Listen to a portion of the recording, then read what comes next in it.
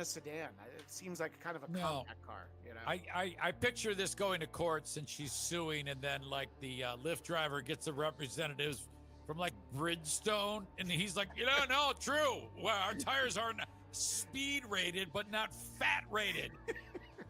The driver said his tires could not handle her weight. Every big person you turn down because they can't fit in your car? Fuck yeah.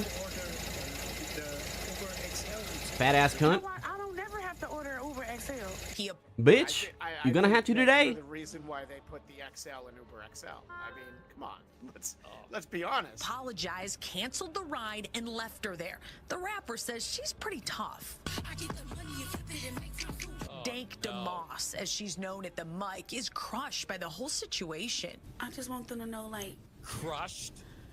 It really hurt my feelings. I can't believe she said crushed. Just imagine how that chair feels that she's sitting in right now. It looks like a Lyft might be hurting pretty soon, too. I knew it was illegal, and I knew that it was wrong. Her attorneys, John Marco and Zach Runyon, say weight is a protected characteristic in Michigan. What the fuck is going on in that state of yours? Is that really? Is that true? Oh, no. Or is it just because of all the fat? What's funny is I know somebody who does gig work like this for a living. In fact, he's got a podcast, gig economy podcast, and I interviewed him. I go, what did they do wrong? He goes, well, we can cancel any ride we want. It's when you actually say you're too fucking fat. Yeah. That's when you have a problem. So he feels like this guy does have a problem, the driver, because he said, because he should have seen this wildebeest, canceled and gave her the fucking finger and drove away. And there is no problem with that. That's totally legit. You can cancel for any particular reason. It's up to he doesn't like the way you look, but he told her she's a disgusting fat whore, and now in trouble. What he should have done is point out that I don't think I have enough gas to get me where you're going. I'm sorry, I'm going to cancel the ride. Yeah. And then left. Let's hear a little more from her legal. Good morning. By law. It would be no different than a driver pulling up and saying, I don't want to have black people in my car. Oh, that's bullshit. Also, I feel like that probably happens. No, I feel like that's worse. The Lyft drivers like, oh yeah, I'm gonna run out of gas, so I can't take you to that neighborhood, sir. I don't want to have. The way that lawyer looks, it's like he actually goes out of his way to look like greaseball lawyer, with the way that stupid fucking Barry Melrose piece of shit grease mullet is. He's got a very 90s crime boss look from a Jean-Claude Van Damme film. He's really got that all put together. Christians in my car or Muslims in my car. It's the same. Under the law, it's the same. The lawsuit is filed. Since she posted the encounter on social media, other full-figured folks have reached out saying the same thing. You mean fat happened asses. to them. Dwyer Christian says she gets hit by a bus and she'll stop throwing rocks. I wanted to give a little bit more of a look for this is her filming a video. It's probably too much of the song. I'm not as much worried about being flagged for copyright as I am for damaging everyone's ears, so that's why I'm playing it on mute. But she's sitting in the hatchback, the back of some kind of SUV. That's the way she should be getting a lift. Wow. Can you imagine? It's like she's got 15 twats on her leg. And I've got one more that I don't think this is going to help her cause either. And this is her on stage again. All right.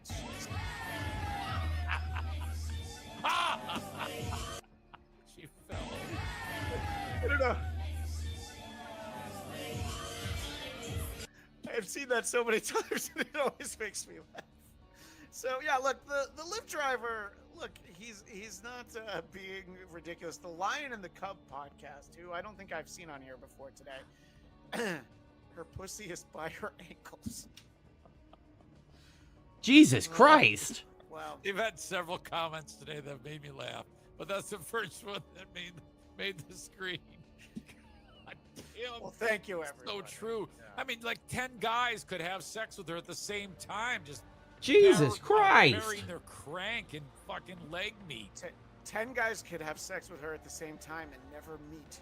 Oh, that's so debilitating. God, right. So unbelievable. So I'll be keeping an eye on Dank DeMoss. It's pretty horrible, honestly. Yeah, I'll agree. Let's try to class things up a little bit. Not for you, you can read that. That one must have come up by accident. Yeah, it was an accident. I didn't mean to. All right, I'll be ready in a You're couple not minutes. wrong, Dwyer Christian. Let's class things up.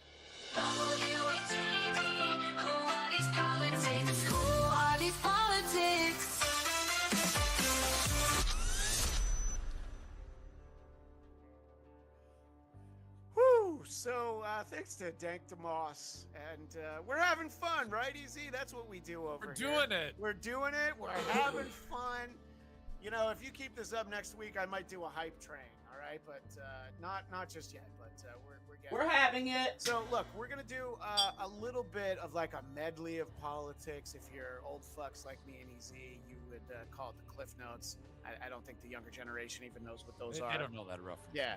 So, it was a big week in politics, but every week is a big week in politics now that Trump is back. Remember, on this very show, we kept saying, it's going to be great for our show. It's just too much.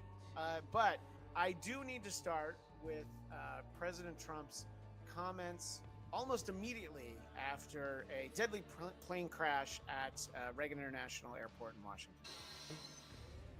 Which is overseen by Secretary Pete Buttigieg. A real winner. That's, the guy's a real winner. You know how badly everything's run since he's run the Department of Transportation? He's a disaster.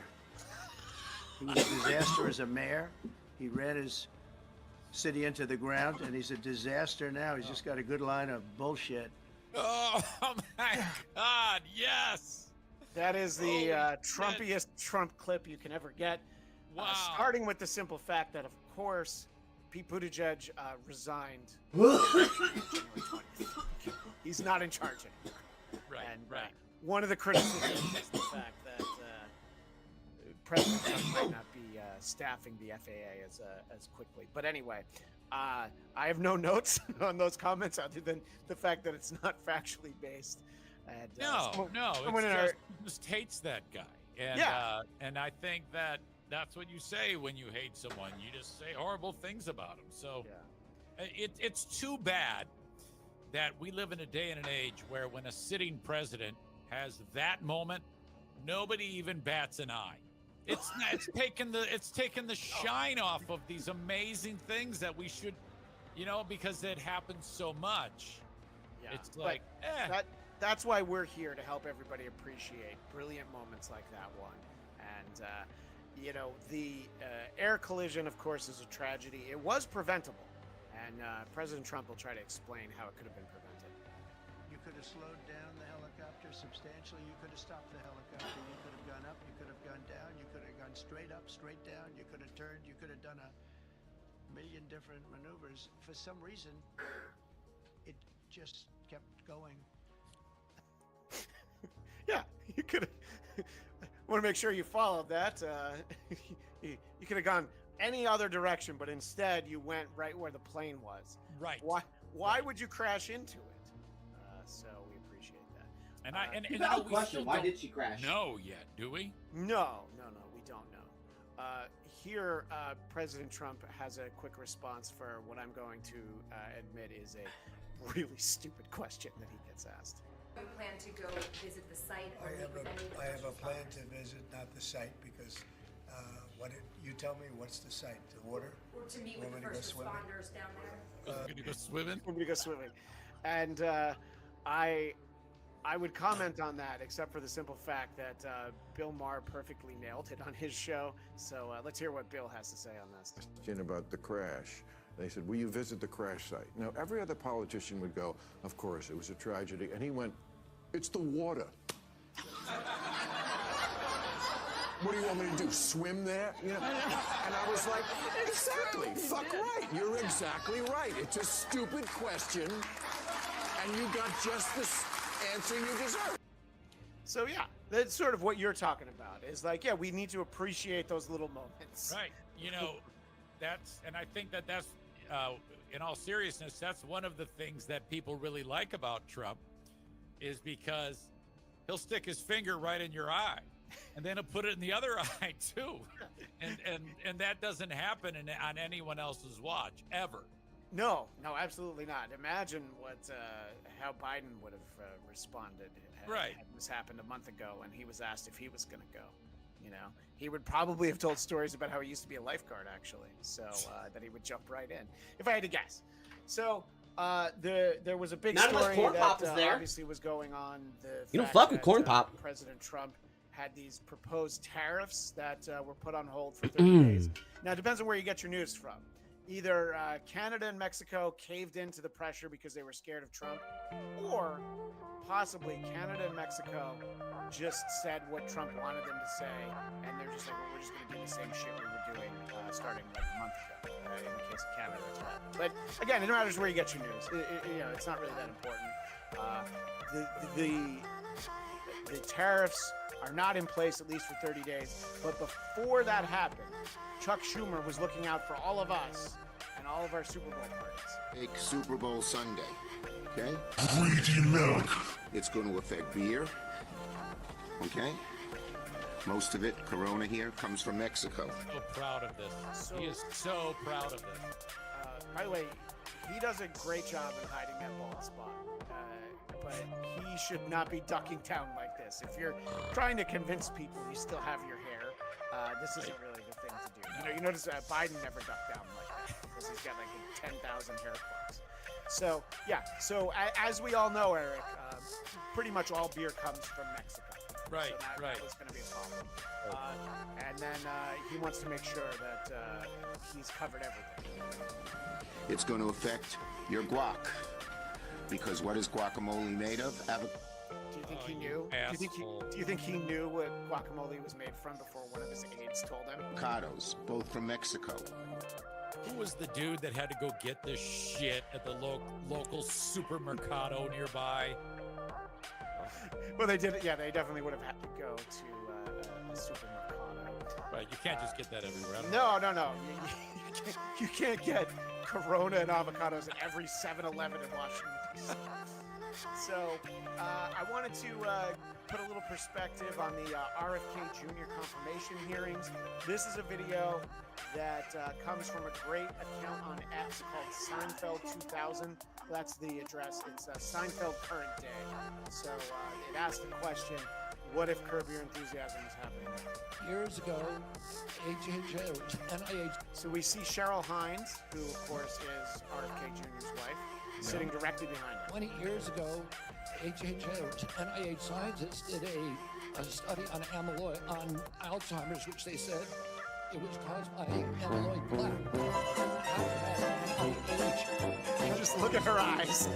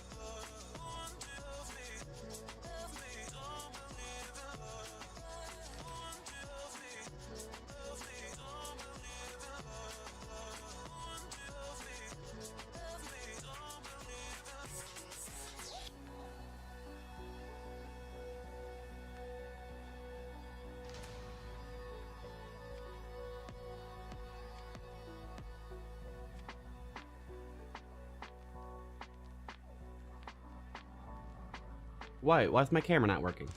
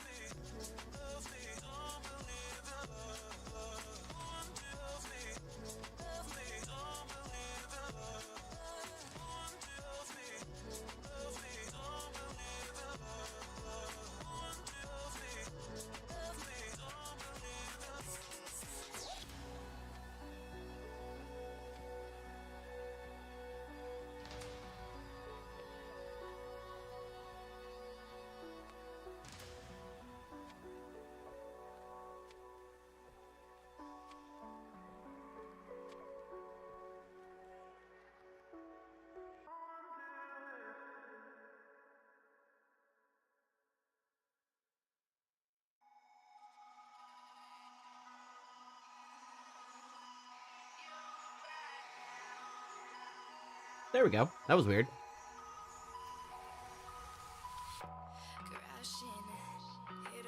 Hit a wall. And now I need a miracle. Yep, now I need a miracle.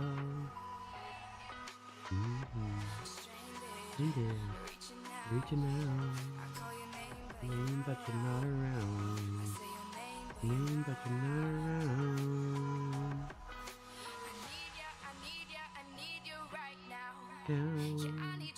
You're right now. Don't let me down. My mind now is in my head, darling. I hope that you'll be here when I need you the most. So, don't let me down. But I need you at my hand.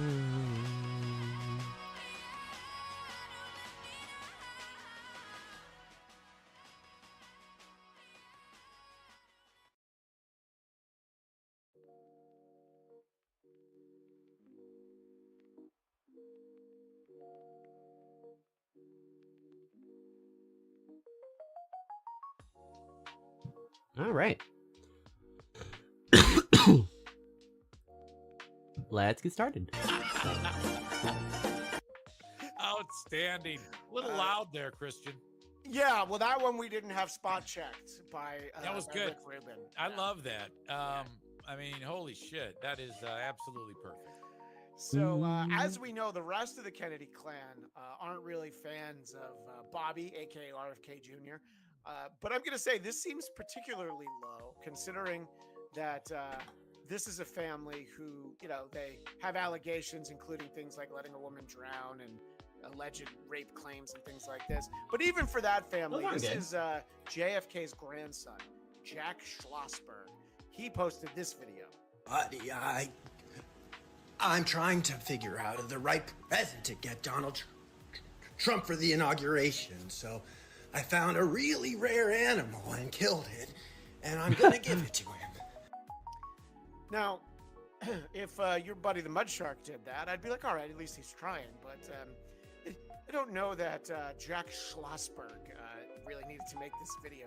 But we've all attempted that voice. It's not that hard to do, the RFK Jr. voice. Ending? What? No, I must have hit a macro key. Hold on. Yeah, it did feel particularly shitty.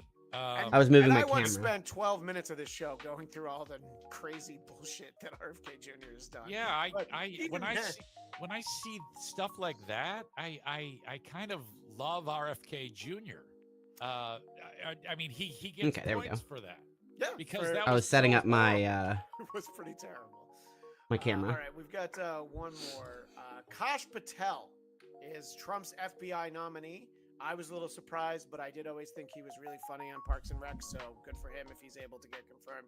Much better Let's see today, if yeah. he brought anything interesting to his confirmation hearing. To a direct and significant threat on my life, and I put that information in the record. Wait, did I just have a loading screen to go into the login screen? That was weird. A detestable and oh, I guess it makes sense. I have to load back into 99 instead of the orbiter. Sand nigger who had no right being in this country. And that was just on the Discord for our show. That's just from Kumia's Twitter page. Anyway, there's so much more we could talk about politics, but we have to make sure that we cover all things sports. But before we get to that, what's on the list today? Thanks for the $5. I'm thinking going and getting reputation. So let's see about doing some bounties. Moose Knuckle. How old was she? There's a growing list of famous fats who won't live past 40. That's a great question. She's in her 20s. She's in her 20s? Legasite harvest. Yeah, so I think 30 is a bit of a long shot, let alone 40.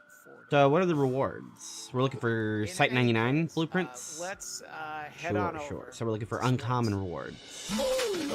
Who are these sports? You know what I'm saying? Who are these sports? Let's see who's playing. You know what I'm saying? You know what I'm saying? You know what I'm saying? No, I don't know what's a side-eye.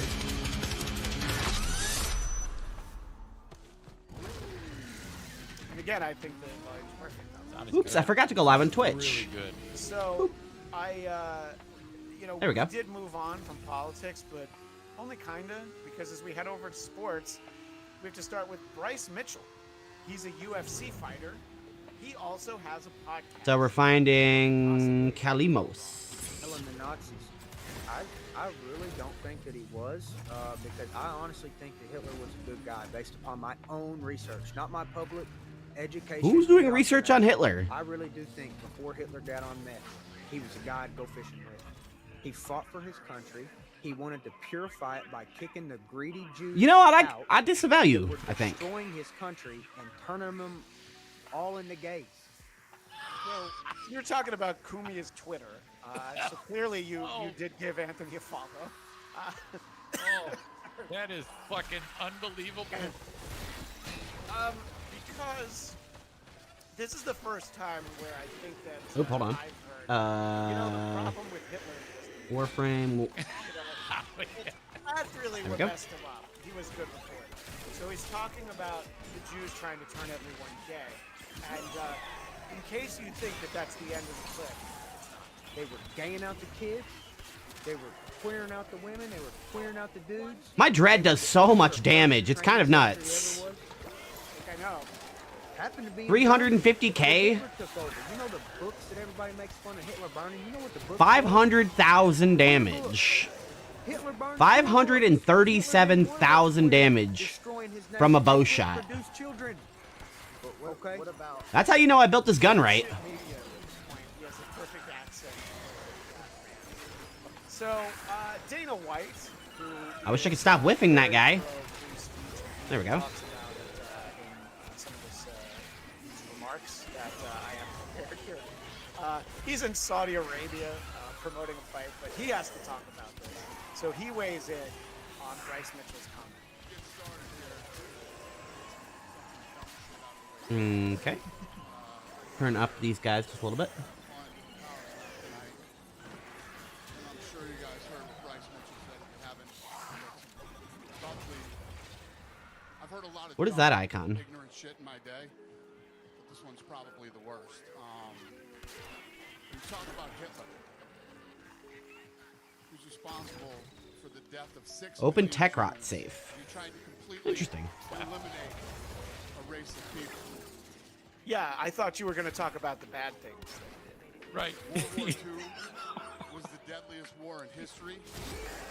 15 million military deaths, 45 million civilians, and 25 million... My bow is so strong it makes my other melee, or it makes my other weapons seem weak.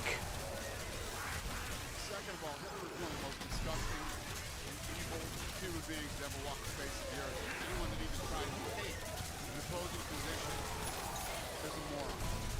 Yeah, but this was because of the meth. I think that Dana's missing. Hear him out, Dana. Hear him out. That's the problem with the internet. Ow, I'm taking poison damage. Provide a platform for a lot of dumb, ignorant people. So What's he you gonna think- do with this guy? As he said? Yeah, so he's not going to do anything. And he is asked that directly. He's like, no, I mean, I'm all for free speech. It's his right to say it. I don't have to like it. That's why we're talking about it. But he does. Okay, so now I go kill the understand Legacite. His position a little bit more, Dana does. I think he's one of the probably the dumbest, literally one of the dumbest human beings. Let's not forget that this is a guy who took a drill So go kill the through Legacite. his nutsack, then had to reverse it and put the drill back out of his. That's the level of stupid. That's the problem when the person responding to your comments like really knows you and knows everything about Where's this you. Legacite? Talking about here, and I could probably go on for 10 minutes. You just hop up there? How dumb Bryce Mitchell is. But guess what? Bryce Mitchell has a podcast. I think this is episode 1. What a way to start. It's not. I think it's not that dissimilar than episode 1. No. I mean, honestly, if you're supposed to get attention, to get people to, I mean, more I than found a half six-pack. the country probably loves Bryce Mitchell's podcast. I think that's a great way to start your podcast. Yeah, I mean, we're talking about it, and I didn't even know who Bryce Mitchell was. No, I had no idea. I want to So let he's probably, yeah. I want to let Dana finish up. Say this. Out of all the dumb shit I've heard in my life, this has to be the This guy's tough. I mean, mean, good for Bryce Mitchell, because you got to figure, you own any kind of sporting, you are going to hear some of the dumbest shit that people have ever heard. Right. And he's like, yeah, this ranks the highest. Yeah. Unfortunately, though, all of this press for Bryce Bryce Mitchell. Yeah. Like we were talking about, he's going to be huge. Oh yeah, absolutely. This podcast will be very, very highly rated, I'm sure. I mean, Yeah, no just kidding. imagine Fucking where health this seat's health gonna bar be machine. for JD Vance as an organization in 2029. He'll be on the cabinet. Probably will. Again, we were Do talking. we get to go above ground this time, about, Kalimos? President Trump's tariffs, and yes, we're talking about sports, but here's what No? the problem is Okay. when you have a potential trade war between two bordering states who play each other in a lot of sports. There's a lot of examples. This is a that cool have city. no How much of it is underground? But Easy, you made sure I got this one from the Toronto Raptors game, who the Canadian fans wanted to let us here in the U.S. know how we felt during the performance of the Star Spangled Banner, our national anthem. Some would say the greatest song ever written. So we want to hear it. And I think we all know Canadians, except for a certain potato. You have to really go out of your way to piss off Canadians. Let's give a listen. Oh, I'm on Steel Path. That explains why these enemies are so tough. I didn't realize I was on Steel Path. Steel Path is like the hard mode. She didn't even have the O out of her mouth. That explains why they're level 160.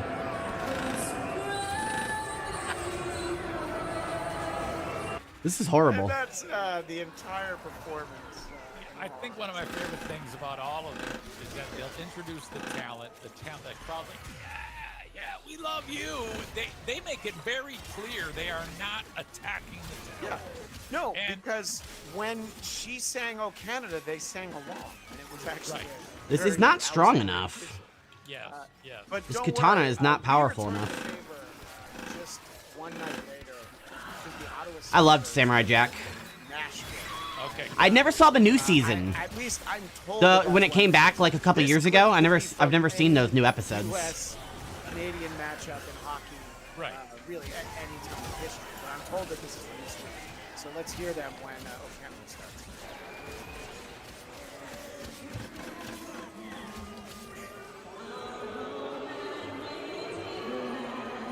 So, this is the Bridgestone Arena in Nashville.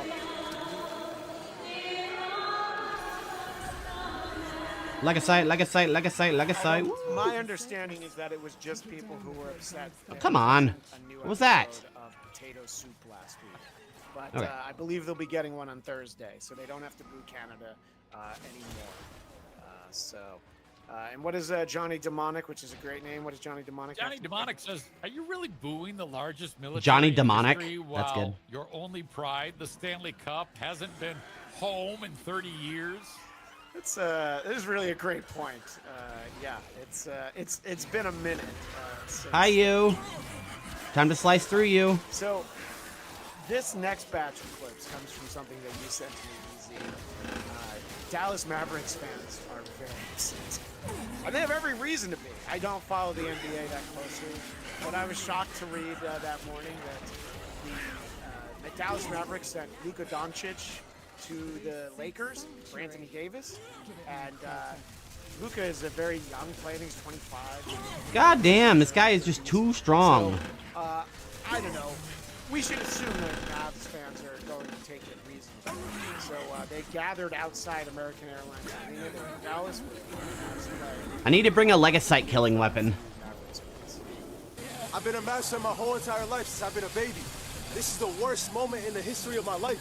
This is ridiculous. Is it really? This is crazy, man. We went to the NBA Finals. Why are we... Well, ice raid! Everybody's gone. You might notice a trend here from all these people. And, Bounty is kill enemies while on high ground. How can I do high ground if I'm underground? They weren't this upset when Selena got shot. No, that's true. They weren't. Trading the best player, the franchise player. I don't know how I'm supposed to get this bounty done if I'm stuck underground. Went to the NBA Finals. He's supposed to have a statue. Hell yeah. He's supposed to have a statue. Dirk got a statue right there. It's supposed to be Luka right there.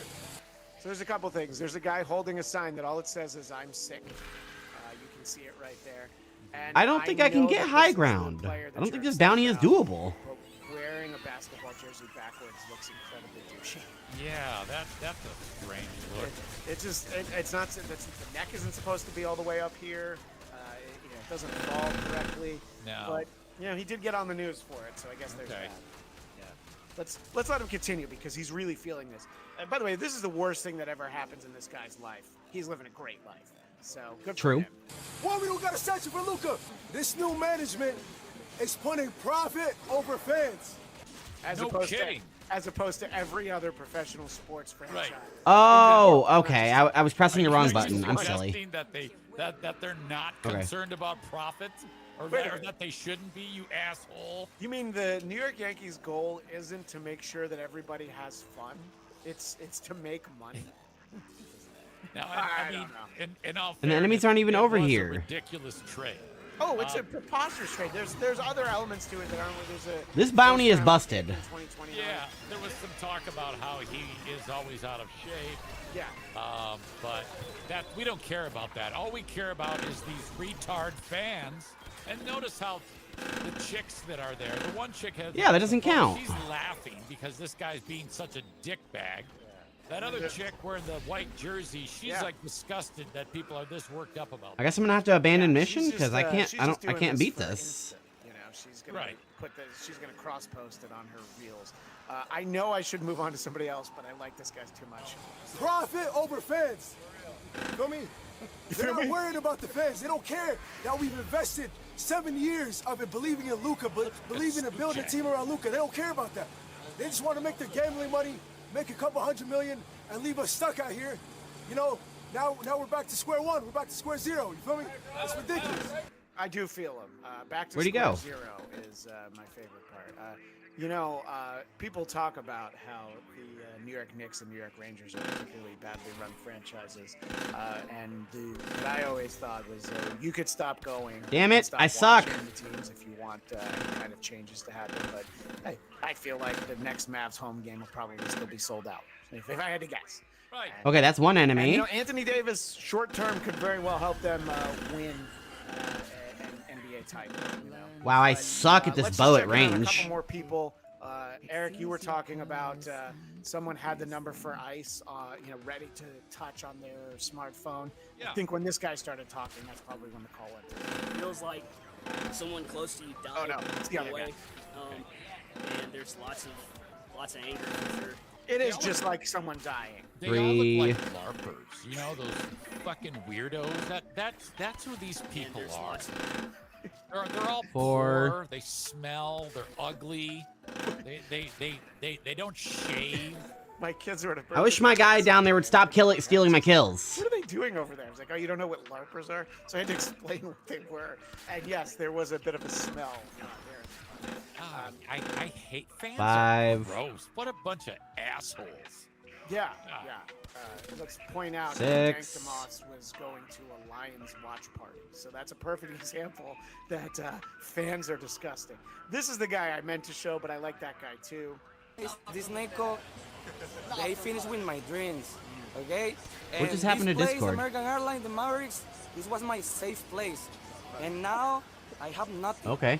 Basically, they screw up the best sport thing in Dallas. I'm so sad, man, for real. I'm sad and disappointed. Yeah, so fucking guy. They're very upset. And yeah, life's about to 7. get more interesting for you. You're not gonna have too much time to go to basketball game. Yeah, you guys are in Texas, so you want to talk about states where they comply. Before we move on to our great moments of broadcast history, we don't do a ton of just sprays. Lion in the Cut podcast. Vote for Pedro. Thank you. We don't do a lot of straight up sports highlights here on the show. Once in a while, something's too amazing for me not to show. So this is Will Cooley of the New York Rangers getting up close and personal with Alex Pietrangelo of the Las Vegas Golden Knights. Okay, what if I lure some enemies up here?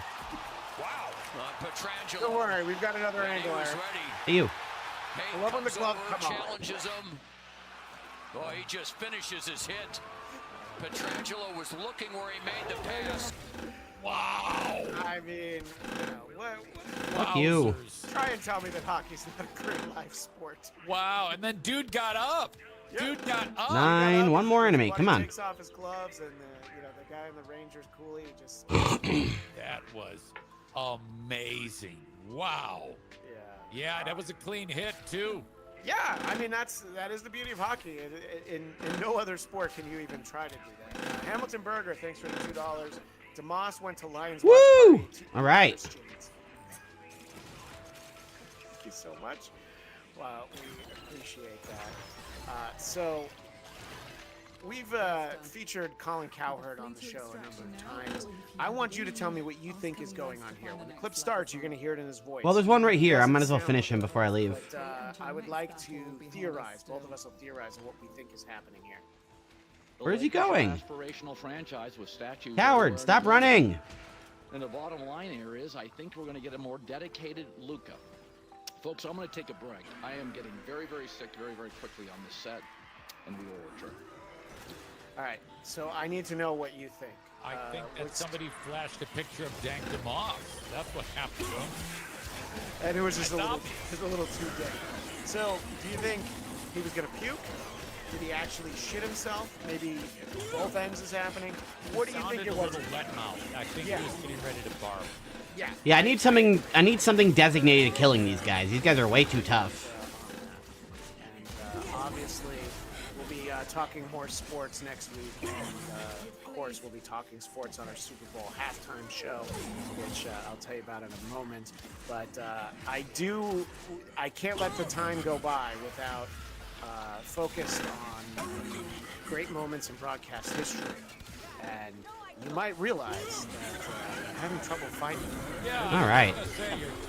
Now we can leave. Because at one point these were alphabetized, and then I arranged them for 1 week where I was like, this is the order I'm going to use them in. So they've always been in the wrong place. But let's spend a quick moment over here in the great moments of broadcast history. Who are these broadcast history? Ooh, hello. Who are these broadcast history?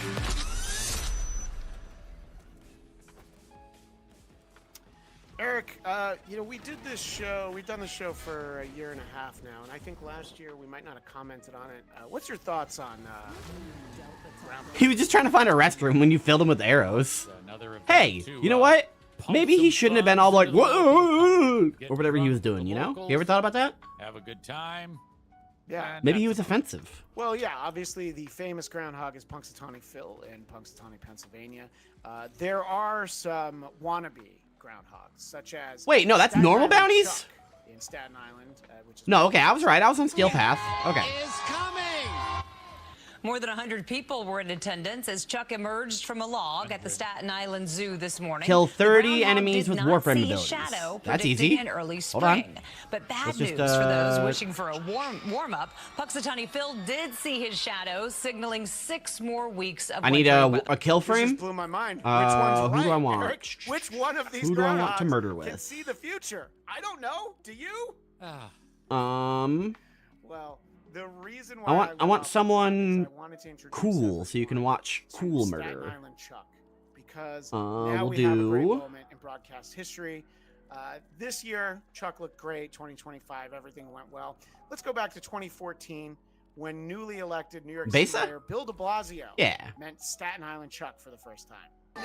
We're gonna walk through everybody with Mesa. See him here, the handler. He's up there, and he's on the glove, and oh shit! Chuck takes a dive. They hand him back to the mayor. Such a cool loading event screen. goes on So cool. as So planned. cool. You'd think that that's unfortunate, but there's a happily ever after. Well, there's not, because here's a story about a week later. Later, the rodent died of internal injuries, according to zookeepers. So, because de Blasio dropped Staten Island Chuck, he died a week later. There were internal injuries. All right, team, you ready? And, but if you're feeling Drop my bad, energy and don't open worry. fire. The whole thing was even more of a sham. But that death was not made public until a report. in Forgot to Thursday's activate New my York Post sparked damage outrage resistance. across the internet. Oh, yeah. Some suggested there had been a kind of cover-up.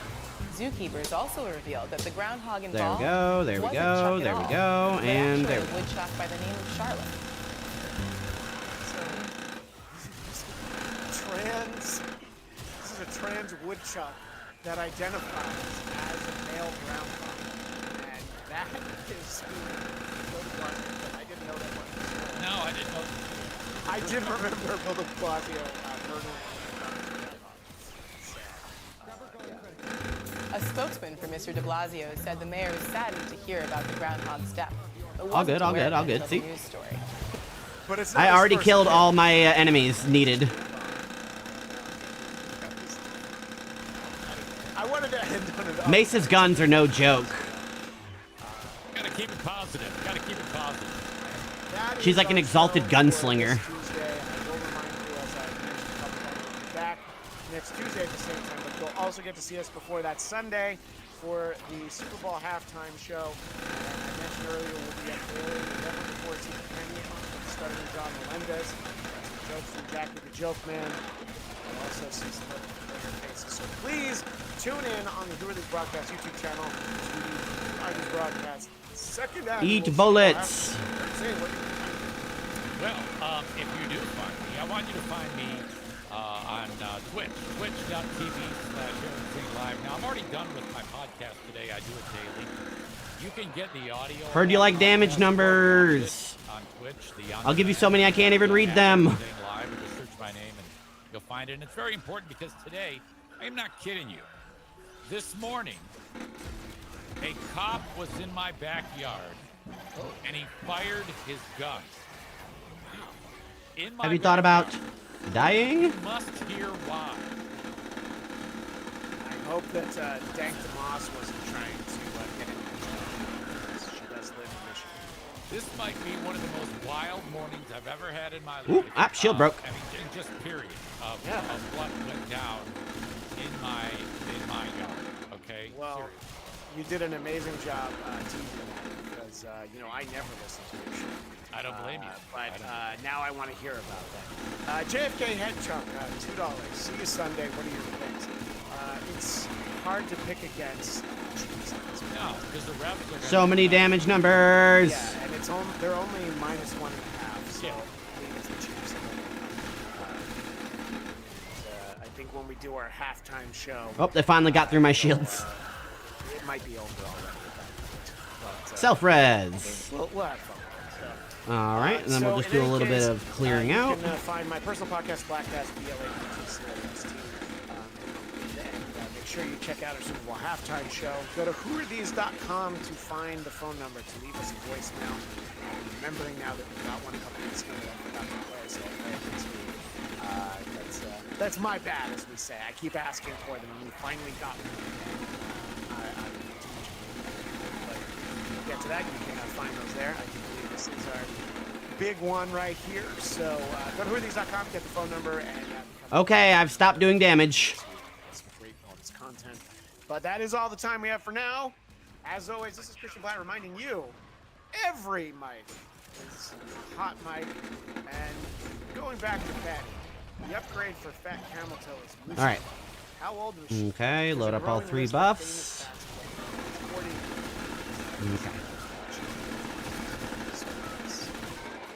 Somebody down there was giving them armor. I think it's this guy. On Sunday during halftime.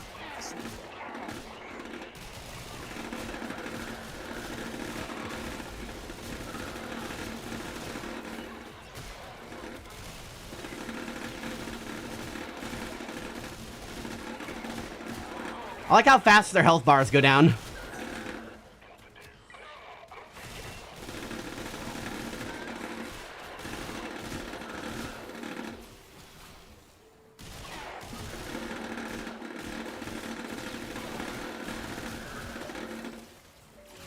Uh-oh. Got a rebuff, got a rebuff.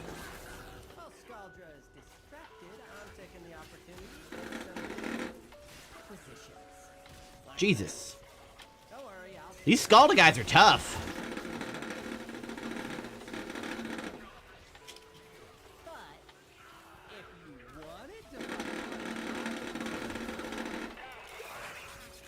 Yeah, I love Warframe.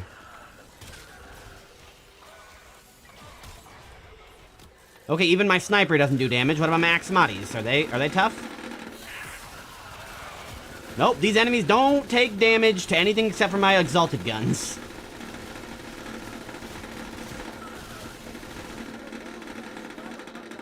I know I'm going to lose it. I'm just trying to get out of here. Don't worry. Alright, which way's out of here? Let's see. I did not mean to pull out my guitar. Please. Please stop guitaring. Please stop guitaring. How do I stop guitaring? Thank you.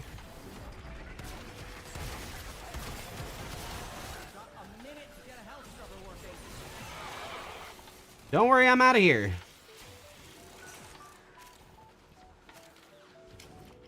Okay, what's my bike button? I don't have it macroed, so I need to pull it out manually. I'd like to leave now.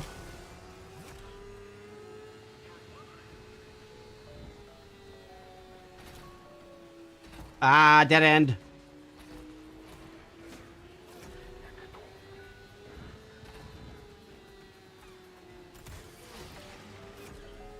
Is there a power slide? I don't think so. Why'd I get off the bike to get back on it? Ooh, I got a lens. That's a good reward. Ooh, I got chemistry with Owie. Alright, alright, alright. Now, if I'm going to repeat that mission, I'm going to bring somebody even deadlier. Let's see. Mesa did fine, but we need somebody even deadlier. Let's bring...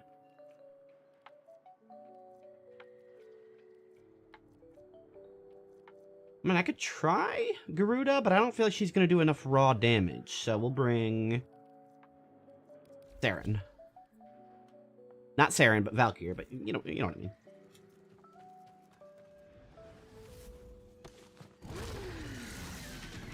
This frame is like a berserker. She activates her 4th ability and pulls out like Rage Claws and is essentially immune to damage.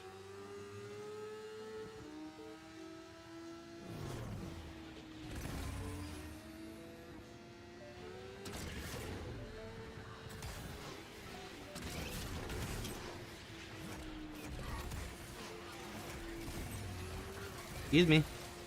Excuse me.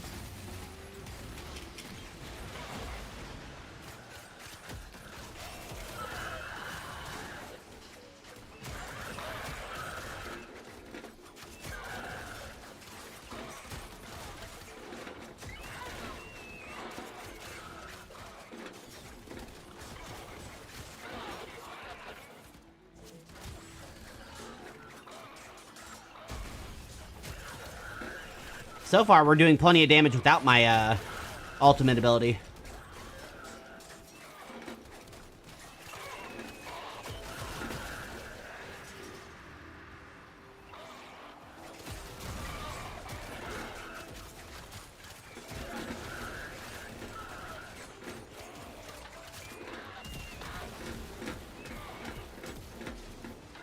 Ah, sweet. Even my arm cannon does damage. All right.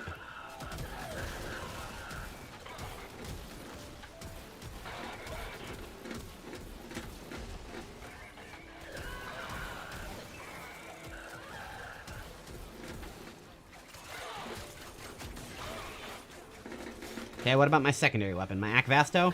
These are probably not going to do enough damage.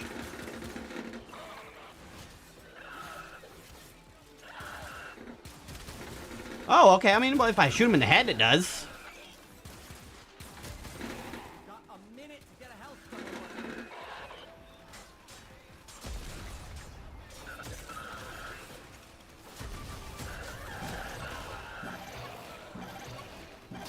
Okay, Valkyrie is a very good pick for this. She's, like, unstoppable. These guys aren't even barely able to break my shield.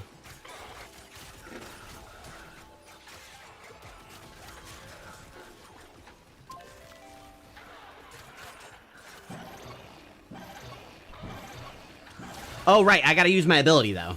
Right, that's the whole objective. Alright, now I'll pull out my Berserker Claws.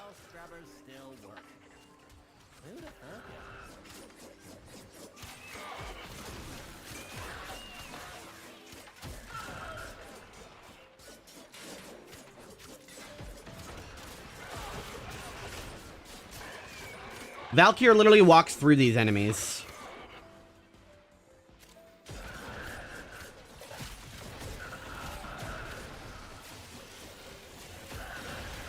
God, Valkyrie made Mesa seem weak in that last mission.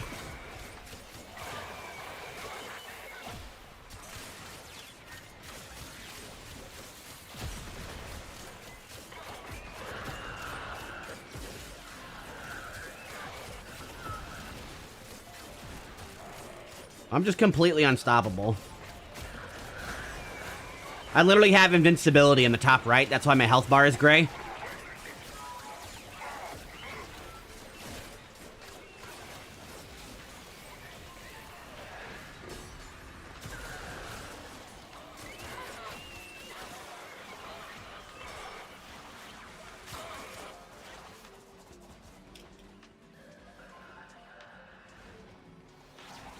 Valkyrie also has a grappling hook, which is cool. Do something about that scrubber before it does something about you. All good.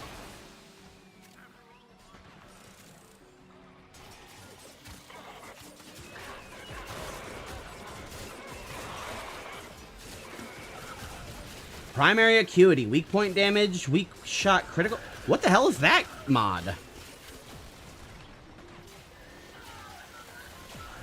Weak point damage, weak point critical chance. Multi-shot cannot be modified. Oh, so it's like a sniper. Well, I mean, it works for any rifle, but it won't let you do multi-shot? So it sets multi-shot to 1? Interesting.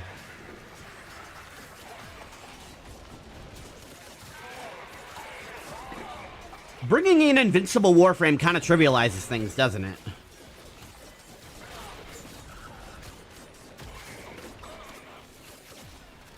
Like, I can literally just stand here.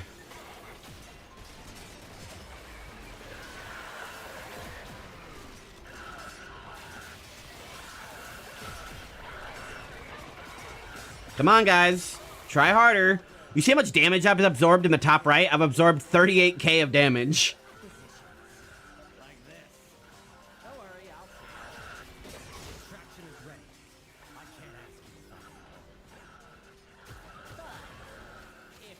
And then I just get up and kill him in 2 hits. Valkyrie is abusive.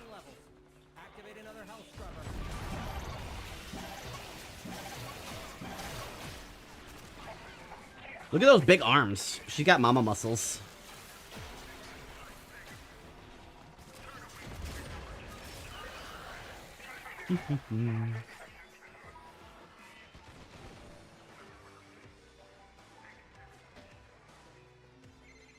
Contamination is off the charts.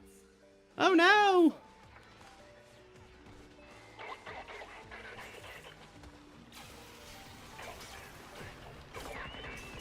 Oh, a tank.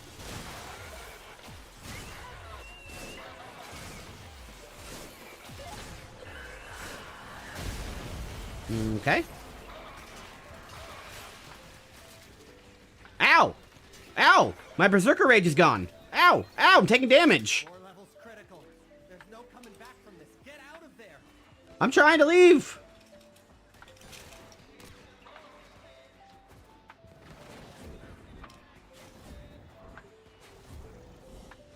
Okay, I'm good. Mood crystal? What the hell is that? Hollers. They're called hollers. That's funny. I got a little bit more rep with them, and then I can max or rank up again. Let's see. Hey, let's see. Oh, I can rank up now. Well done and well earned. This is for you. Thanks, Arthur. What do I get? Ooh, I get to pick anything I want. I think I want the sigil. You can get face tattoos from these guys? That's cool.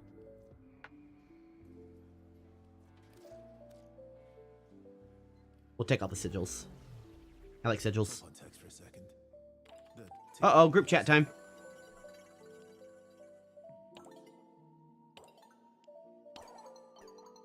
Do we have to feed it? Snacks? Where? Food. It? Okay. Oh, the domestic drone? Yeah. The future drone. You'll be meaning not mine, not ours. It was a gift.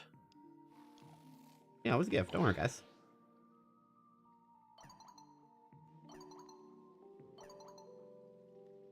We've got enough gear to maintain. It's yours, Drifter. If it breaks down, you're paying for repairs or disposal. The Amir repair discount coming right up, but paying coins, please. Hello, feed it. The question? Not sure how future things work. No, you don't need to feed the drone. It's fine. Nope, pretend it's magic. No, but Amir can make it go faster. Yeah, overclock that bitch. Woo! A relief. We have enough trouble feeding ourselves without another mouth. Otherwise, it'll be returned. Guys, stop. I was trying to read. Guys. Okay. Otherwise, it would be returned to sender. Ain't it right that you've added 4 mouths, though? Let your rats and all. Oh, damn. Well, technically 5, because a giant cat that wants to eat the rats.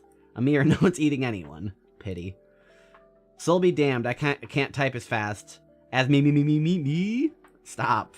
We have plenty of food, I've counted it, and I've noticed lunch patrols. Quincy eats lunch first, alone, then Letty, alone enough. Rats don't count. Amir, fast eater, alone. Owie and I always eat after Amir, but her usually before me. Eleanor eats last, always, alone.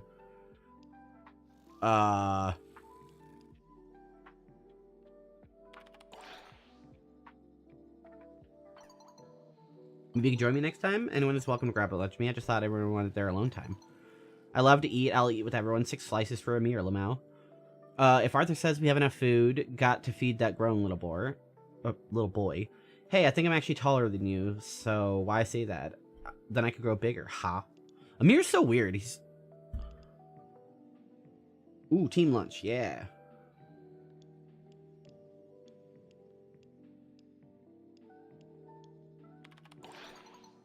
Team. Yeah, we're a team.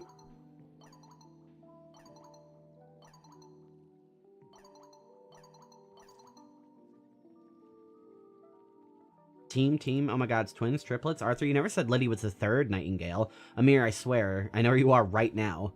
Count me in, Drifter. Team lunch. Saws, busy times, places to be. Drifter, it's a nice idea, but we're all busy. I'll be there. I won't.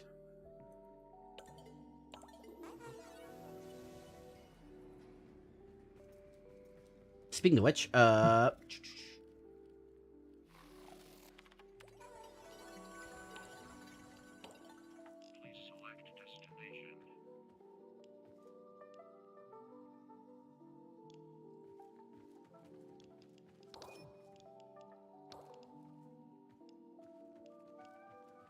what is an Archon shard? I don't know what the Archon shards are for, but since I don't have any, I'll take that. Secondary Arcane or Random Arcane. Take a Secondary Arcane adapter, thank you. Kill 300 Scalda troops. Easy, easy.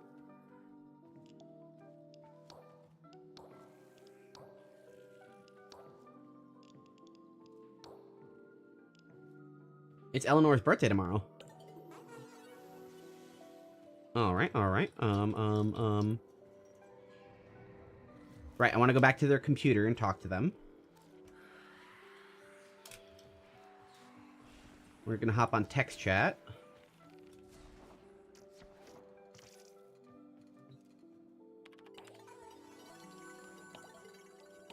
Alright. Space trauma, heads up. The future of yours. We're talking about these Orokin. They blame us for winding this up now? This particular nonsense? I think you could put it on Trotty. Yeah, no, okay. I mean, okay. So it's a good, this is, okay, so it's my opinion, I'm supposing. Let's see.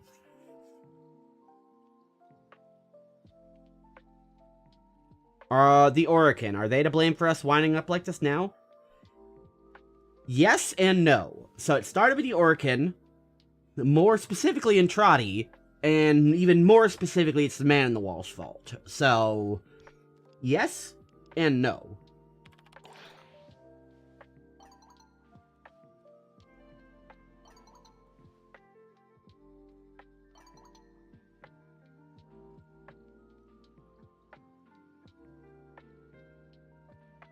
I think if you let me use transference on you, I could take you into the future. I don't know how long it'd last, but it'd be something.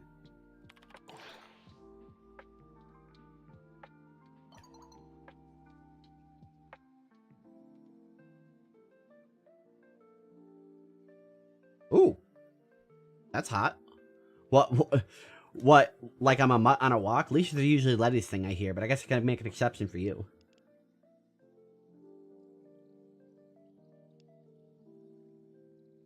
Damn!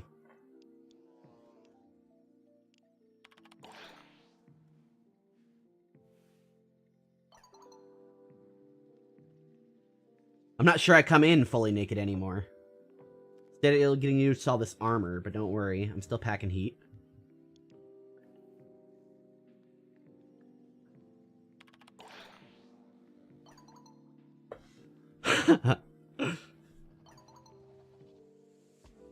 I like Quincy, he's cool. Know where that shit and Tratty could hide from me. These are just some things you don't mess with, get me? You do love changing the subject, don't you?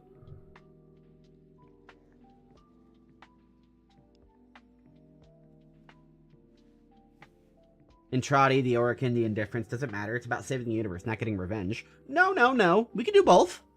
No, no. We can do both. We can get revenge and save the universe.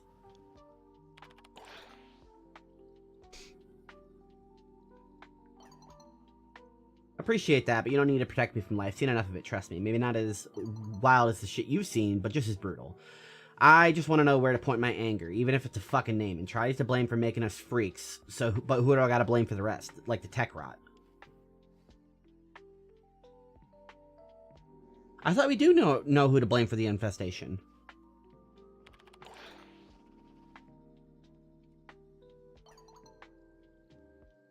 Oh, that's lovely. You come back in time to spread your shit plague, and you don't even know how it got started in the first place. Well, I'm gonna go shoot some shit to calm down. Hey, look, man. Okay, look. I'm sorry I don't have the answers. I wish I did.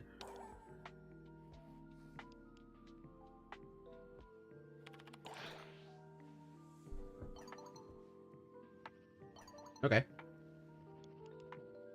1,000 cranes grant a wish. That was for paper cranes, yeah. Yes, but metal cranes are even more magical.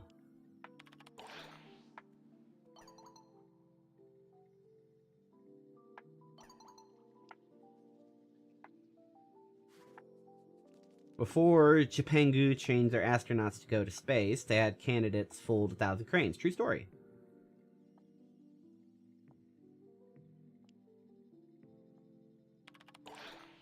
Interesting. Skill testing and luck building all in one. So how many have you folded? 200. I have a tally tucked away somewhere between all my CDs.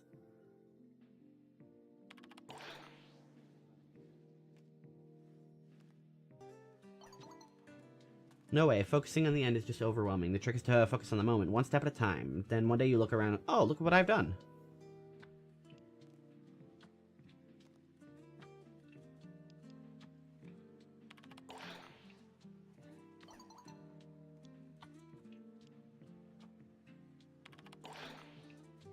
Yeah, Owie's my favorite. Hell yeah.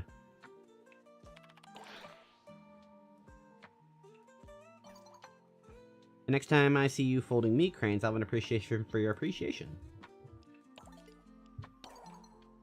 Yo! What up, Volt? Do you have any games in the future?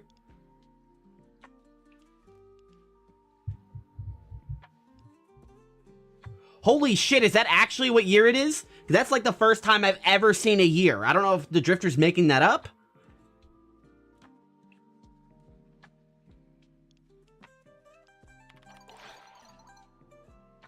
Like board, card, arcade, video,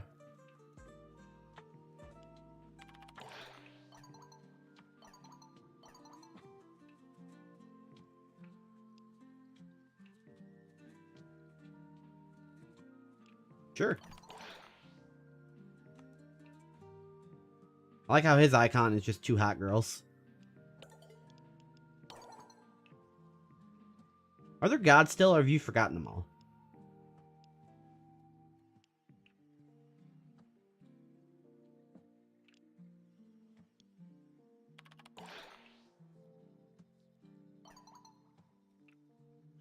The gods, Sol and Luna. Sol and Lua. Lua, yeah.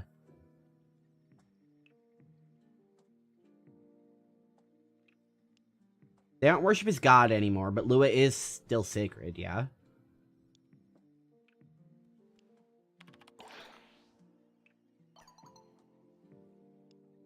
Kind of sacred. Lua got shoved in the void for a while. Yeah. If it is half like where it sounds. If it is half like what it sounds. What? Okay.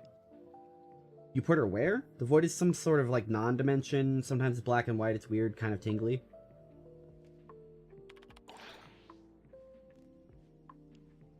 But I was in Devuri, dying repeatedly. Ouch. Yeah, I was in like space Vietnam.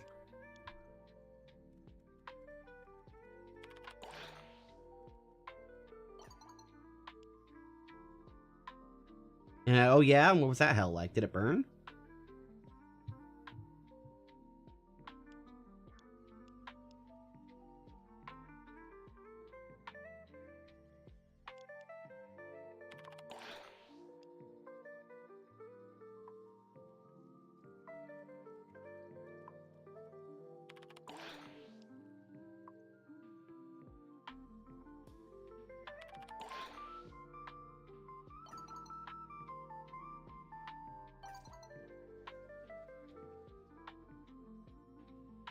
Who's La Flaca? What?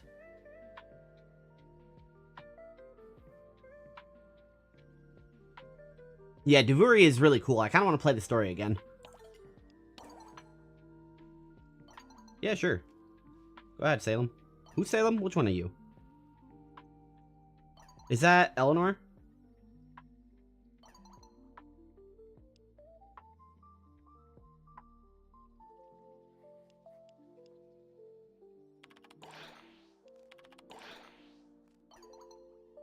Well.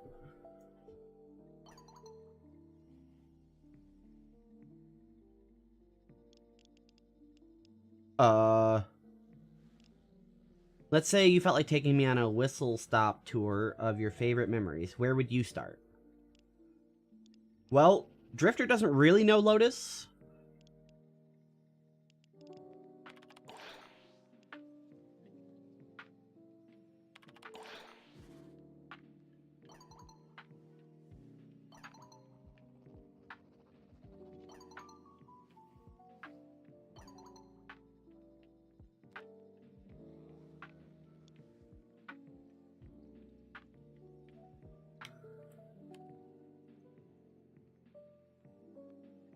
Oh, that's a good question. Why is she the Lotus and not Mrs. Lotus or Queen Lotus or whatnot? That's a good question. Because she isn't really a person, per se. Yep, 3 people.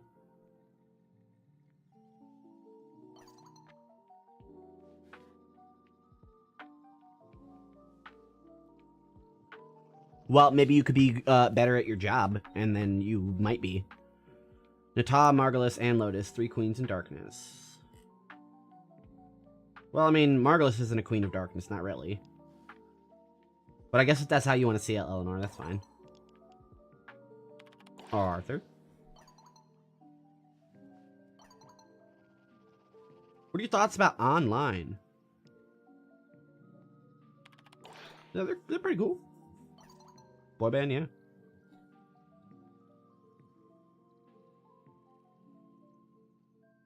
Oh, was that not the right answer? Lame-o.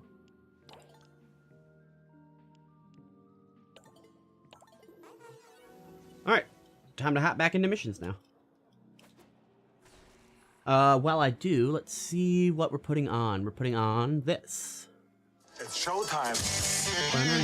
All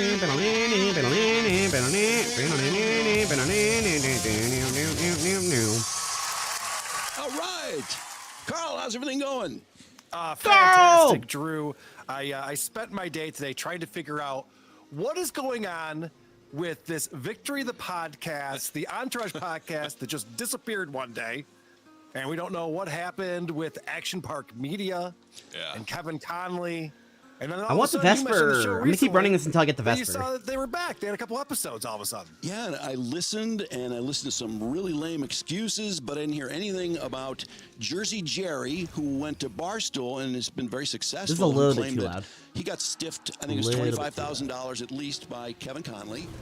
Kelly Stafford then came out and say, "Oh yeah, I got screwed too. He never paid I just me." thought about something.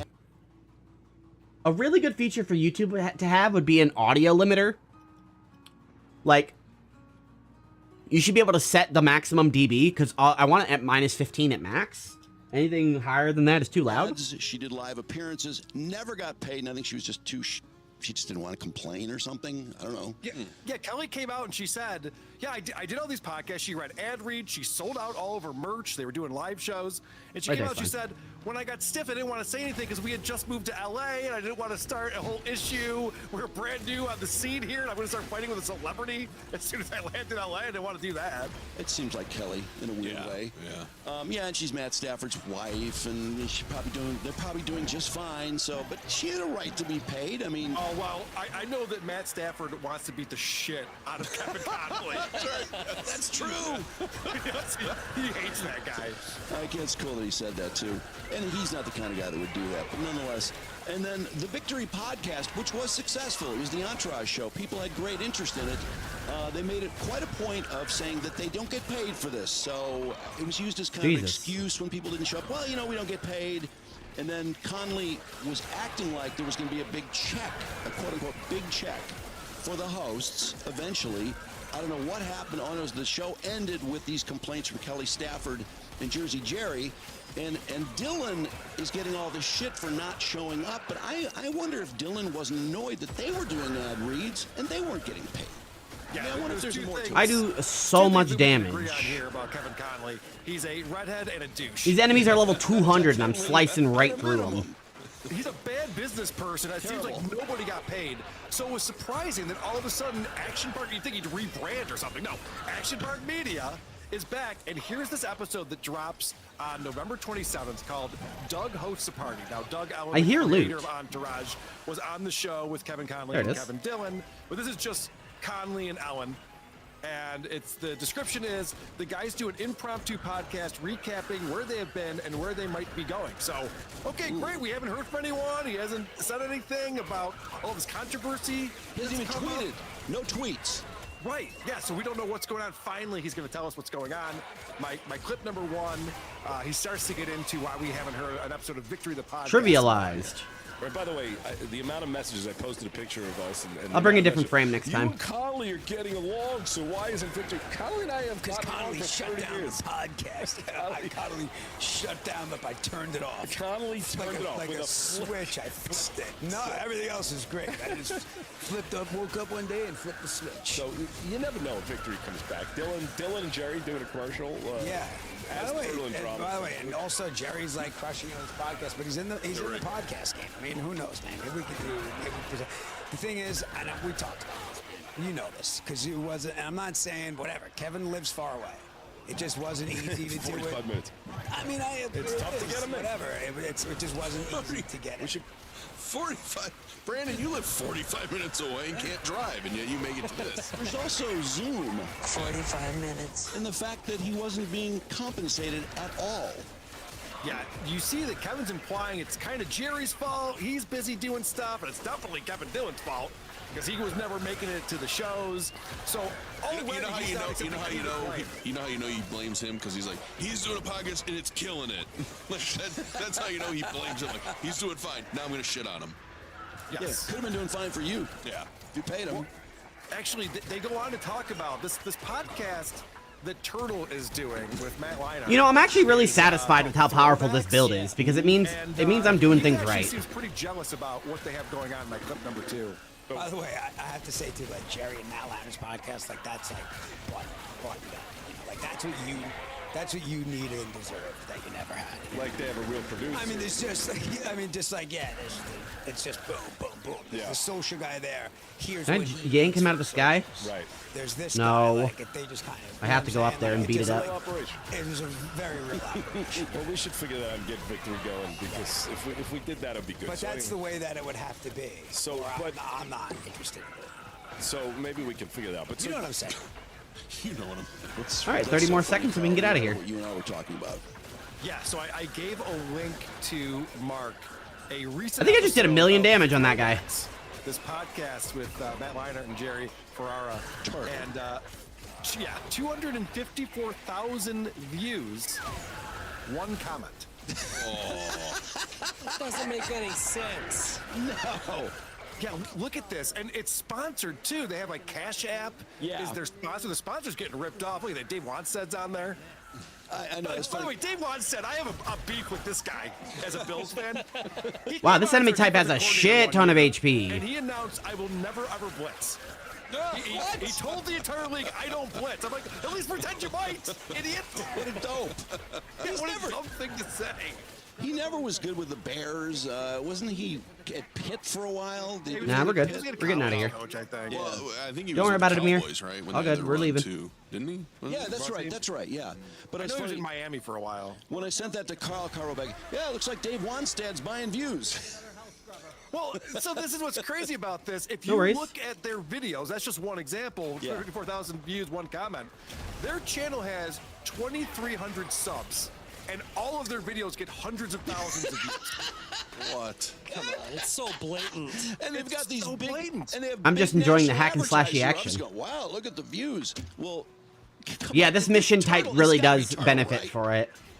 You just pick a powerful melee frame and just slice right through people. I don't know what's going on, but this is fake. Yeah, it's very This is more fake. fake business that they're doing. And it's not a good show. I got Aya. either. Did you listen to it at all?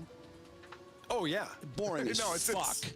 It's not good at all. Matt What is Leinart would this? be doing a real show on a network. if he Worthy was good. camaraderie. It's an aura Yeah, mod. I guess. I mean, Turtle's a likable this? guy. I listened to his old podcast. Because Oh. this is interesting how Kevin's Cool. saying it. Oh, I will do it right like Turtle, you know. Jerry, I got an email from Jerry's PR company who said, Jerry Ferrara had this long list of achievements, and Matt Leinart are combining for the podcast everyone's been waiting for, blah, blah, blah. And, you know, would you like to interview Jerry or Matt? You know, and I'm like, wait, I'm going to interview them for their podcast? Really? I was just kind of annoyed by it. I mean, I'm sure they did lots of interviews, but they're spending money on it. So maybe that's why somebody's cheating on the views. Yeah, maybe Because they they're gotta making make up money with the, back. All right, we're going to try out sponsorships Zephyr. that are getting nothing The out of bird it airframe. Yeah, in order to pay for those views. Well, this is a fun little clip. My clip number 3. So Doug's talking about this story. He's playing pickleball. He talks about pickleball a lot, this guy. And I guess he was playing, and someone took a photo of it, and it ended up being pushed out by a social media channel that has all the pro pickleball players on it. But that's not the point. I'm just telling you that to set it up because it's funny because it gets into talking about the failure of the Entourage movie. It's on the main feed. They posted it last night, though, on the biggest pickleball site where they post all the professional pickleball. And my friend who runs that site, it's his thing. He called me up after a half hour. He goes, "It's just the camera angle." He goes, "We've never gotten less likes on a post ever." And Okay, they took it cool. down. I want to make sure I had the right build on. Because, It was like the Entourage movie on Saturday. It was done. Oh, is that true?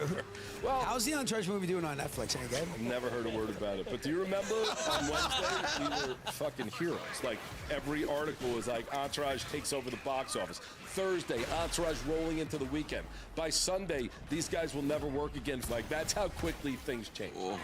Anyway. This build might not work. I love Kevin Conley going, "Oh yeah, by the way, are people like stoked about it now that's on Netflix?" Is it like, it's momentum? No. Not a word. No one's watching it, unfortunately. It's funny because Entourage, I remember when it was the coolest. Everyone loved Entourage. Everyone talked about Entourage on Monday. And then why did that flip? Why did all of a sudden it became not cool? What happened? I was reading some articles about that. Yeah, and this it does was, not work. You know, the bro culture thing under Obama and stuff started to not be Yeah, there's never women on screen who aren't having a conversation about a man. It's like sexist. Sloan story arcs, I guess. I also thought, like, in the arc of that show, once they became famous, after Aquaman, it just kind of lost, like, it became like watching Real Hollywood. It's like, well, I don't care about this asshole now. Yeah, that's true. I would agree with that to an extent. The climb up was fun. Yeah, and it got a little repetitive. Yeah, but then when he was dating that porn star, that was fun. No, that was a good season. It was a fun show to watch. I just didn't understand why would something flip on that show? It didn't change that much. But yeah, you're probably right, Carl. It was probably the culture. Well, that's what I was reading. Who knows? But the whole culture just went, you know what? We don't want to see chicks anymore. I just thought, it was done. It was airing. We were watching it. People just started saying shitty things about it. Okay, it's working now that I've got it built up. I'm doing 3 million damage. As it was early on. Yeah. But it wasn't like a good show became a shitty show. Yeah. That didn't happen. Yeah. Right. So Doug Ellen, the creator of the show, has tried to create other shows and has not gone as well, which is why they went back and made This a is movie. stupid. Come eventually, on. and why they started this podcast. There's a lot going on. But he's got a brand new project that he's very excited about. And my clip number 4, he talks about this. Like, what up to Ramble On? This is dumb. I can't break these. Has been at the heads of every studio. I'm gonna lose just because I don't have firepower? HBO meetings, liked it, want to hear This is more. dumb. Let's talk about I've it. got And damage, but I can't everyone fucking crack just these. couldn't pull the trigger for whatever reason, and people go, why? And this morning someone sent me a clip from Seinfeld. They had Jerry on 60 Minutes talking about the test screening. Come of on, Seinfeld. I need the scrubber. The audience thought it was, and again, nobody thought this show was Whatever, good. GG. A lot of things don't make it, and a lot of things barely make it, and apparently this is not going to, which is, it's still, mind-boggling to me, so. Oh, jeez. I have to admit, Well, I'd like to see good the time show. for that I'd like to sad see the horn. pilot because it's got Charlie Sheen, Kevin Dillon, who I love, Kevin Conley, who's an ass, Jamie Lynn Sigler, John McGinn. Sheen looked like he was. So I shooting something, brought a build and, with enough damage, Mark Cuban but was not on enough the- I think that was survivability the so I could pilot. actually clear Okay, those some damn interesting things. people. If you want to pull up, I All right, sent over, fair this enough. is a weird thing that they're doing. So there's a website called therambleonproject.com. He's got the trailer up there. So I didn't want everyone that. has passed on this thing. No. We don't have to play the Want whole trailer, equipment. but if you want to play just the beginning, it's interesting what this show is based on. Oh, yeah. Okay. Mr. Connolly. Welcome. Good to see you, Kenny. How are you? You got any new shows I can get excited about? Well, I'm not acting anymore, Kenny. I mean, I haven't in years. Oh, I thought this podcast studio was more of a side hustle. No, this is my whole thing now. You telling me you can't approve a small credit line? Not for this business. All right, so you can pause that. So the whole point of this show is that Kevin Conley is playing Kevin Conley. Yeah. And after I don't think he's gonna have enough starts up a survivability podcast either. Company where he has all of his buddies come in and do podcasts, and it's failing. I know Valkyrie will work, but it's a little boring to just hold E and walk through the mission. And acts like there's no money, even though they're reading ads. How weird. Isn't that bizarre? Wow. Because if you watch the trailer, it goes on to talk about how, like, oh my gosh, they've sunk all their money into it. They're not getting any return. He's just got to land that one big podcaster, and that's why they get Charlie Sheen. Oh my God, or please. Save it. Yeah, which, and podcasts, there's some big money in podcasts. It's not totally preposterous when you're talking about a big name like Charlie Sheen, but I have a feeling, and I've seen this other cases where this happened, I think Kevin Conley paid a lot of money to really fix up a studio the way it should be fixed up, and it's in a pretty high-rent area. I have a feeling he spent a bunch of money, and he just decided that, well, maybe everybody will do this for free for a while until I can make some money back. Yeah, he was not ready for the overhead. I have a clip talking about that a little bit, but just to get on this ramble on thing, I find that so bizarre that Doug Ellen's next idea for his next big hit is Kevin Conley running a podcast studio after Clearing these fucking hell scrubbers is way too difficult. What the hell? No, he must have been coming up with this before some of these things happen, right? Right, yeah. Right, yes. This is so embarrassing that this is like what they've been working on behind the scenes all this time. My clip 12 is a video clip, and this is from an episode they did December 17th where they announced this trailer is finally live. And this is Doug talking about, I mean, he really wants it. Even though everyone's passed on it, he's putting it out there. He's trying to get people to share it. He really wants someone to pick this up. Well, it felt like on the, and I really mean it, on the Ramble on set, I guess I did feel like that. Every day felt really great. Like, I don't know how to explain it. It didn't feel like there was any stress. No. It felt like everyone was there to A, be professional, and B, have fun. You were prepared, and you also know what you want, so you're not really standing around. It was not. It was, you guys were... Okay, still don't do enough damage. The game plan was executed. And it's great to see, when I guess when you're on a series for a while, sometimes it just becomes like a job as opposed to anything. But on the Ramble on set, like even watching Charlie... Cool, I definitely didn't hit abort mission. ...was awesome, because he cares about every single moment and everything that's happening. McGinley, I really hate that dying or getting down takes you out of the fucking Ramble on. menu. He's in the trailer. It's a feature This that's John pissed me off McGinley for from years. Scrubs and 800 movies, like every Oliver Stone movie, and it's one of the greatest actors I've been around. But reads it 100 times. But he read the script of Ramble On. He was only in one scene and was like, "Can I talk to you about the whole script?" Right. And wanted to give me thoughts and ideas. Oh, that was a All right, we're gonna try Sevagoth. Yeah, it was awesome. So somehow, some way, hopefully we get back there. But Well, Carl, weren't they doing a podcast about the making of and the pitching of Ramble On before this? Yes, we're going to talk about that. Because, they did an episode with Charlie Sheen back in May of last year when they were shooting this thing and trying to promote it. But it's so odd to me. I don't think I've ever seen this before. You have this guy on, and he's promoting a thing that no one can see. It doesn't exist. Yeah.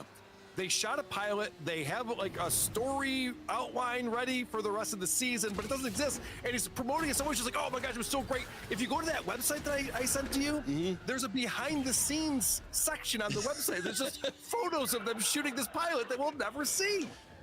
It's so weird. Like we don't know what this is. We don't have a vested interest in this, guys. Put the pilot out. Could they just put the pilot out? Okay, why not?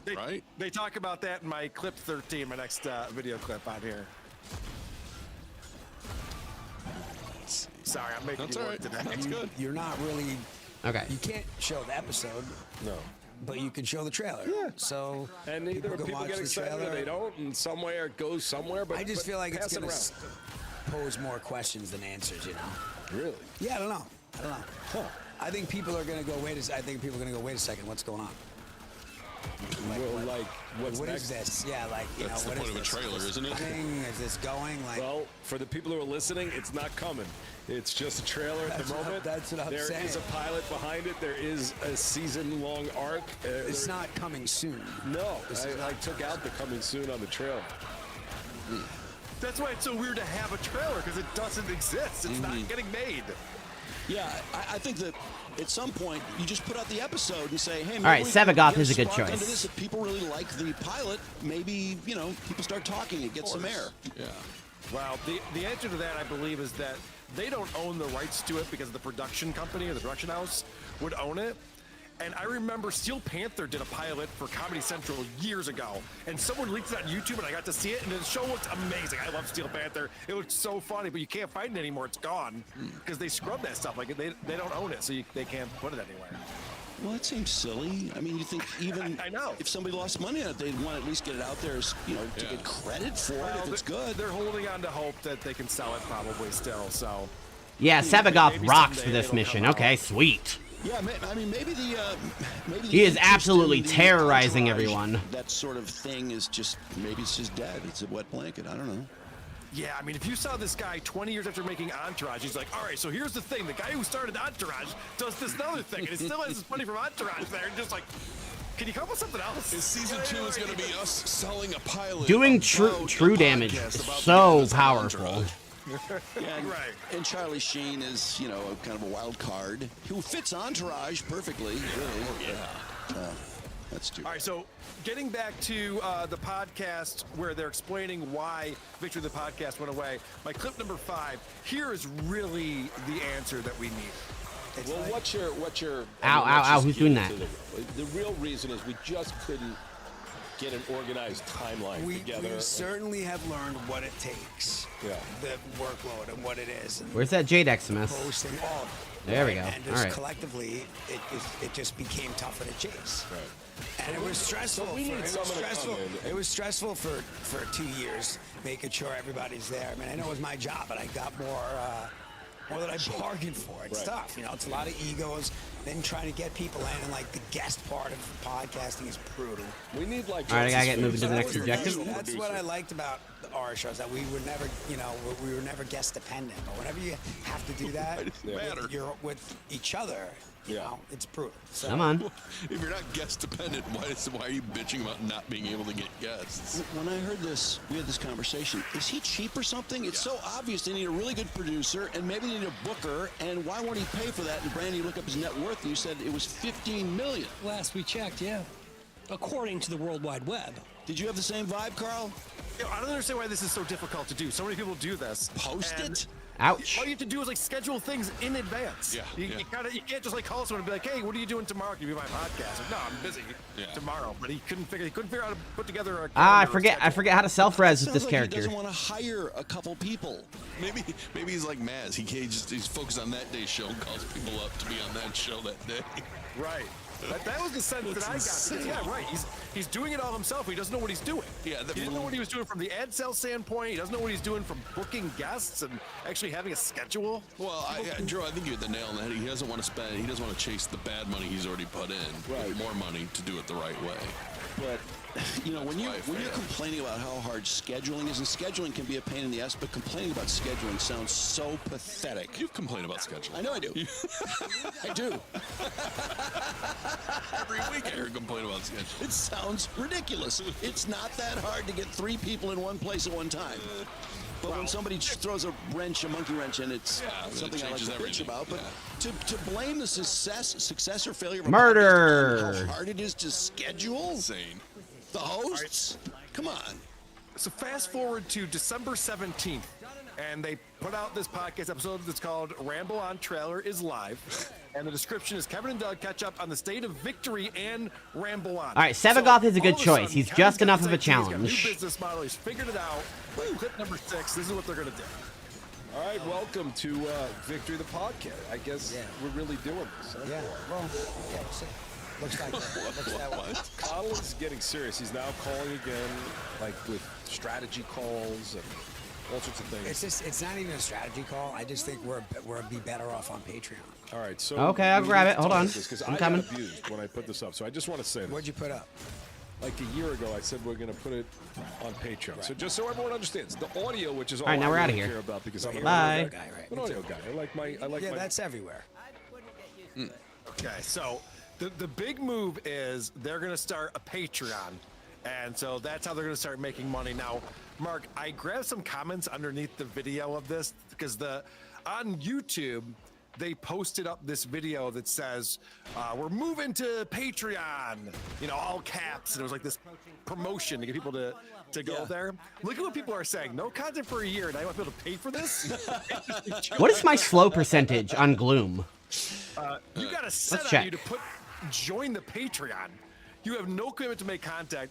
78% slow. Game 7 Jesus Oilers Christ. We don't hear a peep. I'm good, y'all. Anyone inside that shadow field just can't move. One guy just goes, nah. This next guy goes, throw a sloppy 10-minute episode and ask for money. Out of touch with reality. I will join the Patreon, but I mean, is there any assurance the content will flow? Is there a refund clause? A clawback on a podcast. I think they've lost the trust of their audience, I would say. And they had a good product. So pull up their Patreon. I have that. I had the link in there, Mark. They have 991 members so far. I got Steel Essence. They just launched this in I don't December. remember that. But if you click into the About on it, and I expected them to tell me like what. Hello, the show was Raptor about. Man. They don't.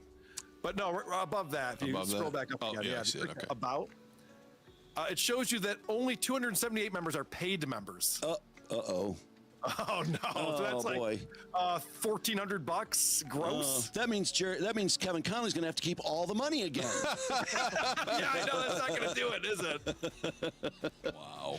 Yeah, I mean, in that conversation about being serious, and Kevin's really his only contribution is, well, we said the strategy is a Patreon. It's like, that's not a strategy for a show. That's a strategy to get money. And it makes me think that money is the real problem here. So he's going to go on to justify why he's doing this. He's got some great excuses on here. But real quick, back on that Patreon. Yep. If you scroll to the bottom, you'll see that the first video uploaded was back in May with Charlie Sheen. And that, I think, is what Doug was talking about. I was just like, listen, man, I tried to create a Patreon and people were pissed at me because, oh, that one right there, Victory Live, that's from August of 2021.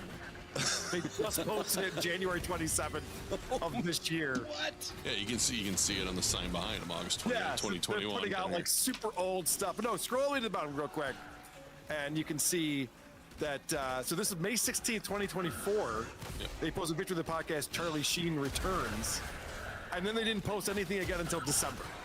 Oh, Wow. So, of course, no one's going to be like, oh yeah, let me start paying you a monthly fee for this thing. Yeah, nothing like ruining what really was easily, that should have been an easy win. Yep. So my clip number 7, now they're really trying to put the sell job on here, and Kevin assures us that, Dylan was sick for this episode. He wasn't able to make it on, but everyone's in. Everyone wants to do this. Well, listen, this is also part of the reason why, like, Emmanuel wants in, Jerry wants to do it. It's great. Like, we're just gonna open it up, and I think we should. Dude, come on, man. Nobody wants to do ad reads. The audience doesn't want to do it. If we could just Fucking build, stupid crazy, flying if we could enemies. build a Patreon audience of people that want to see that kind of content, then it's just an easier thing to work towards than chasing around the same people with the ads. And come on, man, it's distracting. All right, so let me sell. If you really everybody. like a podcast, I'd rather pay $5 to hear. Let me it. sell everybody a little. What is so hard about reading ads? It's not that big a That's deal. the big speaking point. Isn't that funny? It's so Bomb. obvious what's really going on here. Kevin got screwed. He does not know how to run an ad sales business. That's what I was gonna say. The hard part about reading ads is selling them. Yeah. Right. And then getting paid for them. Yeah, an invoice. Yeah. Shouldn't be hard for them. But yeah, it sounds like he doesn't know how to run a business. He, like, during COVID or whenever he opened Action Park Media, he's just like, oh, everybody's making money podcasting. I'll just throw my hat in the ring. And then he didn't have the follow-up to do it right. Did he not learn anything managing Vinny Chase? Obviously not. Yeah. Nope. I don't think so. All right, so we're going to talk about the reason why this is so expensive and why they have to start a Patreon. My clip 8. He's got a big operation here with overhead and expenses. Last time I said we're going to go on Patreon, people call me a cheap fuck and a loser and all this shit. I come in here honestly. I mean, it's not that I would not like to make a fortune. I would. I come in here because Just look how fucking slow these enemies I think are. we should do lots of different. So we're gonna put content on, but the audio podcast will always be available. Correct. And we'll do our, the clips will be on. It feels. I Instagram, feel but if you bad wanna for see, them, like, the honestly. full video, Right. That'll be on Patreon with other stuff. Yeah, like I'll do the other podcast that'll be on there. Connolly's making a movie. Yeah, soon that he's we're producing. the making of Lice. I've never heard people talk about how the hell they're going to manage to get the show out on a regular. I mean, this is also stupid for the audience to have to be putting up with this. Well, you heard Doug too right there. He's just like, there's a lot of overhead here. Just to your point, and you talked about this a year ago, where it's like, it seems like he invested a lot of money in shit that he probably didn't need and couldn't afford. Exactly. And it sounds like they're still paying for it. Why would they still have a lot of overhead? Would he still have a 5-year lease or something? Good point. Yeah, they bought all that equipment. They bought all these cameras and things. And they're obviously renting a nice place. And Kevin gets his. I feel good about this build because this is like 13 Forma worth of build. The guy who won the trip to watch the show and hang out with him, he was there the day Kevin got towed, and he said he heard Kevin in a screaming match with someone.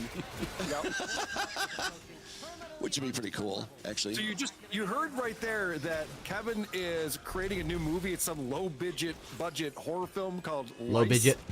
And so my clip number 9, they're pushing this Patreon so hard, like everything is going to be on this Patreon. Like that's it. That's what I'm talking about. Like us doing behind the scenes stuff of the making of a low budget horror movie. Yeah. I wouldn't want to put on I want to put that on the internet, but Patreon will be fun. All right. Because it's going to be content that you're gonna, if you want to be there, you'll like it. So anyway, It's go a to the community, Patreon right? page. What is it, Scotty? Do we know what it is? Hey, Scotty, isn't that the general idea of Patreon? It's like a community, right? Yeah, but I mean, I think anything that goes on the internet could go on the internet. No, that's not my point. I'm not saying it's internet. Yeah, right. Scotty, are you actually on a mic when you're talking or not? Yes. Okay, so you're a little low. Can you tell them what the Patreon page All right, is? going to Go a health there, scrubber. We're going to charge what? Oh, my Lord. I believe it's patreon.com/victory of the podcast. Right now it sits at $9.99. I don't know if you guys want to lower that. What do we Yeah, they do. I think initially we should start off lower. Definitely talk about it on the show. Yeah. I got $4.99 is $4.99. Show and then, meeting. if we're really, we'll just be reasonable. Like if we're really. All right. But come on, man. Nobody wants to hear those mid rolls. So yeah, I'm glad you guys picked up on that. I have in my notes like it. Hey, I got the self-res off. Pre-show meeting. If they should have figured out the pricing and where this website is and what they're putting on it. I'm also highly annoyed that it's $4.99. All right, I gotta get out of here, though. It's $55. Never is that stupid. It is $5 now. You might have noticed when you went on there, but they were charging $9.99, and they're talking on the show about charging $4.99. What about the people that are already paying $9.99? Well, there weren't many of them. Probably That's not, true. but that is stupid. So my next clip, number 10 here, you're hearing more meetings happening during their shows. It's the only time these guys communicate, apparently. But what we're going to do for Victory Yeah, it's the best time to have a meeting is on the show. We're going to go back and start over from the beginning. Hold on. No, I hear you. I'm on board with thinking this through. But let's, right? So the new format is going to be we're gonna watch it. So we're gonna be commenting on it in real time. Obviously, we can't share. We can't do that on Patreon, right, Scotty? Share the full video? Yeah. I don't think so. I think HBO would have an issue with that. Probably not HBO. Okay, so you won't be able to see it, but Hooray! we're gonna be doing our commentary live. Yeah. Now, where Another we left successful off mission. was on the last one was we finished all of season 4. So we had season 5, episode 1, which is the good one, which is Jerry on the jet ski. Right, that we want to. Well, we can. So do do we? now Do or we? not? You're saying you want to go back. I'm saying we go back with Jerry, so we get a different perspective. And one of the interesting things to me is the memories change. Like it'll be interesting to see how we talk differently about episodes than we did the first time around 3 years ago. Oh my God! Just rehash the whole thing. So they just show up and turn the mics on the minute they walk in the door. They never plan anything. Isn't that crazy? And a spoiler, the most recent episode that came out on the 23rd of January is season 5, episode 1. God, that's a Fantasy good Island. gun. I So want it. Apparently, Doug's idea of going back and watching it from season 1 again, they decided not to do that. Kevin won. Okay. Wow. What a mess. Yeah. The idea that they have no idea what they're going to do and they're promoting this thing, it's like, guys, just figure out what you're going to do and then go on and promote it. Why are you doing this? Yeah, and talk about it with authority, not like you're figuring it out. Right. All right, so I have one last clip because this is more of them figuring it out in real time and more promises about what's going to be on this Patreon. And we're going to get Dylan back in here, and Dylan is just he's funny. It's just like people want to. Emmanuel and I are going to do a true crime podcast. Okay. That'll be behind the same wall. Is that what Behind I'm the saying? same wall. Okay. No, I don't know if it's true crime, but we want to do some like weird deep dive. All right, we're gonna just try wanna get Baruch people this in time. here. All right, just be careful we don't knocking out sell them content. about things that they're not going to have. So Well, you and Emmanuel are not going to have a Emmanuel true and I crime want to podcast. try to figure out a cool thing. I don't know if we switching can to do Baruch is a with good idea, easily. but we're gonna try him. Okay. He's like the monk of By the Warframe. way, true crime podcasts are not easy. No shit. Are they making it sound like Kevin Dillon is on drugs or something? Oh, that's a good question. I didn't pick up on that. I mean, no, I just feel like he's impossible to get for some reason. He lives way far away. He's undependable. He shows up late. It's all his fault. It just seems like they're making him sound really irresponsible or really disinterested. I don't know which. Maybe he's pretending to be on drugs so he doesn't have to do the podcast. There's a running joke in the description of every episode. It says Kevin Dillon was stuck in traffic. Okay. Yeah, I guess he was late for a lot of shows. But he was doing it for free, so, Do you guys hear why Kevin Connolly's bad at business? Yeah. He's just promising shit. It's just and then we're going to start a true crime show with me and Sloan, and it's going to be amazing. And the guy's like, are you sure you're going to do this? Like, I don't know. Maybe we won't. I don't know. What are you doing? Sounds like such a weasel.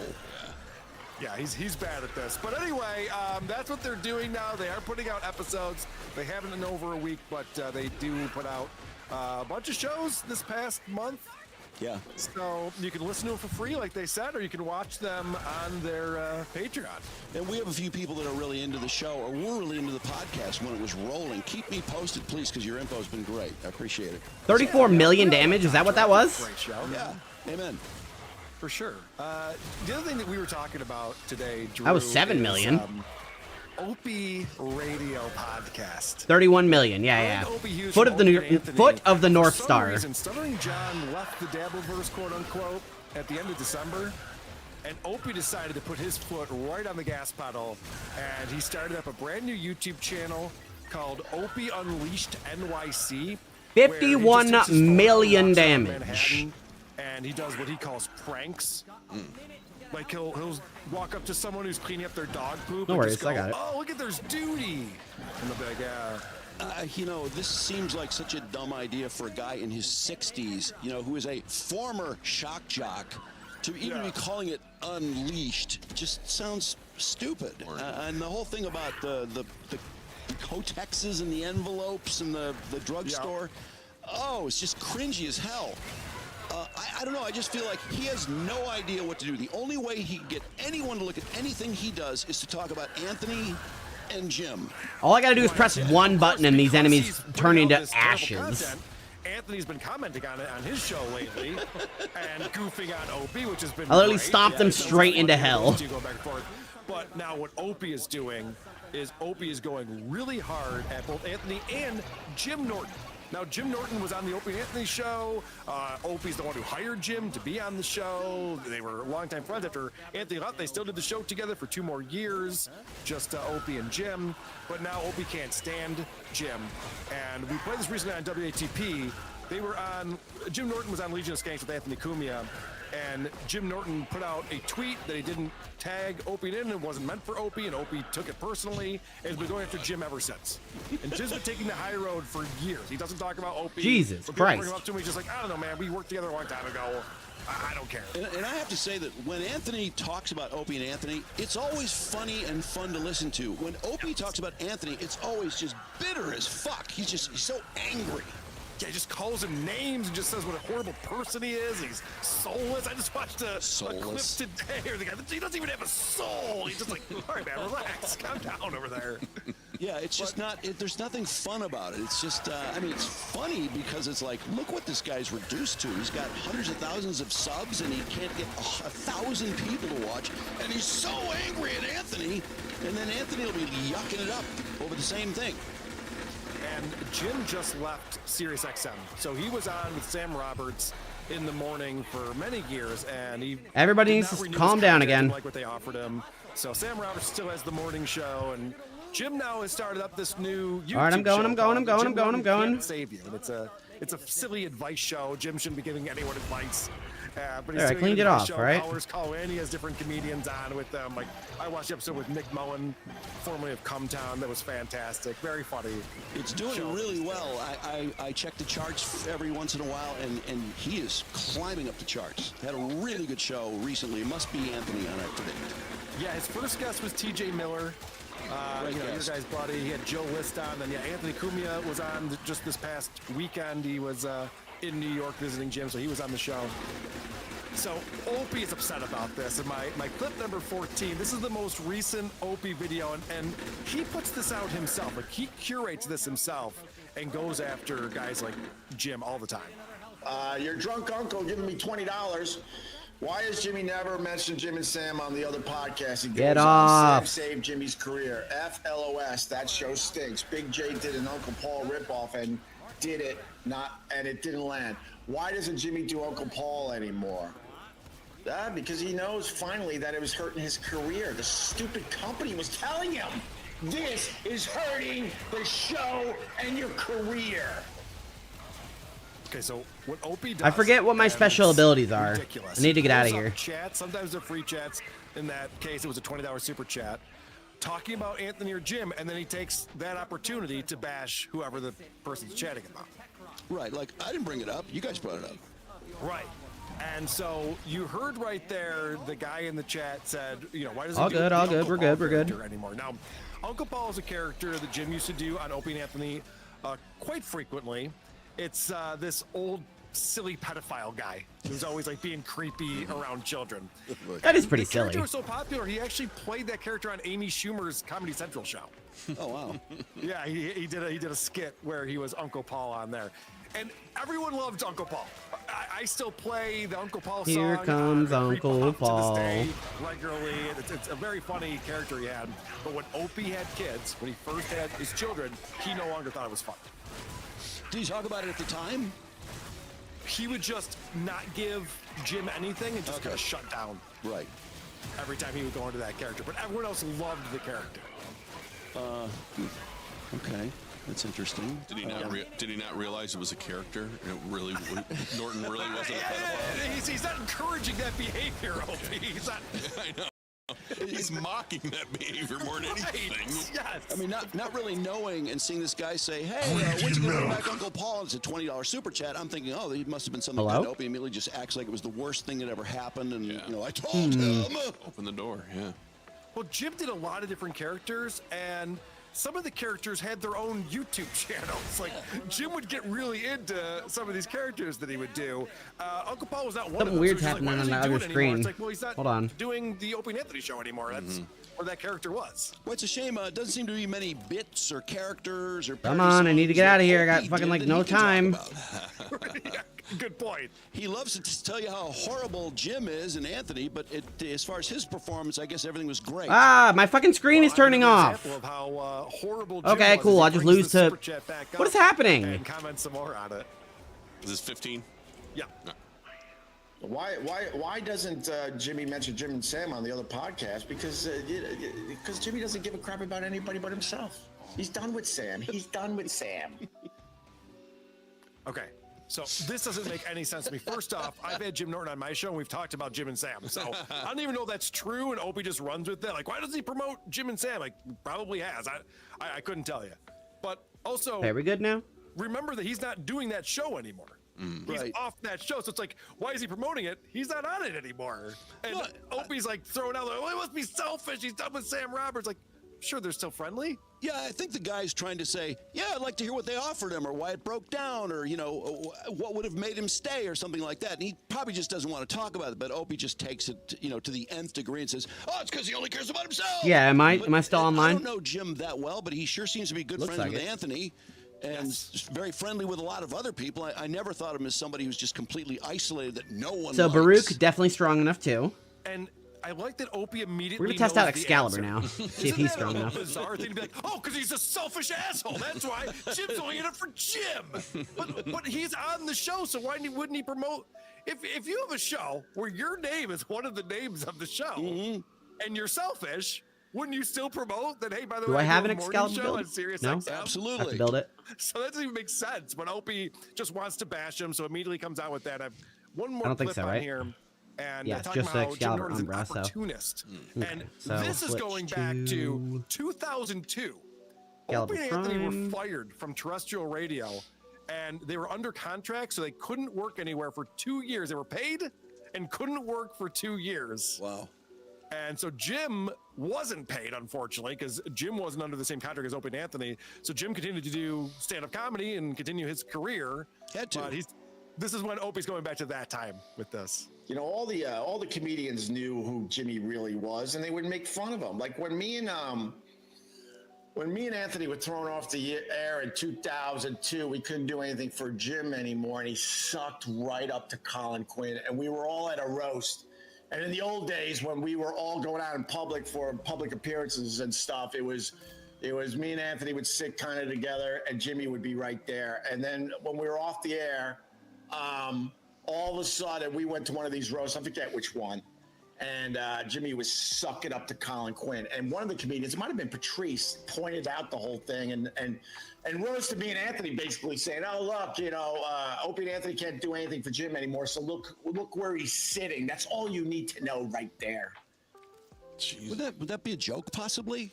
Yeah, Opie remembers a roast joke from 23 years ago and is using that against Jim Norton. Oh, right, here we go. Wow. We're gonna see Excalibur Prime is pretty strong well enough. liked amongst his peers. I don't think he has the survivability, but he definitely is gonna have the damage He's the one who output. got all the comedians on that show. He continues to have comedians like we were just talking about on his new show. But also, think about this. you work with, your coworkers are Opie and Anthony every day, and then you get fired. And you no longer see them every day.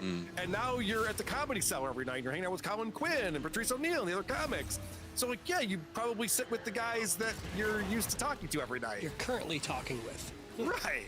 Doesn't that make sense? But in Opie's mind, like, that was a slight, and thank God Patrice called him out on it. Well, You found your wallet. It was selfish. I don't know where I heard that from. Right, yeah, it's a selfish opportunist. Well, that's cool. Well, it never Did you dawns already on replace Opie everything that inside of he it? despises and hates both of these people who like each Get other. along, yeah. That's And everyone else. They seem to get along with everyone else from That's the old all you show, need to too. know.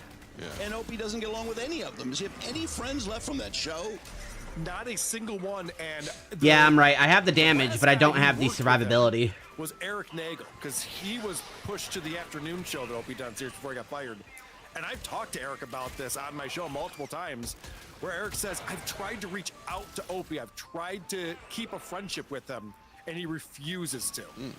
So even Where people was who it? want to have a friendship with Opie is shut out of his life. He doesn't talk to anyone, and all the other guys from that show are still friendly with each other, and like Jim and Anthony hang out whenever they can. Yeah. You know, I heard it. I think I heard him ripping E-Rock, and I was like, why would you be tearing into someone, who really did a lot of work for you and helped you? Yeah, I don't have the survivability for this. Excalibur has no damage reduction. Tearing guys who were, helping you reach upwards like that. It's just really a shitty thing to do. And not only that, E-Rock is doing a podcast. He has guests. He puts care into it. And Opie, what the fuck is he doing? I agree with his thought that, he's just doing this Unleashed thing so he can act like he doesn't care or it's not really. All right, I gotta get out of here. Podcast. He's failing. I don't care what he thinks he's doing or he's not doing. Why doesn't he just do a fucking podcast? Yeah, because he On top knows of the he'll snake embarrass tank, himself push if to he the actually back. puts effort into it, and then it fails miserably. That's why I leave my wallet in the same place every day. Because otherwise I'll end up doing stupid shit like that and losing it for months. Cares, maybe. I don't know. You gotta watch when he's doing his Unleashed videos because he live streams them. So it's like Opie Opie IRL. Unleashed. And you just read the comments that are coming through. Everyone's just clowning this guy. No one's a fan of this content. Oh man. Yeah, he might be having a total breakdown. I mean, that's really, is the world against Opie, but it seems that he's asked for it. Well, also the other thing and when those guys were on Legion of Skanks, and Big J Okerson, who I'm a big fan of, he follows the Dabbleverse very closely. He loves watching all this stuff. And so he was asking, he's like, Opie's set for life, right? He's got millions and millions of dollars still, and he doesn't need to be doing this at all. He's not making much money from it. And he could easily just kind of I try, but it still happens. live his life. Yeah. I can't let go. All right, so we're gonna He try. wants to be out there. I think he desperately wants to succeed. It's definitely hurting him, and I've heard him make a few comments about, I'm not doing as well as I want to be, but we were on top then, and I picked Anthony, and I picked Jim. I'm so smart. He sounds like a program director that put a morning show together and takes credit for it forever. He's taking credit for other people's work, which is ridiculous. Yeah, he tries to pretend that he masterminded all of Opie and Anthony. He's like, I was going to find a guy who wasn't in the industry.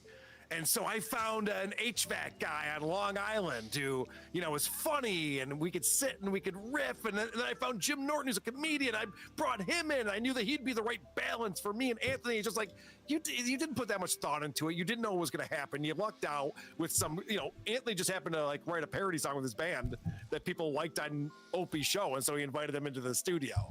No, it does seem. All right, we're gonna see if because, Necros can you handle split apart this. a show, and I think everyone wonders. Even with partnerships like Mike and it's like, gee, will we do as well as each other? Will one outshine the other? I mean, you like to think, well, I'm the reason the show is great. I mean, deep down, I think. Necros, the Warframe I just picked, is the Infestation Warframe. Can Warframe. get a lot of views doing a lot of different things, and he can't get squat. He is looks infected. Like he had nothing to He's do made with of the goop. success of the show. Maybe that's why he's saying, I picked him, and I picked him, because there's nothing he can point to that would say, I'm the secret sauce.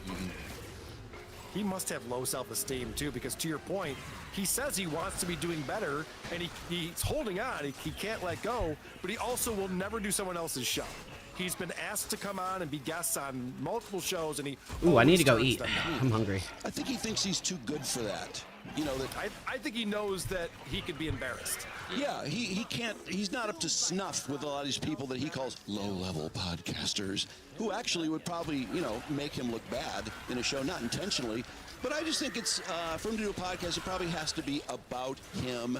And I know he was going to do a show with Shuli, and Shuli was trying to get him over on his show, and he's like, "No, we do it on my platform, or I'm not doing it." IRL, I need to eat. I'm starving.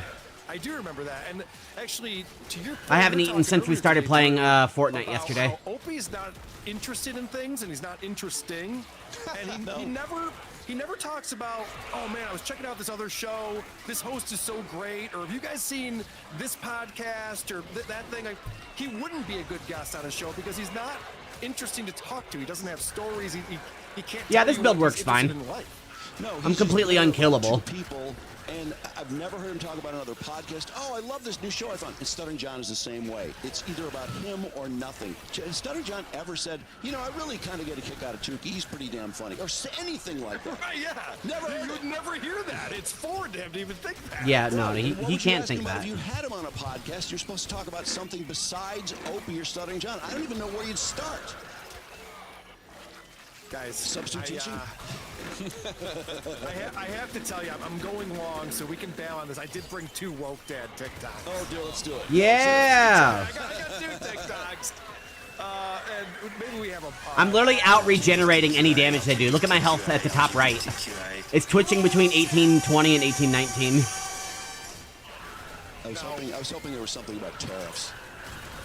But maybe not. My health regen is so fast, they can't hurt me. Interesting. But this one does bring in some politics into it because it's another story from what happened at the coffee shop today. Oh, an interaction? Yes, there was a fight outside of his coffee shop. All Necros does is stand here like an edgy douche and just stomp on the floor. Oh, yeah. Stomp. There's so much Stomp. going on with him at that coffee shop. It's amazing. So 2 guys just got into a fight out in front of my coffee shop, and I know both of these guys. They're both regulars. No, we're here. not. I see Fine, them hold every on. day. They both like and Trump. I know that they've been friends for a very long time, and I know that they have very different ideas about how the See, we're world good. should work. And it was kind of funny because I saw them parked behind the truck. Now, one on each side. One was on his way out, and they rolled down their windows, and they were talking for a second. And then I heard the guy who was about to pull up say, "How are those cheap gas prices and cheap groceries going, you asshole?" And the other guy goes, "It takes time. This type of stuff takes time. Besides, the president doesn't have anything to do with that stuff." And the first guy said something along the lines Yeah, of, that's Nidus's thing, is just health regen. If I'm not standing inside of my plants right there, they can actually hurt me. But as soon as I stand in my plants, they got nothing. out of the trucks and started yelling at each other, right in each other's faces. No, they didn't. I mean, honestly, knowing the 2 of them, it's not a surprise. They're gonna kiss and make up later on, but it's sort of a microcosm of the society we Oh no, they're hurting me. Hit 4. That story you wrote? Ah, there we go. Are there really a lot of people that think that prices should go all the way down like 10 days into Prices never go down, period. Prices slow. He's been president for a week. But the point is, that story didn't happen. No, I know. I know. It's ridiculous. But I think that was his way of getting across that, hey, prices... So I'm glad Nidus works too, because I was worried that he wouldn't be able to handle it, but nope. He is perfectly fine. People argue about politics out in public, never. Is that weird? I mean, do I live in a weird place? No. You would argue about politics? No, his... Every time I stomp, it just appears 11,000, 11,000, 8,000. There's a lot of fights at this coffee shop. I don't think it's very safe. A lot of content. Yeah, for a guy that loves safe space, he sure doesn't have one. Not at all. Well, at least the guy who agrees with Dan won the argument. I'm glad that happened. And they're going to kiss and make up. Because he knows. Did you guys see me win that conversation? He knows them both. You do not know. All right, time to leave. I know. How would he know his customers so well? He acts like they're all in a family or something. Oh, he's always busy talking to a phone so he can post something. I know. How come he never pulls out his phone and films this stuff? Exactly. He tells you these stories just like one time. Just get a part of it so we know. All right, what's happening. Nidus might be the optimal build for this. Outside of his coffee shop anyway. He's not boring like Valkyr, but he is completely unkillable. Yeah. I'm gonna try out Inaros next. He's the other unkillable frame. Yes. And for law enforcement. Just because of how he works, like mechanically, he has so much life regen. Did have a camera on there, and he just sees someone who's driving a pickup truck. He's just like, "Hey, did you see my stickers up here? I got any comments about that?" No one takes the bait. Just like, "Yeah, man, it's fine. So I'll have a latte, medium." Yeah, you want a free hot coffee to throw at my stickers? yeah. You sure don't want to chuck that through the window here? I'm pretty liberal. Like, yeah, no, man. Good for you. Have a good one. What a turd. What a turd. What's this other one? At least I'm getting one steel essence every game. Now, looks like an asshole. Guys, as you know, Trump was elected and now he's president, and that's been really tough for all of us adults. But is anyone? Yeah, everyone in the country is suffering. How cliche. Now he's becoming cliche. Now I'm really mad. Completely gapped. King Never Die and then King Barco. Imagine how much Because he's a kids jackal. are going through, how much He's the king of trauma and how much sand. fear their friends are going through in their friends' communities. I've always supported kids locally. I have to be right back, though, because I need to eat. Otherwise, I'm going to end up getting sick Kids need again, some so... reprieve. They need some moments of joy, and I'm hoping We're taking that about you a can help 10-minute me break along here. that journey. Oh, of course. Now, what I plan Maybe to not do even that is to long. make We'll see. little gift bags for them, and the way that I'm looking for your help is through contributions. I'm going to put some different items in my wish list for the art studio, and those items are going to be used to make little gift bags. No, and you're those gonna gift keep it all. bags are going to be handed out to Can you kids pay for locally. anything? Things like crayons and coloring books and small toys or things that I can easily bring with me to hand to kids to make sure that I can bring a little joy into their life locally. If you'd like to contribute, that would be amazing. And as always, any of the artwork, anything that I create out of this space goes back into this space. And this art studio is going to be used to support kids. Local kids, bringing joy to kids. Yeah, slow down. Yeah. That includes the sales of any of my pottery. Grifter! That you're making. Thank you for your love and support. Grifter! So parents apparently share the most horrible things going on with a new president with kids who are still using coloring books because they handle it really well. No. Yeah, they're traumatized. It's like, well, whose fault is that? What the fuck would they know about? And why All would right, they Billy, know let's watch Rachel Maddow. Then you got to go to bed. Did you notice, too, on that video that so he's carving out his little thing on the bottom of the mug, and he starts it when it's already done, but acting like he's just, still working on it. It shows like how it's perfectly completed. That's what a great artist is. He doesn't have to focus on the art. He can do other things. I'm onto him. I feel like he's going to backdoor sell like Marcus Jordan, all those coloring books and stuff. People are going to buy and donate. He's just going to resell them right away. Does he pay for anything himself?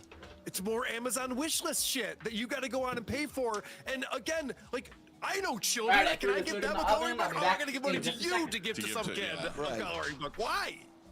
Doesn't make any sense. So, in his comment section on that video, the first comment is from him, and it's pinned on there. And it says, the gift bags are going to be handed out locally because he can't afford shipping. True, he can't afford anything. He can't afford to ship a coloring book. He doesn't pay for anything. He's got a property that everyone else fixed up and furnished. And no one uses but him. Yeah, and now it's his business because he's selling these mugs. Well, yeah, I heard him, I think it was on your show, he was talking about how, I've got a home and I've got this property for these children. It's like, oh, yeah, now it's your property. I thought it was ours because we were helping. Yeah, no, it was a dream come true that now he has his own ceramic studio. We're like, whoa, for 2 years you've been calling it an art studio for marginalized children. What's going on? What a bunch of suckers we are. I know. And I gave so much money, too. I'd give him a cent. But I'm really mad. No, you should be glad you didn't. You should be gloating. Oh, boy. Is that the last Woke Dad cut? That is. I saw that somebody made a song for him that one of your listeners sent in a song. I don't know. If you wanted to play a portion of that or not. It was in the show prep. Sure, let's hear this was a listener who had made this video. It only has 13 views, but we'll play it anyway. Down at the coffee shop, he's spinning tales. Barista with a story, life's full of details. He likes to sip his latte while he schemes on the dock, saying he's got dreams, but it's all a tick-tock. He tells the folks it's for a cause so pure, but his motives, they are never that sure. right. Yet he's pocketing cash in the dead of night. Good production work on this. You fade it, Brandon. Yeah, not bad. It'll be linked in the notes if you want to watch, because it's also accompanied by a lot of video. Yeah, the video's great. Who did that? Woke Dad, aka, you know what? I don't know. He didn't no. Send his email? Okay. Well, I'm sure we'll find out. And by the way, anybody else who wants to send parodies or anything like that, and links, I love the links we get. Fantastic stuff. And Carl, you're Saturday, or wait, is it tomorrow that you're going to get into the Whitney Cummings thing? Yes. So we're going to be live on YouTube for anyone to watch 5:30 Eastern Time on Wednesday. I think that's going to be our new schedule with Adam Bush. Of course, the great Adam Bush from Buffy the Vampire Slayer will be on the show. And yes, we are going to be breaking down Whitney Cummings, who is doing everything she can to try to help out her skateboarder boyfriend, who's been accused of abusing his ex-wife. Oh, wow. Oh, yeah. And, So if so, that's pretty cool. Whitney's trying to help him out with Hey, that. Google, set temperature Yeah, I saw to the video 77. of Fucking cold in here today. boyfriend, and he's a famous skater, right? Right, yeah. His wife was calling Whitney Cummings All and right. telling her, stop calling my son, because her son, who was Whitney's boyfriend's son, he has corroborated her allegations. So it sounds like Whitney's getting mixed up in this, and the ex-wife is not happy about it. The But, Kim messenger she's is only really in the doing base of anything to operations. rehabilitate Fine, I'll this go back guy. in the Never base. mentions it when she has him on as a guest either, and it's just not a. They do not have chemistry together. I don't know if you watched it. It's awkward. Yeah, this guy Chris Cole. She also was like booking him on Bert Kreischer's cooking show. Yeah. And he's making these rounds. He's not a good podcast guest, so No, it's it really all seems odd. Cringe. I'm looking forward to it. Well, the other thing too, I'm very excited because this is going to start in about 20 minutes Monster from now lady. when we're recording this. Is Stuttering John's return to YouTube? Oh yes! What? He's what? He's coming. He's going to go on Rob Saul's show in 20 minutes. We'll be talking about it tomorrow, I'm sure, because they have this new recording of Kate Meany drunk talking about Shuli or something like that. So, oh my God. I know it's going to be exciting for everyone. So this is a one-off for now. One off for now. Yeah, we'll see what happens. Apparently, I'm not vibing with the Nightingales. Material for some people. They don't like me very much. Sure. And we are making plans for the Magic Bag in September. Ooh, yeah. So I'll tell you that. I'll tease that. That's going to be something that's coming up this year. I'm very excited. Can't wait to come back to Ferndale. Always have a great time. We were sharing dates with Dave Landau to make sure we can include him, and he can open the show for us with 10, 15 minutes, and then maybe do a panel and MC. And he's very fired up. That's awesome. I'm very excited about that. He was great on WATP. Yeah, no, it's gonna be a great show. I'm psyched. So awesome. Thanks, guys. Have a great show tomorrow, Carl. We'll see you. Will do. Bye, Later. Carl. All right, see you. See you.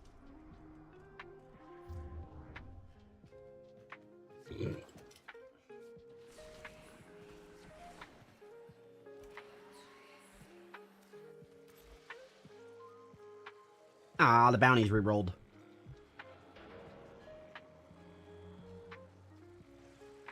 Damn it.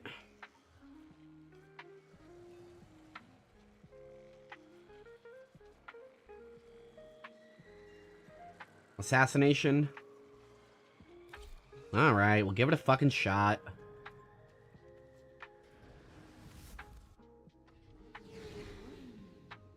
God damn it. After the untimely disappearance of our beloved Major Rasalka, it falls to yours truly to set Hovania straight. The Skuldra, deploy the HO9. Disappearance. So they don't know where she is either. Time to press our luck. Your target is Victor's beloved H09. I have almost 10,000 raw HP.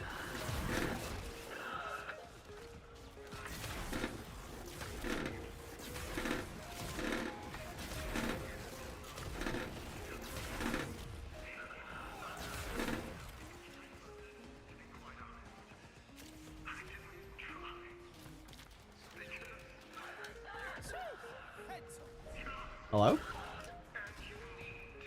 How do I get through this wall?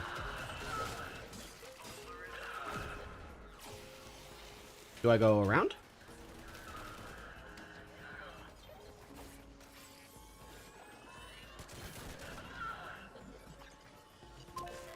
I'm confused. Do I just keep going north? Looks like it. It's time for the Hex to learn that movement is on the streets of my city. Wait, hold on. Did my abilities get reworked? Erect the barricades. So, damn it, Ferricite barricades. Nothing you've got can get past those except... Oh, I do have different abilities now. Get your hands on a Skuldra Commander's transponder. So wait, do I not absorb?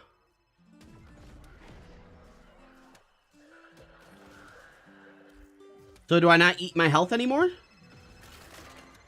Congratulations on your promotion, Commander. Now, get to a comms terminal and use that thing to call in Stormfall paratroopers.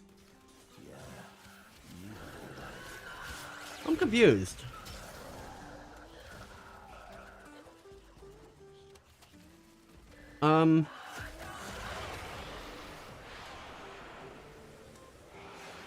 So do I need to rebuild? I'm gonna assume no. But I don't think I can,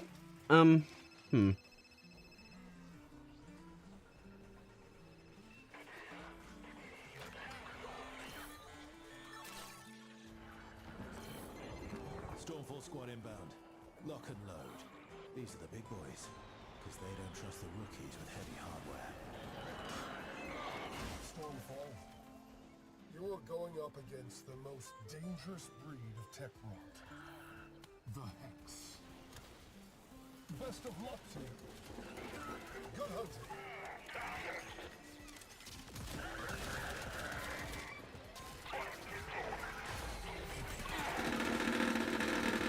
What just happened?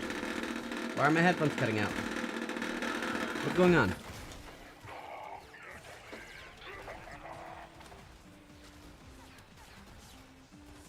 Hello?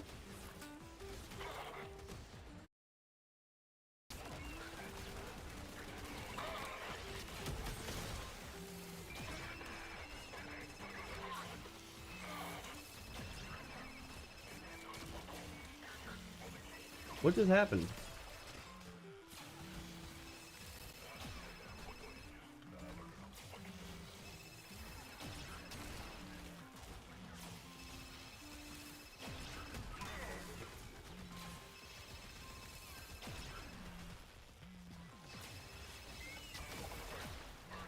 What the fuck? Where is my headphones?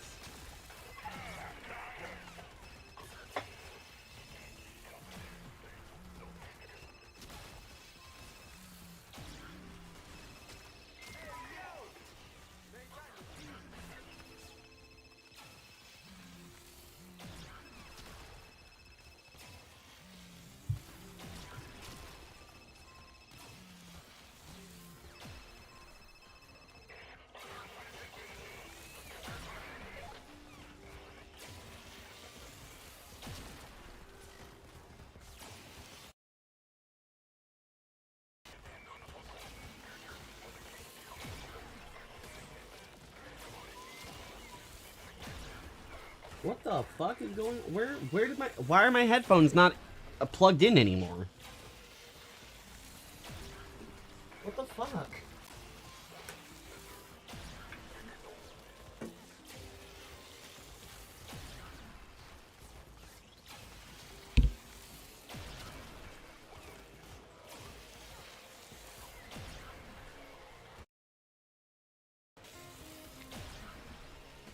Okay.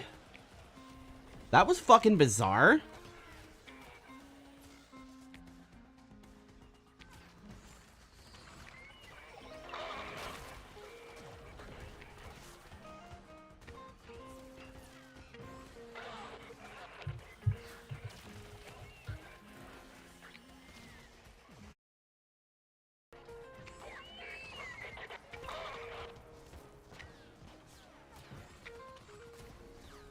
Why the fuck did that just happen?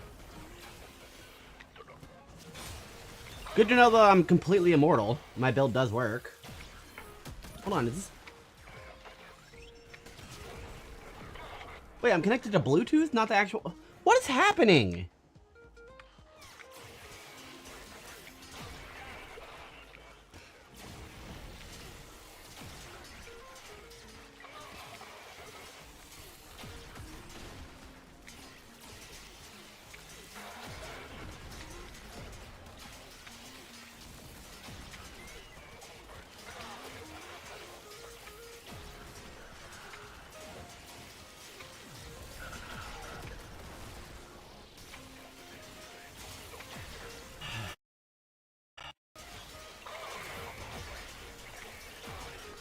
I don't know what to do.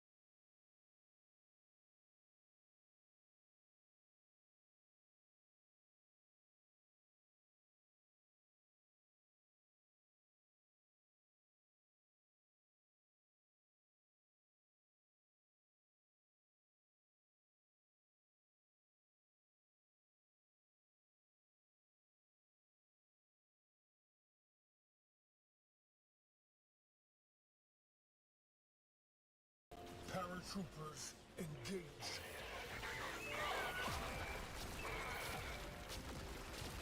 Okay, I still don't have fucking headphones.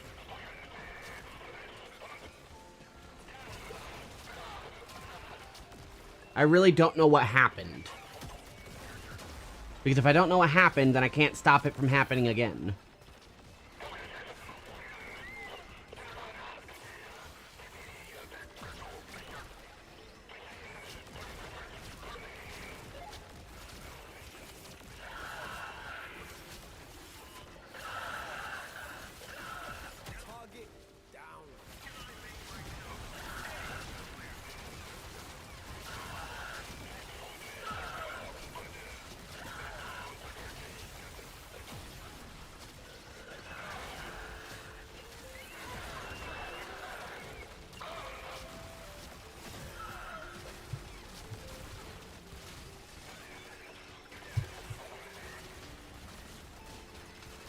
It's not even in my devices list.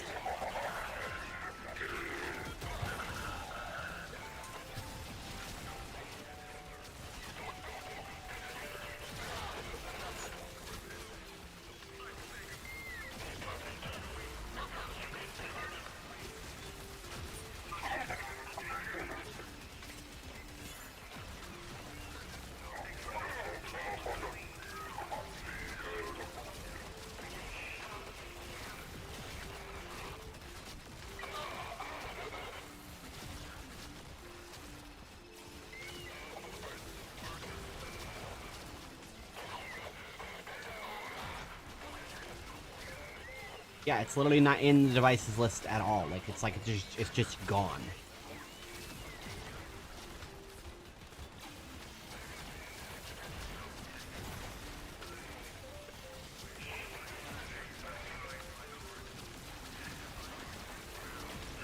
What the fuck am I supposed to do?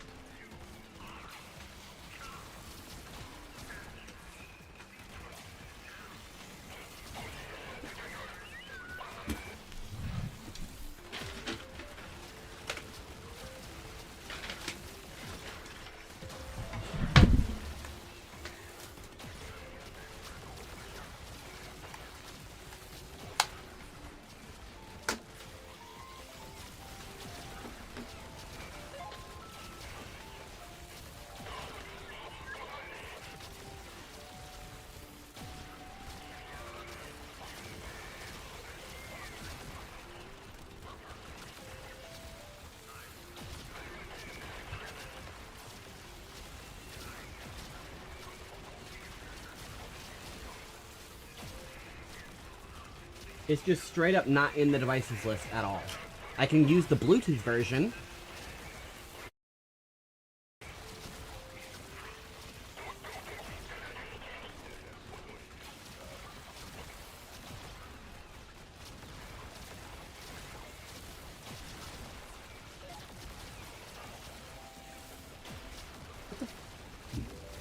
What the fuck could have caused this?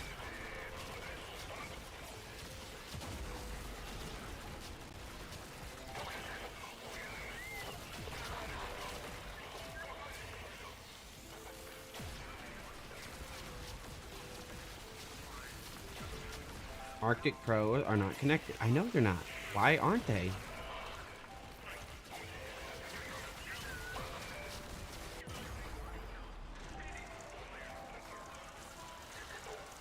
They're physically connected. They're physically plugged in.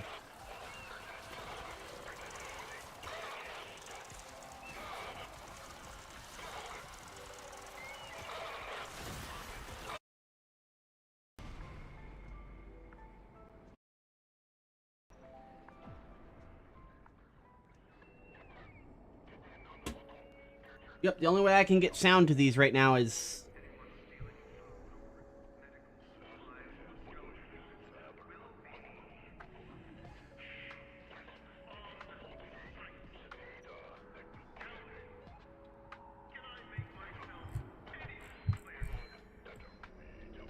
Why?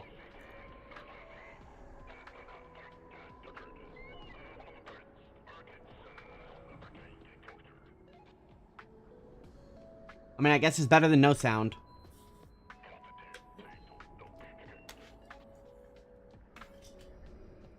Alright.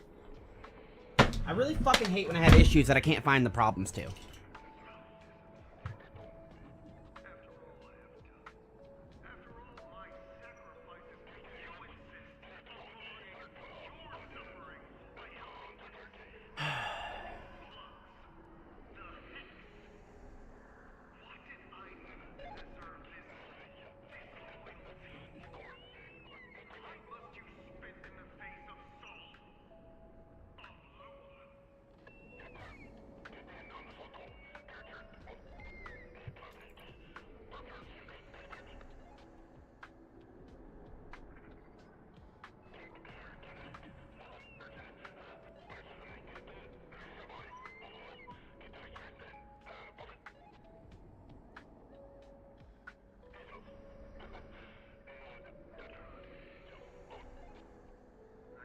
It just lost sound again.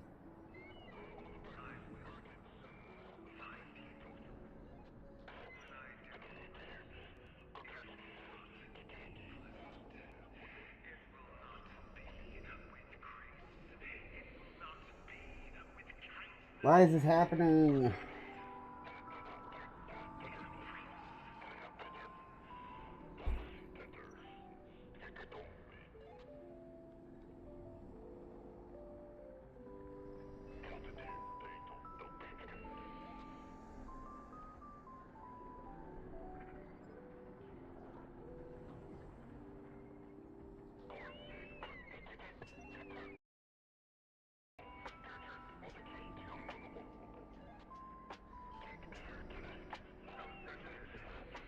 I guess I just need to fucking restart the computer, because nothing I'm doing is fixing it, and I just lose sound immediately.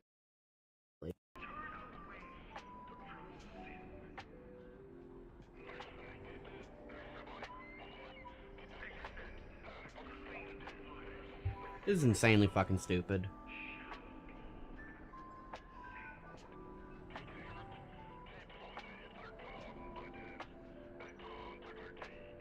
Can I put sound out other places? Yep, working just fine. Just can't put it to my headphones.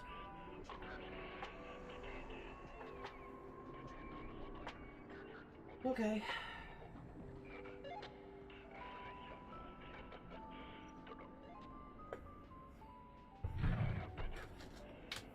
Last option.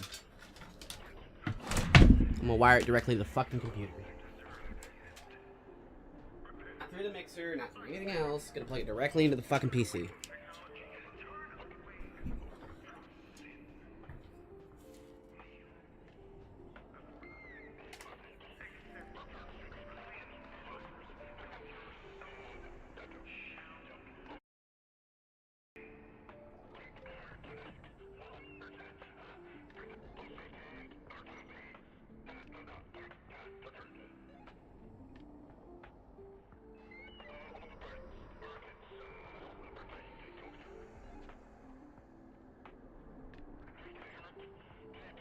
This still doesn't work? Did the headphones break?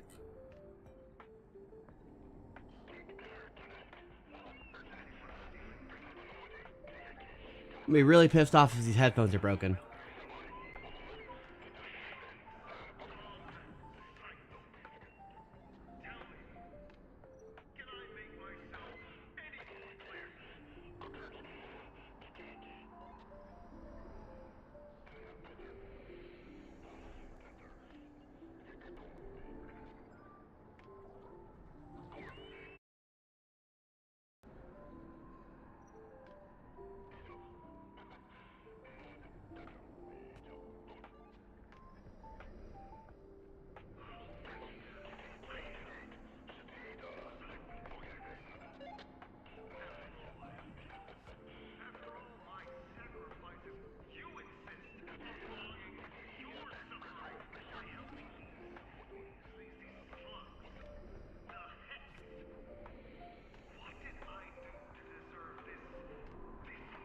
Where's that sound coming from? I can hear it.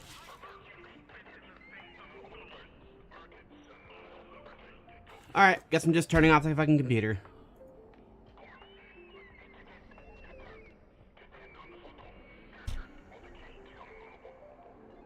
I don't know how the fuck this could have happened.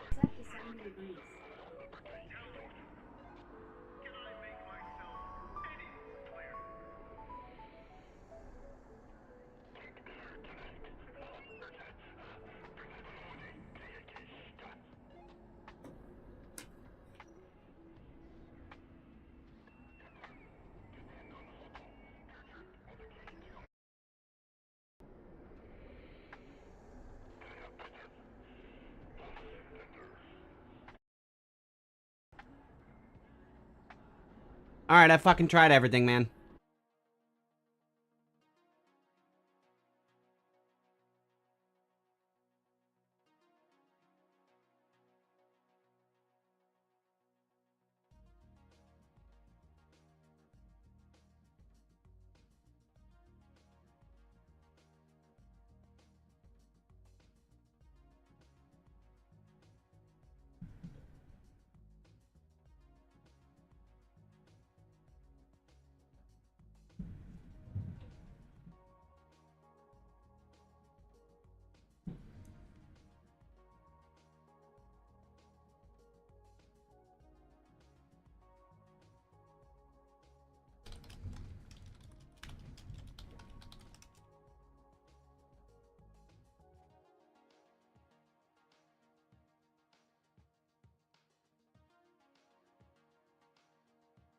Hello?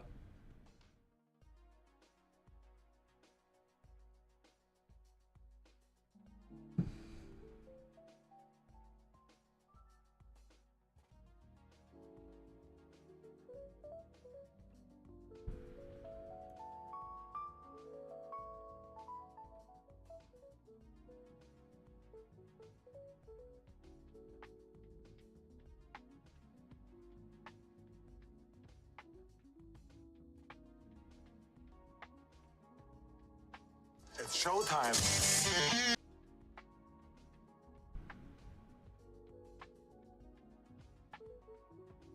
When it comes to the wide, beautiful world of YouTube monetization, there's always really been one consistent X factor ever since the website started: kids content. Kids content on YouTube is easily one of, if not the most profitable form of video you could possibly make. And the dividends are very clear to see. Channels like CoComelon and Ryan's Toy Review get hundreds of millions of views every single month, and on top of the views they're getting and the YouTube AdSense, they get massive sponsorships from all these toy companies and movie companies. I mean, at Target, they have an entire aisle dedicated to Ryan's Toy Review, a YouTube child. And with kids content being as profitable and popular as it is, there was always going to be some interesting creative decisions in the process. With the perfect example, I think, being the Spider-Man and Elsa stuff from the late 2010s. You probably know this as ElsaGate, where there were a bunch of videos of like children's characters with Elsa like injecting Spider-Man in the butt with a syringe full of like milk or something. It was really bad, it was really crazy,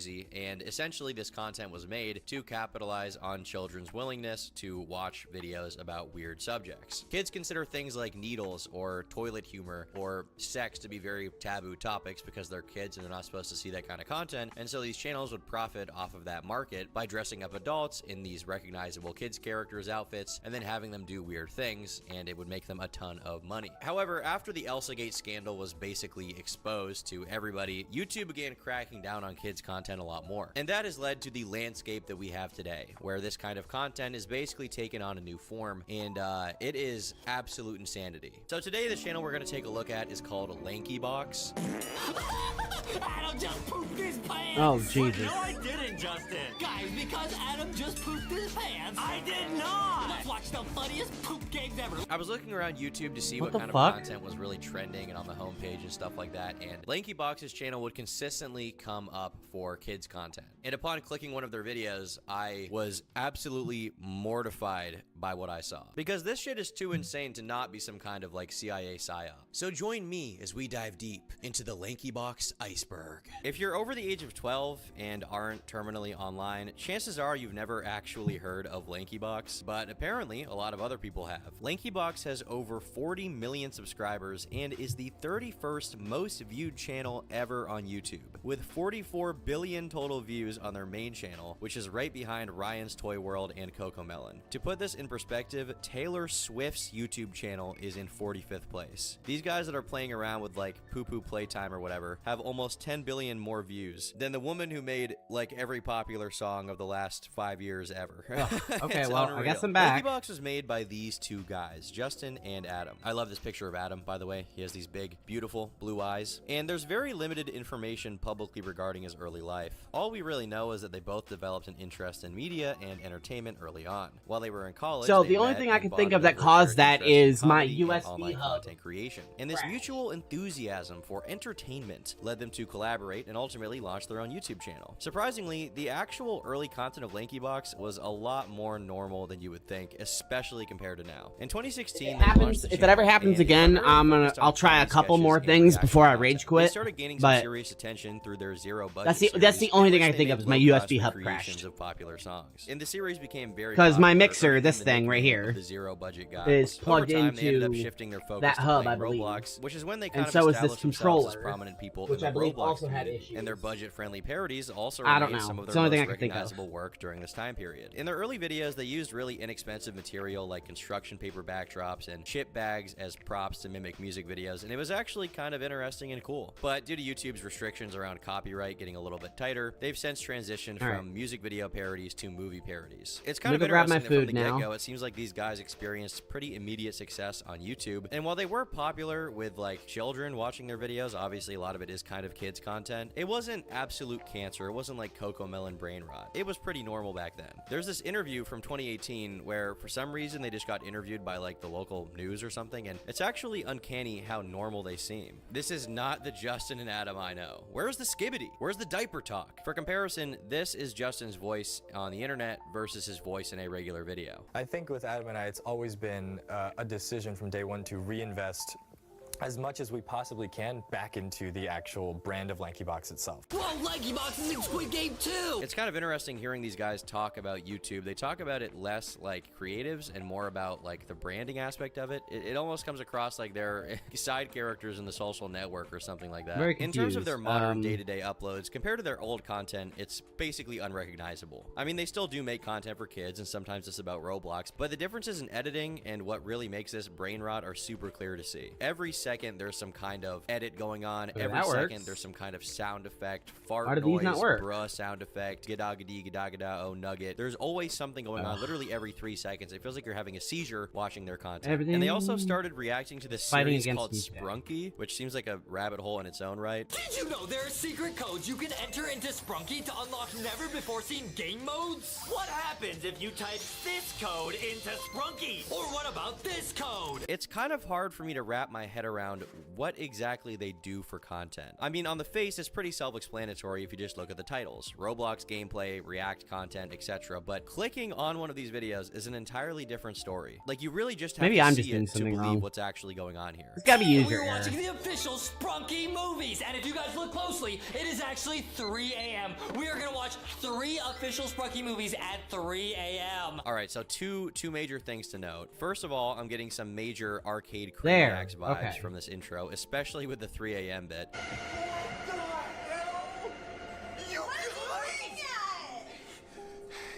He's listening to the baby! And the second thing is that they say they're Oh, watching this man. Sprunky movie. So I got kind of curious and I was like, what is the Sprunky movie? Is there a Sprunky movie? And it says there's actually a movie being made by Universal on this random ass wiki, but digging into it a little deeper led to me finding people on Twitter getting mad at LankyBox because the Sprunky movies they show in the video don't actually exist. So I guess they're pissing off the Sprunky fan base there. Sprunky heads take another L. LankyBox takes a big dub. There's something real fishy about this video.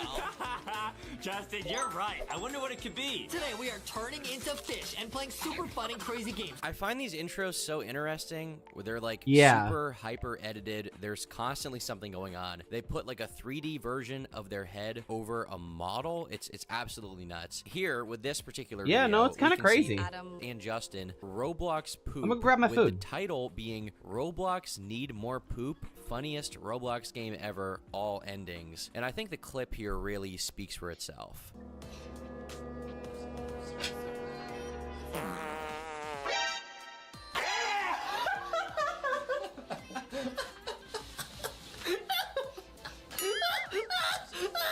And like, make no mistake, pretty much every single video is like this. You're not going to click on one video and all of a sudden get some kind of cinematic masterpiece. It's all like this in modern day. And LankyBox as a channel seems to be perplexing a lot of people who have seen a few seconds of their content. And the most common question I see is like, how is this popular? How are these guys getting this many views? And the answer is kids. The answer is literally always kids. If you ever watch a YouTube video with millions of views and find yourself genuinely asking, how the did this get this many views? 9 times out of 10, the answer is children that have been given an iPad so mommy can have her wine night in peace. LankyBox fills their videos with an overwhelming barrage of noise, color, and chaotic edits designed to keep their young audience glued to the screen. There is no story, there is no arc, there is no character building. It's just constant stimulation for these brain rot children that are getting their dopamine receptors fried to keep frying them. And even like Mr. Beast videos to an extent, they do take a lot of cues from content like this, with something constantly going on, a lot of sound effects and stuff like that. that. But Mr. Beast does appeal to a broader audience. There are a lot of adults who do watch Mr. Beast. There are no adults watching LankyBox. On top of that, the visuals are an explosion of like super oversaturated colors, and it makes each frame look like an absolute fever dream crafted specifically to hold the attention of a hyperactive child. The sheer level of sensory overload feels almost strategic, like if they bombard the viewer with enough stimuli, there's no choice but to stay engaged. Their content is not just loud, it's designed to be hypnotic, and I can't lie, they are masters of their craft. If I was a dumbass like 4-year-old with an iPad, I would be very interested in them trying to order the Sprunky Happy Meal at 3 a.m. So now we at least know who's watching this, but that doesn't really explain how massively popular they've gotten. Thousands, if not millions of people have tried launching their own channel for kids content and failed miserably doing it. So what is setting LankyBox apart from the competition? Well, for one, they've heavily utilized short-form content over the course of a few years, and they endlessly pump out this short-form stuff. Now, the same could be said for their videos as well, as according to YouTube stats, they're making 16 videos a week. 16! And this isn't just like 16 live stream clips, this is like 16 highly edited, crazy, flashing light videos where they talk about farts and poop and Roblox or something. That, combined with the output of the Reels, is absolutely insane, and it guarantees that if you click one of their videos, it is absolutely certified you'll be seeing way more of them in the future because of the sheer output. Clicking on one of these videos is almost like a trick to get some kind of parasitic bug into your body. Once you click, it attaches to you and literally refuses to let go ever. I had this exact same thing happen to me when doing research for this video, and still it has not totally fixed itself. I'll be watching a normal video about a video game or some movie, and then there's like 5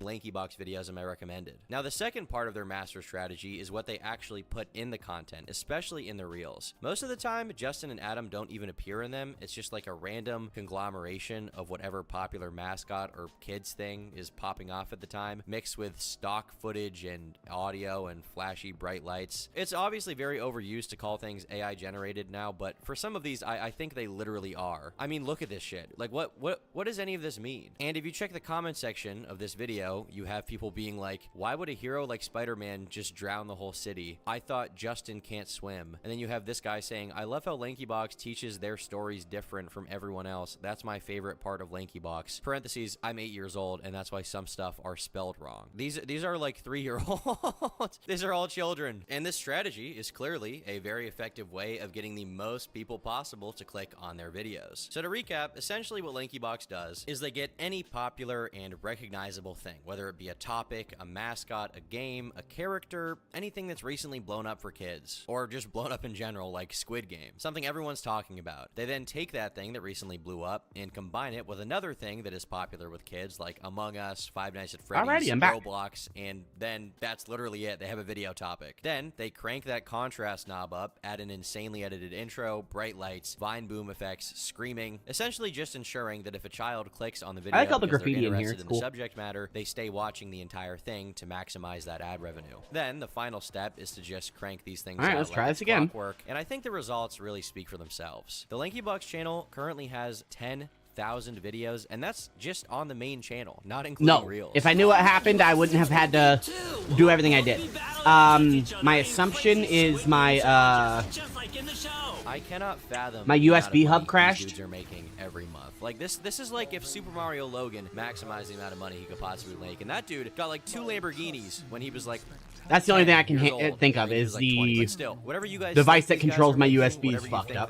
That Social Blade or ViewStats says they're making, multiply it by 10 and you're probably getting a little closer to what they actually make. And that's not even counting merch and brand deals, which, while we're on that subject, we should probably talk about their merch and brand deals. Whenever someone starts getting success on YouTube, it's a pretty safe bet that merch will eventually start getting released. Well, something really hurt me. Merch either. It's a cool way for viewers to support creators they like and get something cool out of it, like with my merch, which is awesome and fire. Now, in LankyBox's case, it seems like they've taken that status quo and kind of demolished it. Not only do they have merchandise in the form of what you would expect, like t-shirts, hoodies, but they also have an entire toy line of plushies that they sell for full price on their website and in stores like Target. It's basically transcended past the point of being merchandise, and LankyBox is like just a toy brand at this point. People tweet all the time about seeing LankyBox plushies and figurines in stores. It's become such a staple that they launched an entire channel dedicated to animated videos, which are just the characters and plushies being animated to advertise them. And the channel where they just animate the characters that they then sell the plushies off of has 1 million subscribers on its own. Today,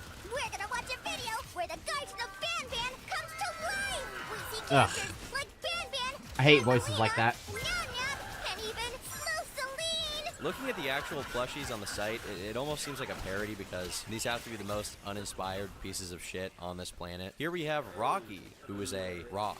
Boxy, who is a box. Milky, who is a jar of ashes from a camp in the 1930s. You get the idea. I don't even think these characters are based off of some like in-joke from the channel or some deep-cut reference that the fans, or is fans the right word, that the kids would know, I guess. It's literally just the most generic IP-friendly thing possible, and they decided to sell it as a kid's toy, which, despite the lack of creativity, I assume it's selling well, considering it's everywhere and it's inescapable. It's almost like a dirty little trick they're playing on the parents. When a kid goes to the toy section at Target or something and say they want this milky milk plushie, the parent has no idea that this plushie is connected to a channel that makes videos where they watch a Roblox character shit himself with a cancerous intro. Get max poop in Roblox needs more poop, and even see me make out of rage in the funniest Do you need more poop? prank ever.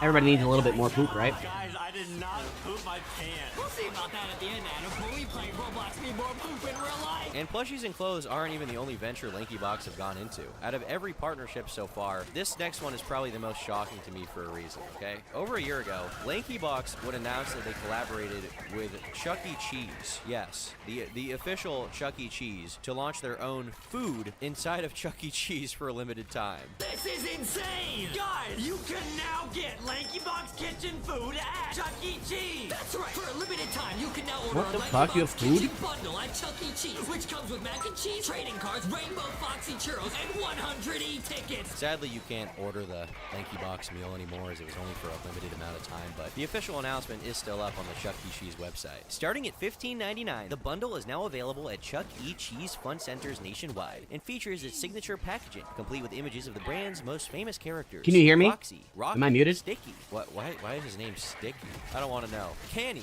Thick Shark? They let have a me double character check. called Now Thick I'm Shark. paranoid. This shark looks like a butt plug. Milky and LankyBox. Yeah, no, I looks have a like game looks like I'm theory good. that LankyBox is like at least partially responsible for the word brain rot getting so popular. And that word in and of itself originated from Zoomers seeing shit like this that kids like, using words like skibbity or yacht or Ohio, and then like reclaiming it to be an ironic meme. But the funny part about all of this is that older generations pre like the MLG parody days and whatever else, they were like, Hit what the marker. hell are the kids up to? And then it became like Yep. an ironic thing. But this is just like it's like a cycle. Everything is just ironic. Everything's just looking at what the younger generation is doing, saying it's cringe, and then taking it and becoming it. That's what we're doing now. Hell yeah. I mean, Skibbity Toilet was literally made with Source Filmmaker, which is the same exact software that people were using like 10, 15 years ago to make all those silly TF2 edits. Any We Like to Party Oh, yeah, fans and out Gary's there? mob. Any Team Fabulous 2 watchers? The largest of these types of videos have like millions and millions of views, so it's honestly no shocker that something like Skibbity Toilet would blow up in the way it did. But the difference between something like LankyBox and MLG parodies is the way in which it's made. MLG videos back in the day were largely passion projects made by a few autistic people on the internet who wanted to make a funny video. There was no real monetary incentive. Dudes MLG literally just Jackie would Chan. sit on Sony Vegas Still good for to this like day. 3 years straight and then post one video for the love of the game. But in LankyBox's case, their videos are pumped out like a factory and feel like they're kind of min-maxed to make as much money as humanly possible from the children watching. It's very What is very happening with these soulless. markers? There's nothing really ironic about it. Like, it's just made so that kids watch it and they make money. Which, I mean, you know, I'm not going to blame anyone for wanting to make money off their content. Why are these but markers I will doing say the this? next It says it's right there, but then they go over there. It's Some of the not. stuff they have in these videos are like definitely crossing the line in terms of kids content. Like, don't get me wrong, I can't help but laugh whenever I see a LankyBox video. Like, it is absolute cancer, but it's so dumb. I just can't help. Like, when a malnourished Asian man with pink hair is screaming at me about how he's turning into Pomni, it does put a grin on my face. Although I will say, this kind of content with the amount of Kill kids that are marked viewing enemy. it, I You know, think the it one would that's cause a 1,000 problem meters for back YouTube. here. Sorry, but not sorry. Godspeed, LankyBox. Or maybe bad speed, devil speed. I don't know. Bye. This is Tom Dog going cold turkey, boss. I already told you, stop gooning and jerking off. You saw the merch, make a purchase, dog. Got all the thirsty thoughts in a twerkathon. They all trying to slurp to my jerky soft. I had enough, had to bust in the Kirkland sock. Barefoot, raw dogging in my Birkenstocks. Then it's back to the turkey slop, cause the work don't stop. Did OBS just crash?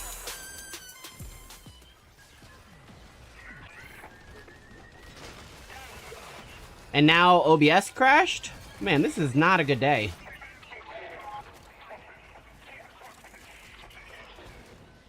Am I back again? Yeah, but no gameplay.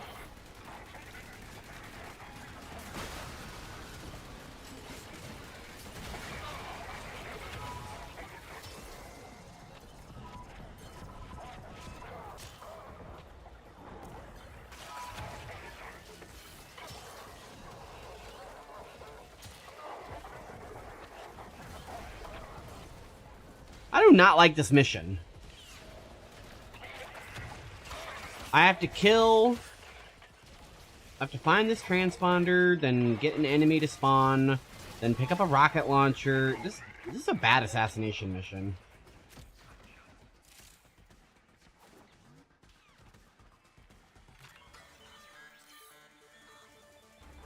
Do I have audio? I do.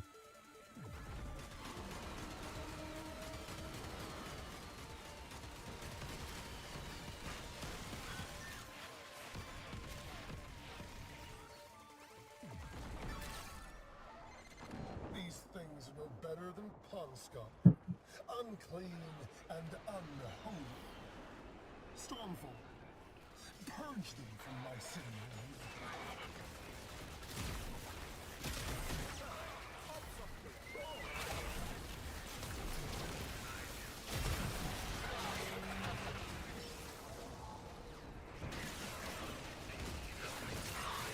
Okay.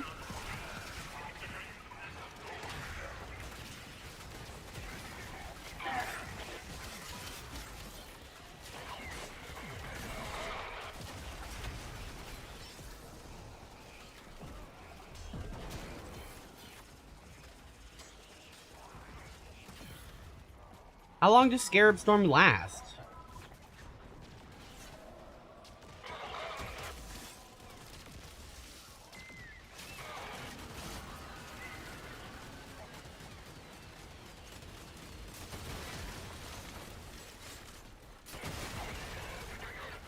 Holy shit.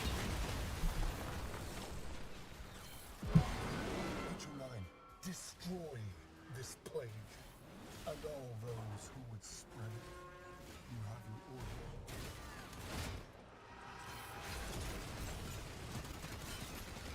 Don't look now, but you've got a Stormfall squad coming your way. Want to find out what that Thermian rockets will do to that thing's armor? I guess.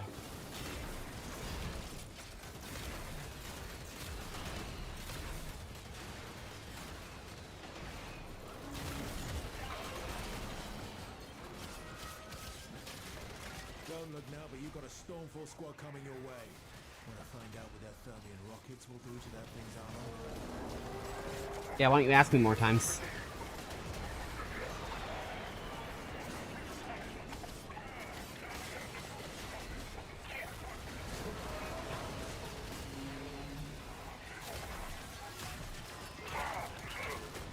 So Inaros lives really well in these missions, but he doesn't do any damage.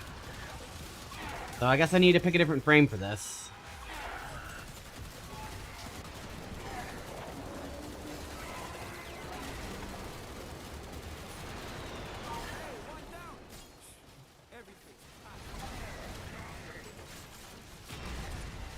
This mission fucking sucks. If we stick your lifeless, putrid heads on a stick in the middle of my town square, as our ancestors did, do you think that will scare off the rest of the tech art? I am unsure, but it's worth a shot, don't you think? About as effective as anything else you've done to stop the tech rot.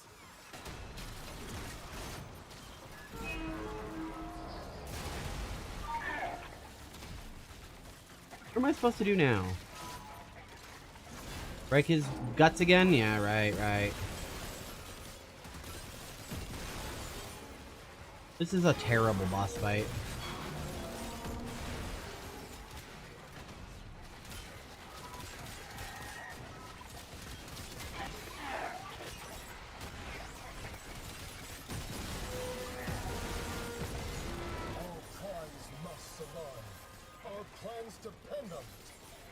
Stormfall. Eliminate these rats.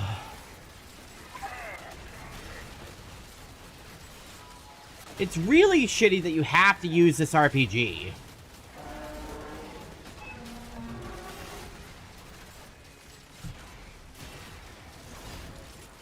Why is it healing?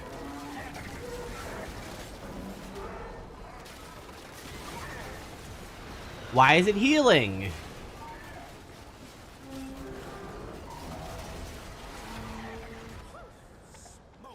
This is stupid.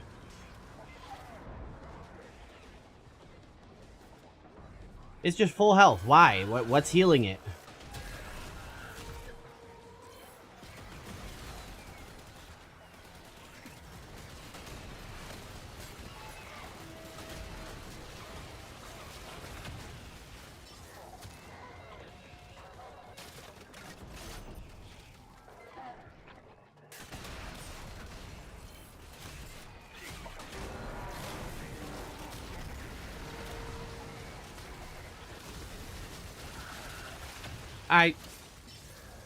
I don't get this mission. I don't know what I'm supposed to do.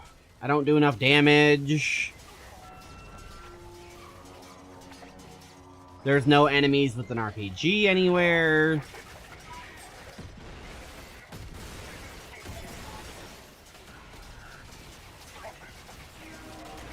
I just don't get it.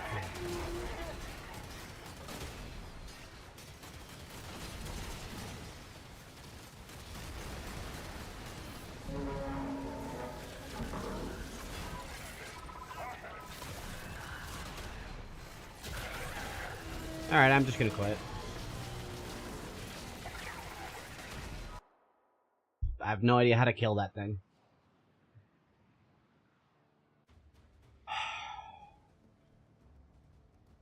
I'm not having a good time.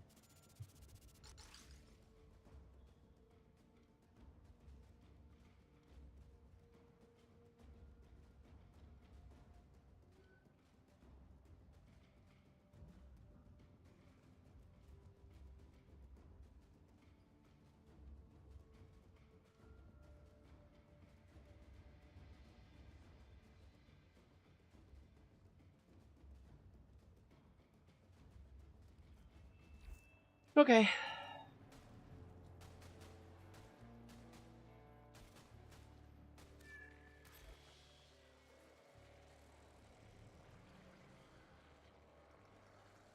How do I kill this thing?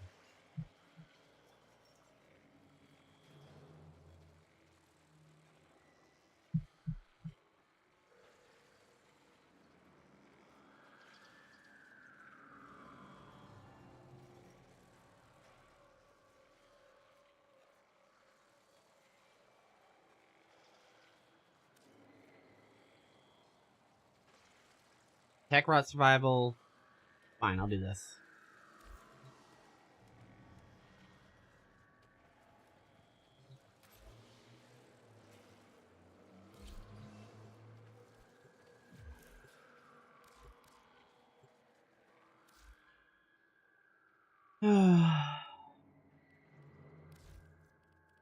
Well, anyone who is still around got to watch me suffer.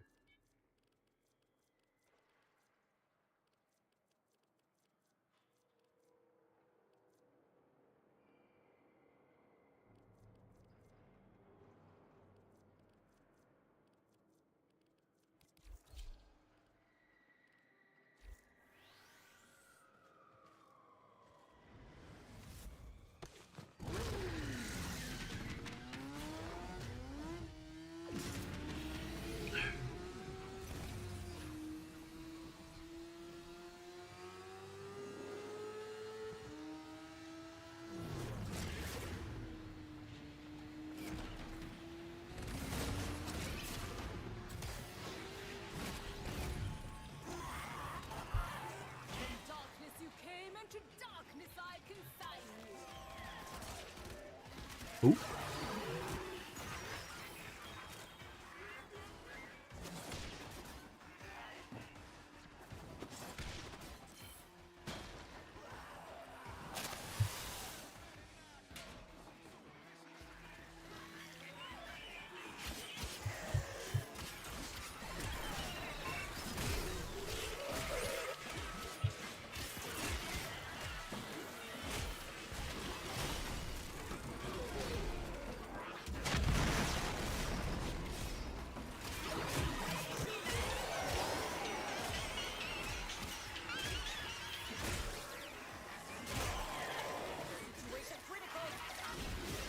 Okay, I'm going.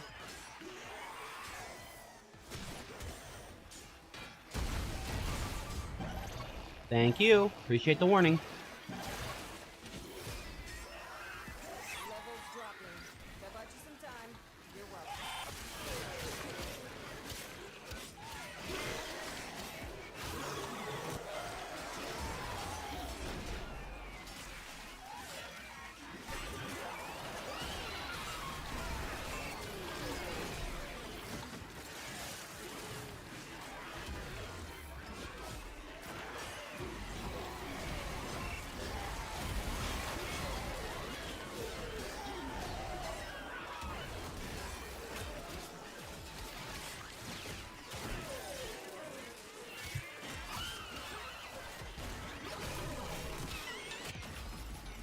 Oop. Wasn't expecting you to go down there.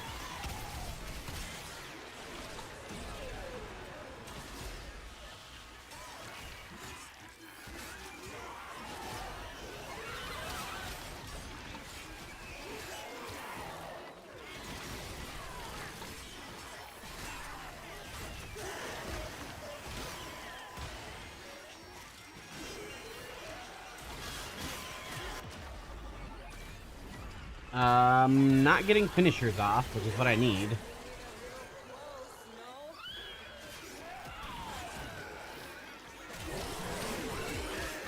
Yeah, we're cutting it close. I'm going. I'm going!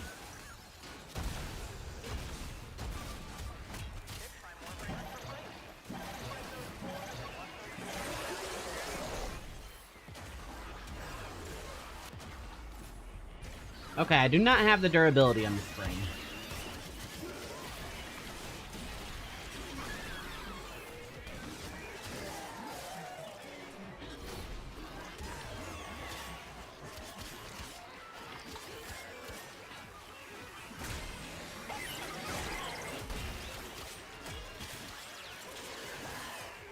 Alright, there's 4.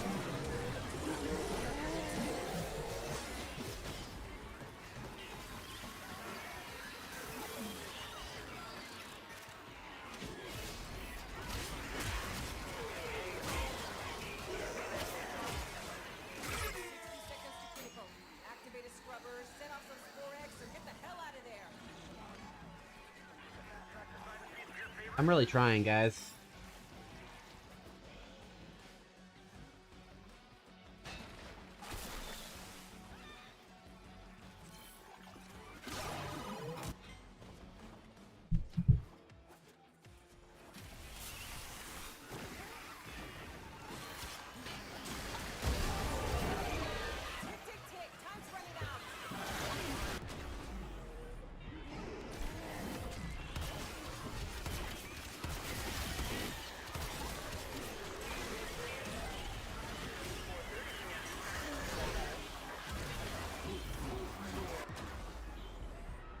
Annoying.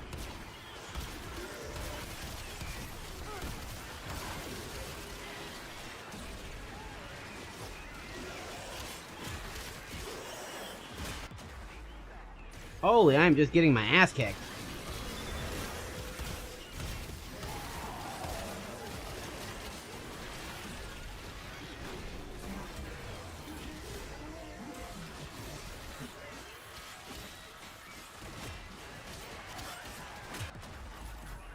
Okay, this is not working.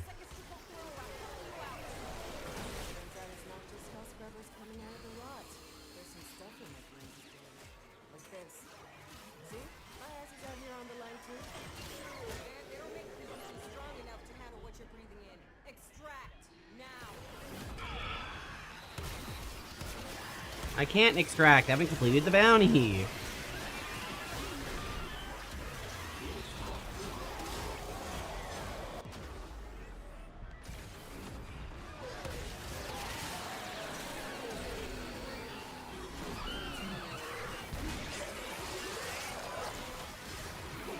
Alright. Well. This isn't working.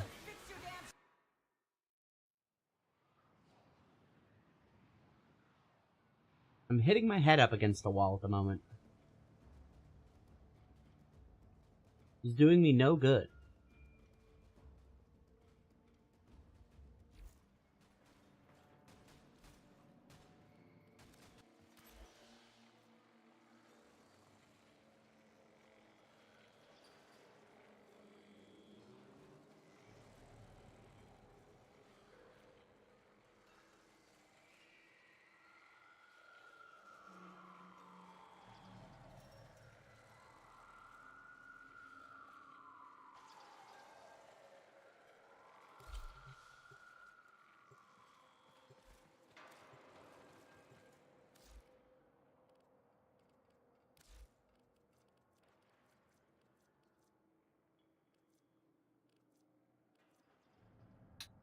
I just don't know what to do.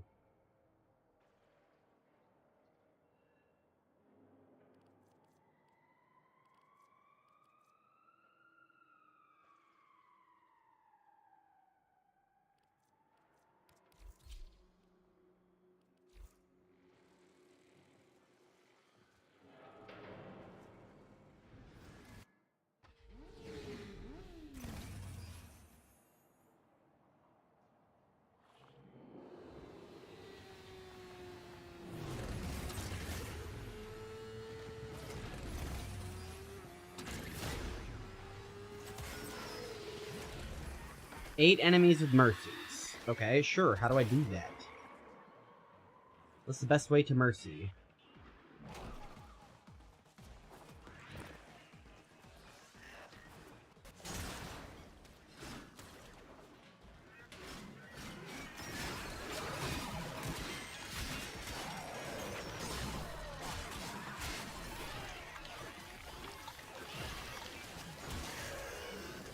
Hell yeah, pizza.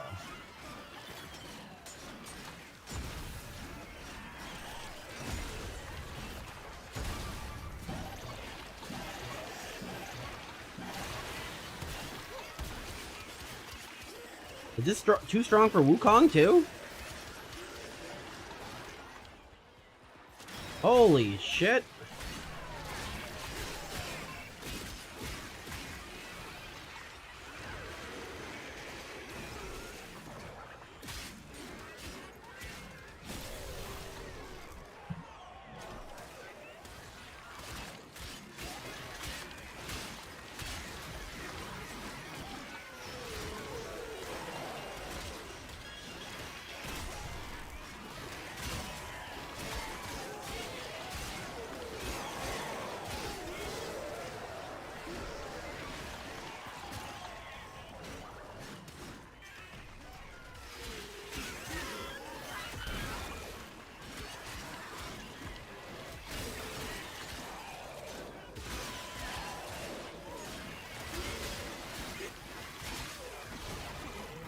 Alright, there's one.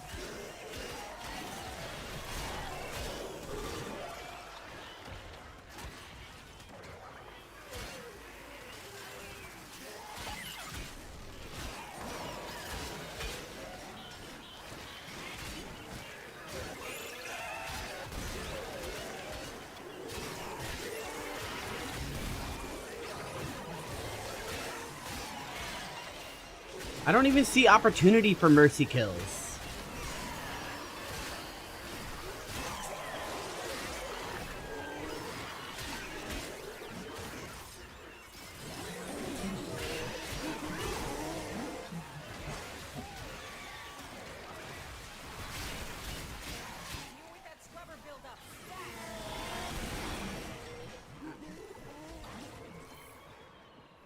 I'm going.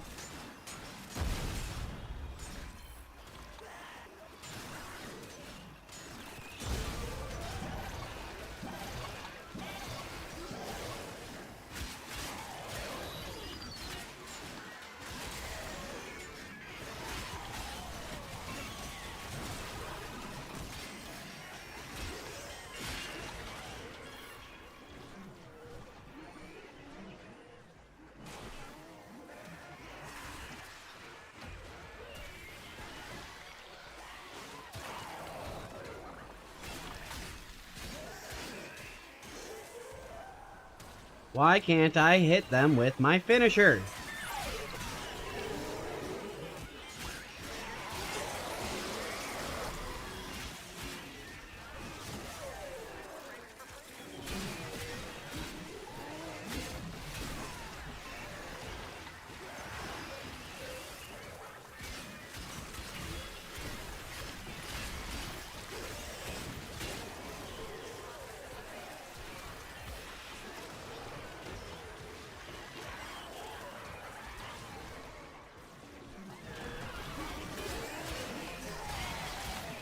Okay, Wukong's not a bad idea for this.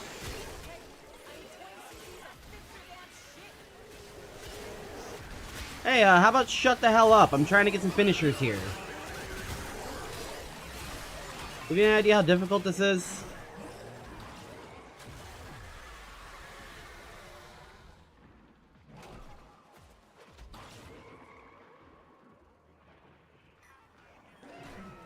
Annoying bitch.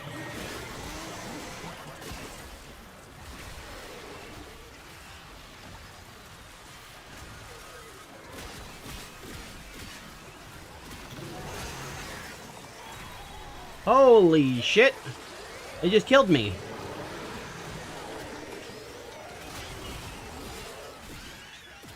Holy shit!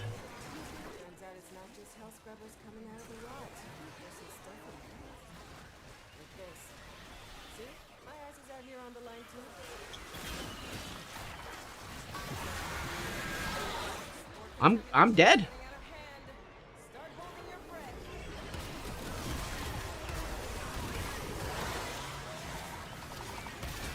It's over.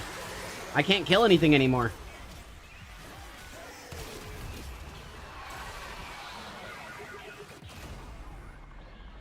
Shit. Alright, maybe I'll just come back here with Valkyr, man. I'm tired of losing.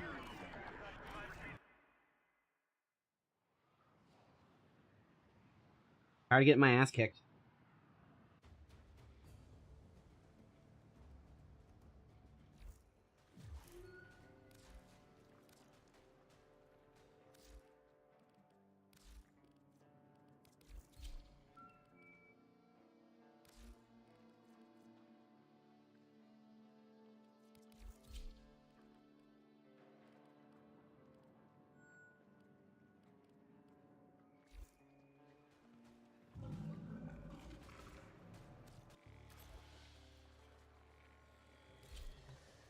Alright. Give us a fucking one more shot.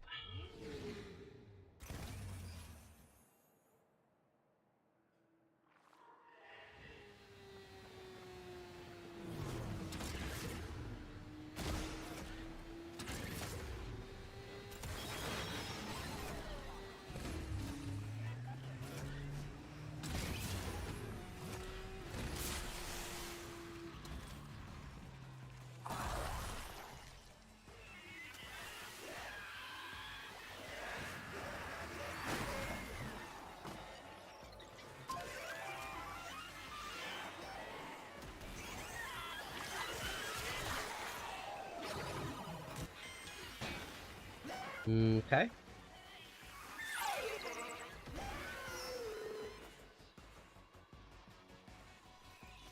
Ooh, this room is really cool.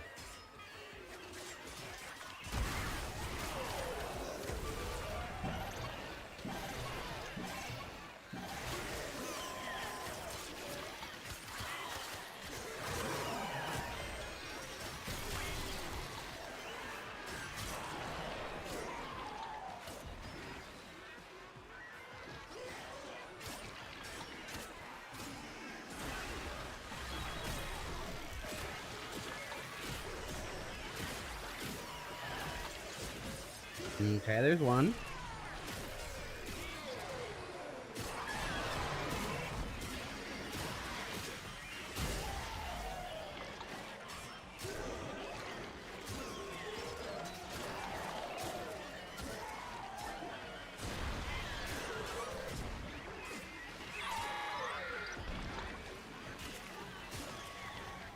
This is honestly a difficult bounty.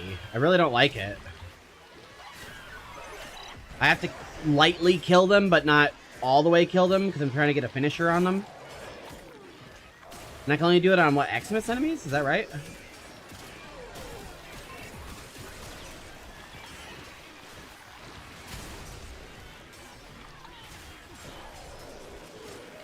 Like this guy right here. I gotta break his overguard, hit him one more time.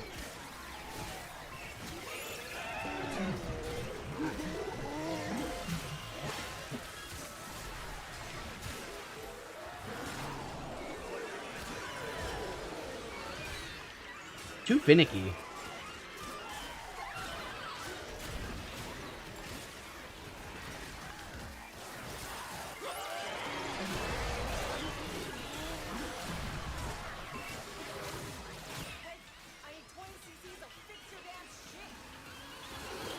Give me a couple seconds.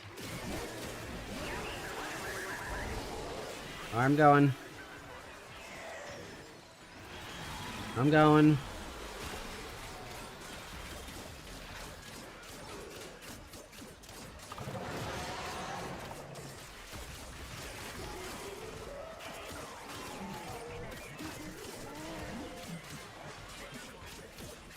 God damn, these things are strong.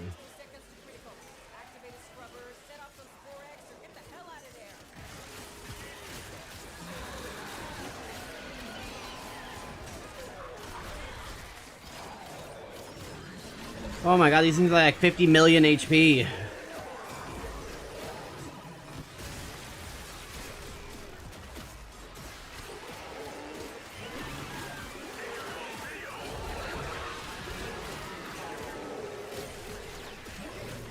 Okay, I see why it's so fucking important to not let this happen.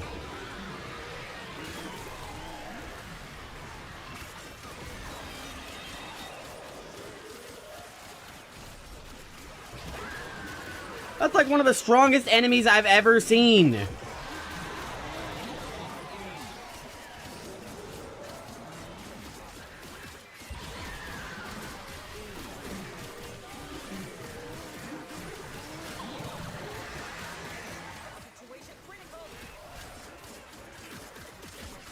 Trust me, I know, I fucked up.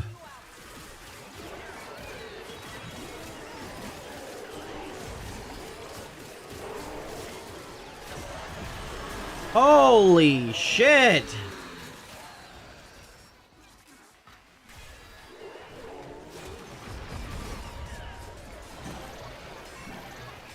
Okay, you do not want one of those things to convert.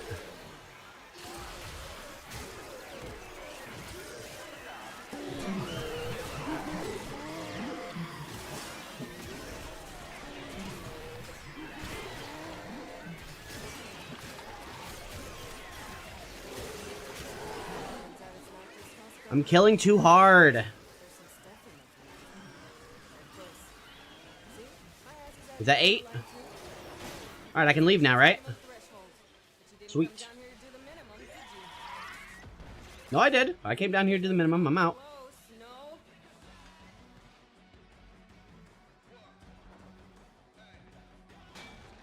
These missions are very difficult.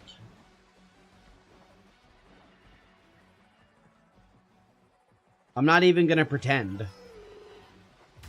They're fucking tough.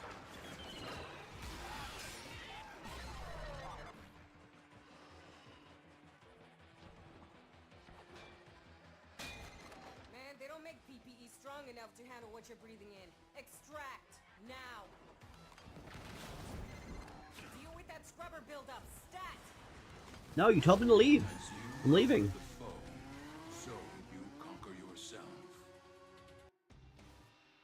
Thanks, Teshin.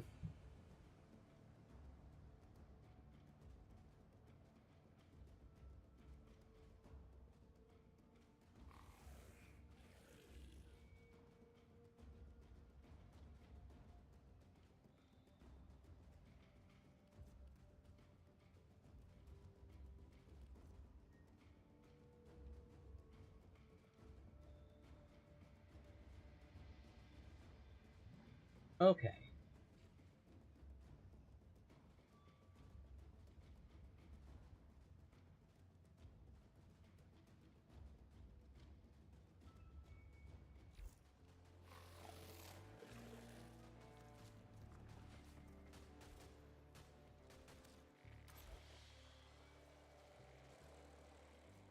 Three hours until reset. That's not bad.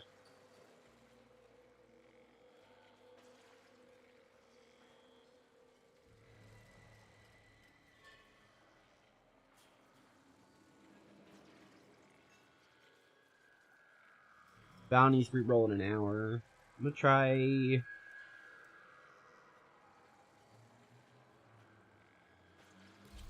this.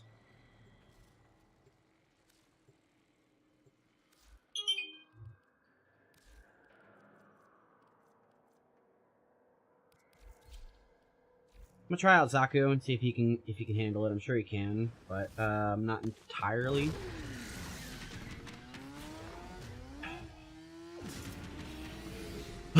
The president will be implementing tomorrow a 25% tariffs on Mexico, 25% tariffs on Canada. I intend to resign as party leader, as prime minister. Come here, Elon! Is the only reason we can now send America. If you like a cheeseburger, a McDonald's cheeseburger, a Diet Coke. I'm gonna take my horse to the Old Town Road. I'm gonna. A massive fire, wildfires. Fire. Well. Donald Trump. Trump rallies. Trump. President Trump. President Trump. It was a big night for Donald Trump. What did you tell me? What's the site? The water? To meet We're with gonna go first swimming? responders. We're the only country in the world that does this with birthright, as you know. We're the only country in the world, period. Official policy of the United States government that there are only 2 genders. We have 30,000 beds in Guantanamo to detain the worst criminal illegal aliens. I'm guessing this is an anti-Trump video. So bad we don't even trust the countries to hold them. Good one, the universe. Very funny. No, very funny, dude. Okay. Haha, that's quite enough. I'm done.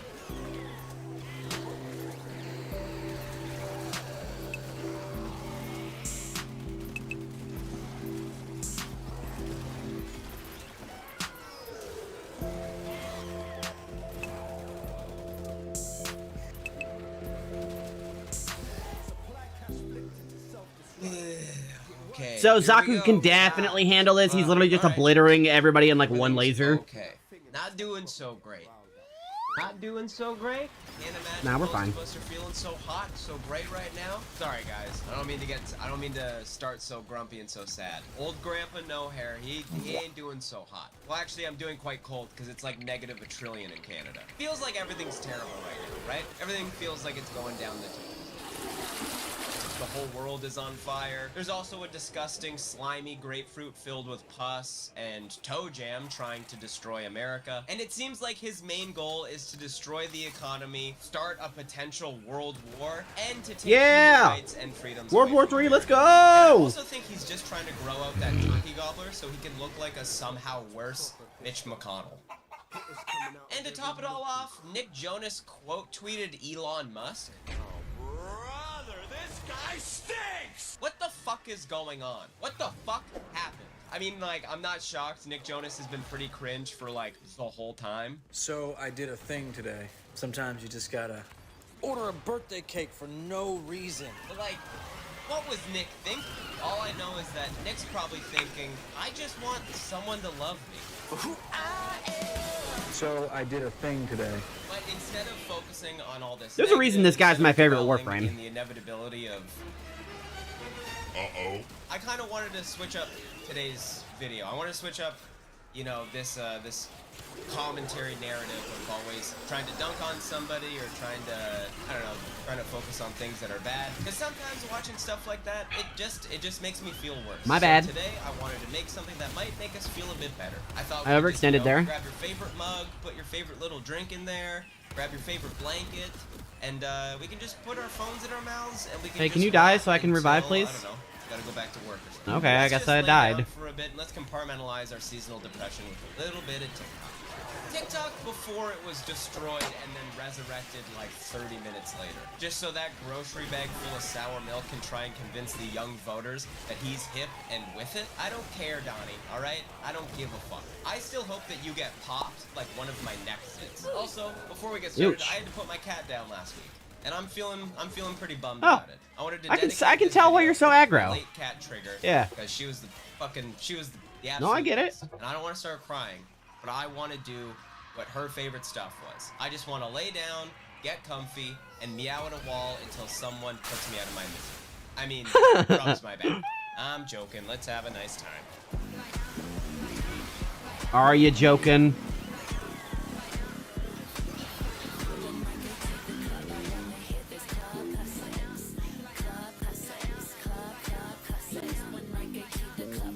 That's my friend Michael. Dude, he's the fucking coolest, man. Fashion, frisbee golf. BJ, just genuine good. Hey Google, person set temperature to extraordinaire. 72. His partner Alyssa, they're the fucking best. Every time I look at his videos, it makes me smile. I can't stop. Yeah, Michael and Alyssa, they came out to one of our shows this past tour, and they're the fucking coolest, man. They're the sweetest people on earth. And he also surprised me with like a heap of shirts. He got me a bunch of really cool pins. He got me a Duck Dynasty Cancer shirt. Coolest shirt I own, hands down. Hands down. Because my Make-A-Wish was meeting Duck Dynasty. That was my Make-A-Wish. Shout out to Michael's Closet, man. Go, and Alyssa, go follow both of them. They're just like, they're so cool. And I'm so happy that TikTok did come back because a lot of these accounts are American and they mean a lot to me. So I'm really happy. Oh, hell yeah. Dude, Abby Toads. Let's go. Well, I know I'm an old geezer. Why can't I find this? You know. I know I look like this, but sometimes I know a few of the trends, okay?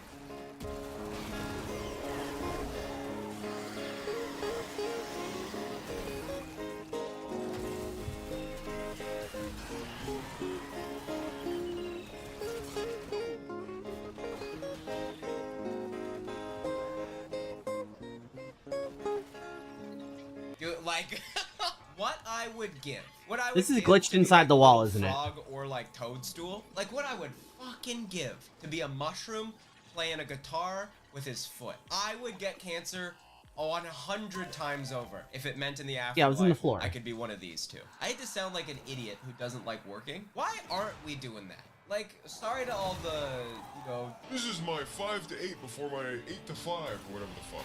Fuck that. This is my version. This is me getting ready to be a frog on a log in the fog on a jog. I still gotta get my macros in, so I gotta go on a jog. I'm a rip frog. Let's get back to that. Let's slow down with all the tariffs and the Bitcoin. Can we get back to when America was this? Ding, ding. Dude, like, I know I'm like... Oh yeah, man, crazy but frog. If I could be like a frog for like a year, just so I could catch flies, fill my belly up, and then in the winter I get to freeze to death. And then in the spring I just come back. If I could just be dead for like 3 months, I would do it. If I could die For only 3 months? and then come back. That's not too bad, yeah. Feel that rest. Feel 3 months death rested. Woo-wee. Dude, I would love a dirt nap. I'm so tired. I could die for 3 months and come back. That sounds alright. Go check out Abby Toads. If you want to feel as existential as I just felt, go for it. But if you just want to look at little guys on their little legs mucking around, go take a look. Abby Toads fucking rules.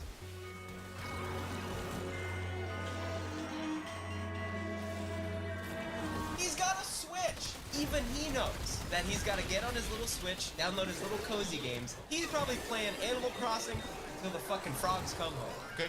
I think I'm genuinely losing my mind. This is how crazy I am. It took me 4 hours today to convince myself that I still like doing YouTube just so I could film the video. I'm a 30-year-old man, and my belly looks like a bag of milk. Now that is a problem. When you have to convince yourself you still like doing your things that you like. To film a video. Moving on to another one of my favorite accounts, Redbeard Guy. If you're a Pokemon fan, you will love, or maybe hate Redbeard Guy. Well, you won't hate him. You'll just be like, well, actually, I think that, Trapinch was a little underrated here in battle prowess. And if you're like that, stop being online. Yeah, fucking Trapinch slaps, man. He evolves into Flygon. Pokemon based on battle prowess, availability, concept, and design. And he's going through every single Pokemon in detail, by region, in order. I rated every single Kanto Pokemon based on these 4 categories: battle prowess, availability, concept, and design. It's like, if you are a fan of the games, this is the best way to spend your day. If you want to genuinely just have a full Pokemon day, put on Pokemon 2000, turn your back to it, and go on your phone and look at this. You'll feel incredible. I mean, soon you'll probably start to go cross-eyed like Delibird, but like, who cares? You gave up. Who cares? I'm there sorry. it is. I knew My it was over favorite here Pokemon somewhere. is Jolteon. Jolteon has always been one of my least favorite evolutions. We're rating them all, and we'll get into why later, but at least in terms of... Too spiky. Redbeard Guy doesn't agree. That's what we're here for. The polarizing, divisive opinions on Pokemon. Some of us might agree, some of us might disagree. I'm a little heartbroken because he's spiky and he looks fast. Jolteon kind of looks like the Oakley sunglasses of Pokemon to me.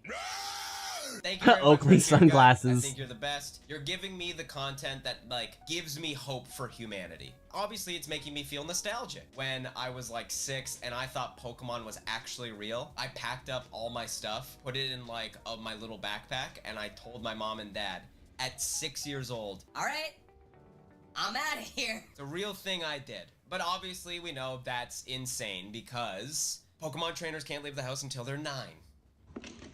Damn.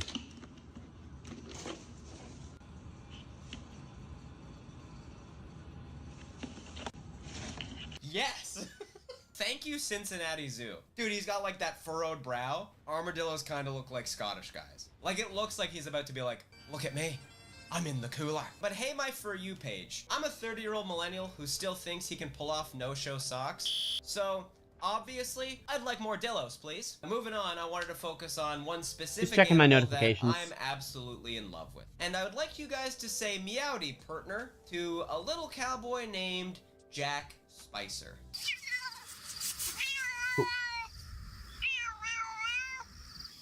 That's a good cat.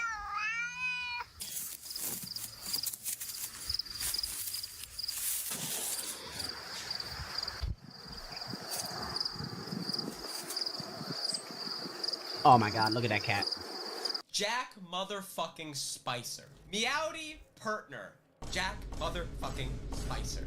If you Meowdy wanna, partner. Like, bring people together, you wanna fix political unrest and political division, Jack motherfucking Spicer.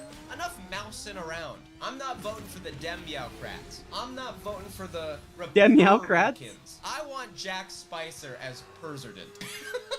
That's right. I want Jack Spicer as the Perm Minister. Or the Perm Minister. I'm an idiot. But how am I supposed to take the world seriously when little kitty cats like that exist? He's got a little hat on. And I'm supposed to what? Like, pay my taxes? Yeah, right. Dude, you could just show the government a video of Jack Spicer and it would get you out of legal trouble. License and registration, please. I'm sorry, officer.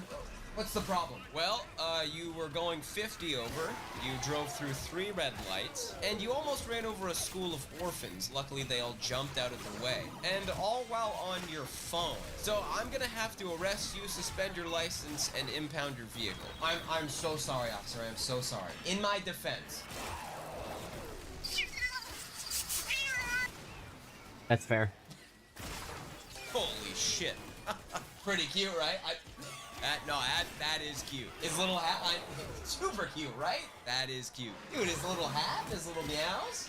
You know what? My bad, sir. My bad. You have a nice day. I'm sorry for bothering you. Thank you so much, officer. Thank you so much. He had a little hat on.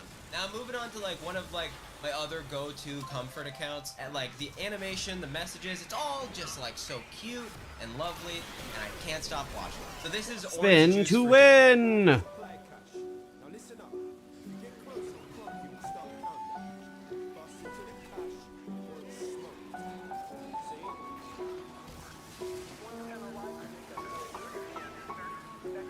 Orange Juice for dinner, it's all like messages like this, like, it's always something that's just so comforting and light. It's like if broth was... Spinning to Like, winning!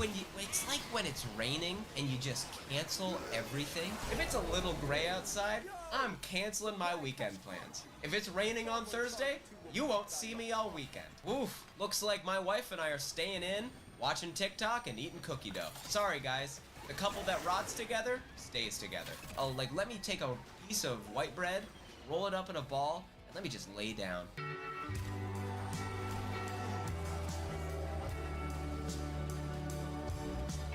I can hear it.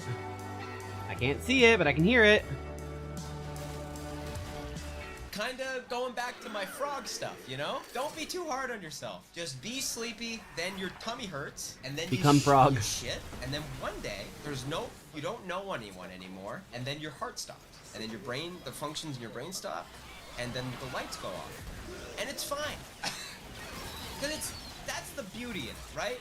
You know when you're at a party, and you've been there so long, that everyone that you know is now gone, and you're talking to someone you don't know, and then you go, I don't go to parties. I gotta get out of here. That's your whole life. That's life from like beginning to end. You're at the party party so long that you're like, oh my god, I gotta get out of here. I've been talking to someone, and I don't know who they are. Maybe it's time to go. But the party was pretty fun. Is this sad? Is this sad? All right, let me know in the comments if this was sad. And last but definitely not least, this account has been like one of the first accounts I ever followed on TikTok. Old time hockey. If you My aren't face when I following spin. Old time hockey, then don't even bother opening your phone. He's the best content creator I think we have online. He just makes recipes in his cozy little cabin. I think it's in the Upper Michigan Peninsula. Peninsula? Peninsula. He's got his 2 dogs. Peninsula. They're adorable, and he's just making the best food, and he loves hockey, and he loves old video games and old movies, and you just want to be his best friend. Dude, he actually, like, inspires me to, like, continue to make videos and, like, try to make this into a career. He is, like, the OG of cozy TikTok, and I think his videos... Well, Jacob, I just gotta say, if you uploaded more consistently and didn't worry about quitting YouTube, then maybe you could make a career out of it. Like, silly little treats, hanging out in low lighting, and playing Seems like an some effective video way. games and watching some man. Like, he just reminds you, you're okay. Everything's fine. I know the world might seem crazy, but let me make you a snack. Let me just hang out with you for a second. Just take a breath. It's all gonna be okay. Just such a... He's like your older sibling that you... Why do I have just wanna hang 2,000 out with, shields? but I mean, instead I'm of fine throwing with it. a PS1 controller at your head. Let me tell you some stories. Tell me about grade 2 and how it must be so hard. Dude, he's just everything that's right with the internet. He's Ow, my just mesmer saying, skin dropped. Hey, I don't care who you are. If you just want to sit down for a second and relax, that's what I'm here for. I think that's the end of the video. I'm sorry if I got too upset at the beginning. It does get me upset. A lot of stuff these days makes us feel not okay, no matter who you are. Nah, and I want you could just everyone to feel not okay. care. And That no matter helps. What, I want everyone to feel alright. Because I don't feel alright. And I feel like a lot of, there's no transparency. Just this week we saw with TikTok, we saw people hold the curtain back and go, hey, remember that stuff I said to do? That wasn't real, you know? I mean, obviously the lady who put like 10 pumps of foundation on her face, no shit, that wasn't real. You know, you listen to people, you look up to people. You know, people have follower counts and they have likes, and then they tell you, no, this, if you want to look like me, if you want to feel like me, if you want to be happy as I am, do what I do. And then you find out that they were fucking lying? That is so soul-crushing and disgusting, and I wish people were more honest and better. And I'm glad that it came back so quick. I'm glad those people outed themselves, actually. I don't like that people sit here and tell you one thing when Lying for clout? Sometimes Who could ever do that? And this is what makes me feel. It took me almost 2 weeks to film this, building up the courage to film my own videos on my own channel. And I don't know, maybe you guys can relate to that, maybe you can't. I don't know. Thanks No, for I'm sorry, I watching, can't, man. Also, go check out my But stand-up special. I can relate to that in like different ways. It's all about my my cancer journey and the jokes I wrote during cancer. Also, come see some shows. I'm going on tour with Curtis on the Goodfellas. His stand-up was fantastic. I saw him and Curtis live. Come to a show and hang out, talk to me. You guys rock. Mean the world to me. Hope you guys are okay. Hope everyone's all right. I love you with all my heart. I'm gonna get out of here. I'm gonna finish this entire coffee and probably, I don't know, fall asleep because of stress. All right. Bye.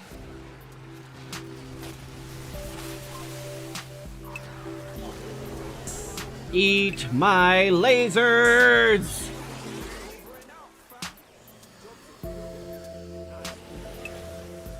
Hyper advanced gameplay. Look at this. Look at this gameplay. Look at this. Oh, I click. Yeah. I think my cat just knocked my shelf over. All right.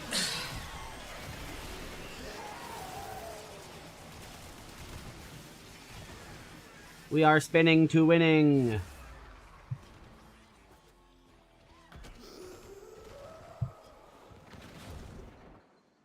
Can I get up here, please?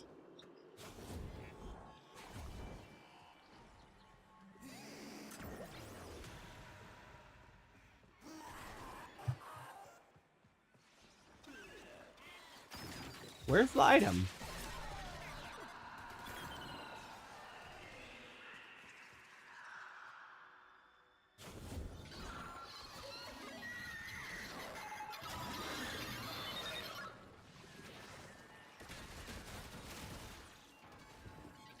There it is.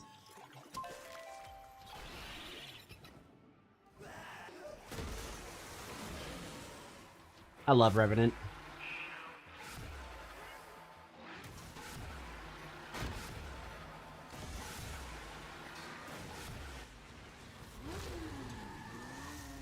I am not liking the loot I'm getting. It's bad.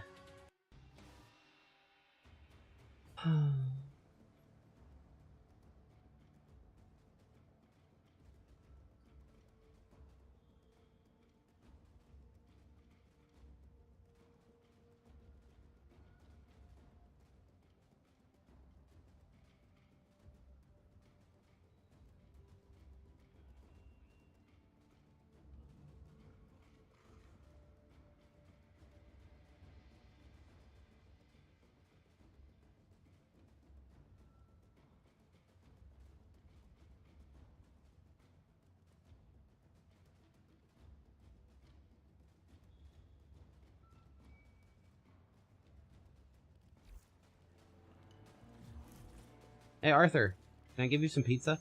At your service.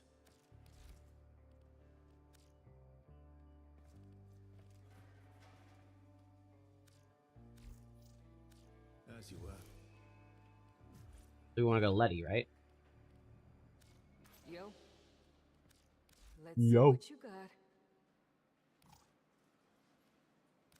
Standing is maximum? What, for today? Come visit. Oh, come visit tomorrow. Alright, then I'll just keep collecting resources.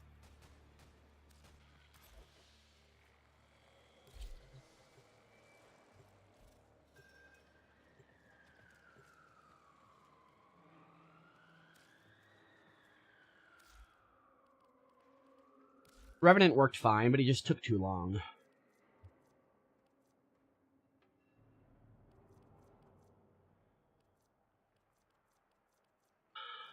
I want somebody that gets the job done, but it's still fun to play.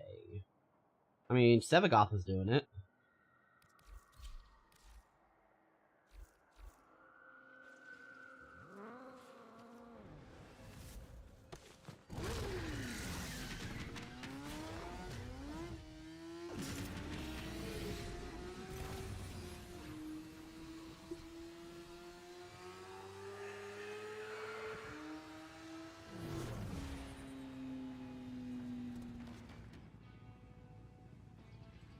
There are plenty of normal artists out there on the internet just trying to make a living from their passion. On the other hand, certain online artists seem to have a penchant for turning out to be freaks. And one man, or should I say, one clerf, did it way before it was cool. Schmorky went from animating viral videos for one of the most influential websites of the 2000s, and even Adult Swim, to being exposed as a diaper furry fetishist, all because he withheld his schizophrenic girlfriend's medication and recorded her having a meltdown. Tell me if you love Oh no. me or not, or if you're in on this or not.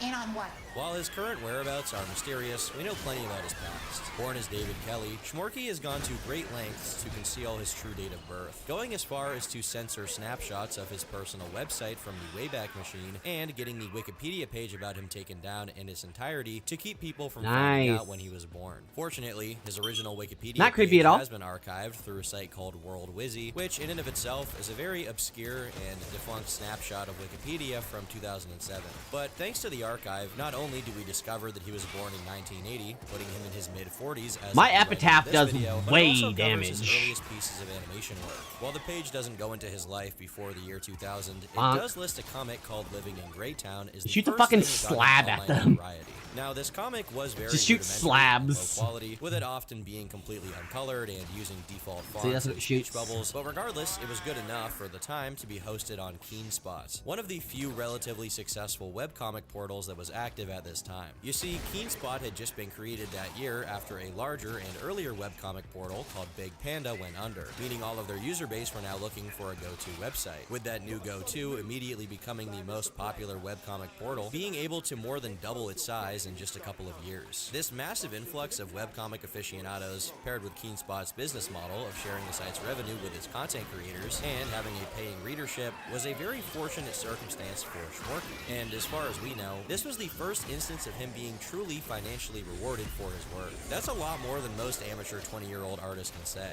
So by all intents and purposes, he was doing pretty well for himself. While the page for Living in Greytown has since been sold and repurposed into a canine business, it has been permanently enshrined in none other than WikiFur, the furry Wikipedia. I hope this serves as foreshadowing. With the success of Living in Greytown, Schmorky went on to WikiFur, of course, that exists. Purple Pussy, which is about a purple cat, by the way, just so there's no confusion. And once Living in Greytown came to an end, it was succeeded by a spin-off about one of the main characters, Lizard. Nowadays, the website for the Lizard comic leads to some Russian website, and the Purple Pussy one has been replaced with an ominous Purple Pussy is coming soon.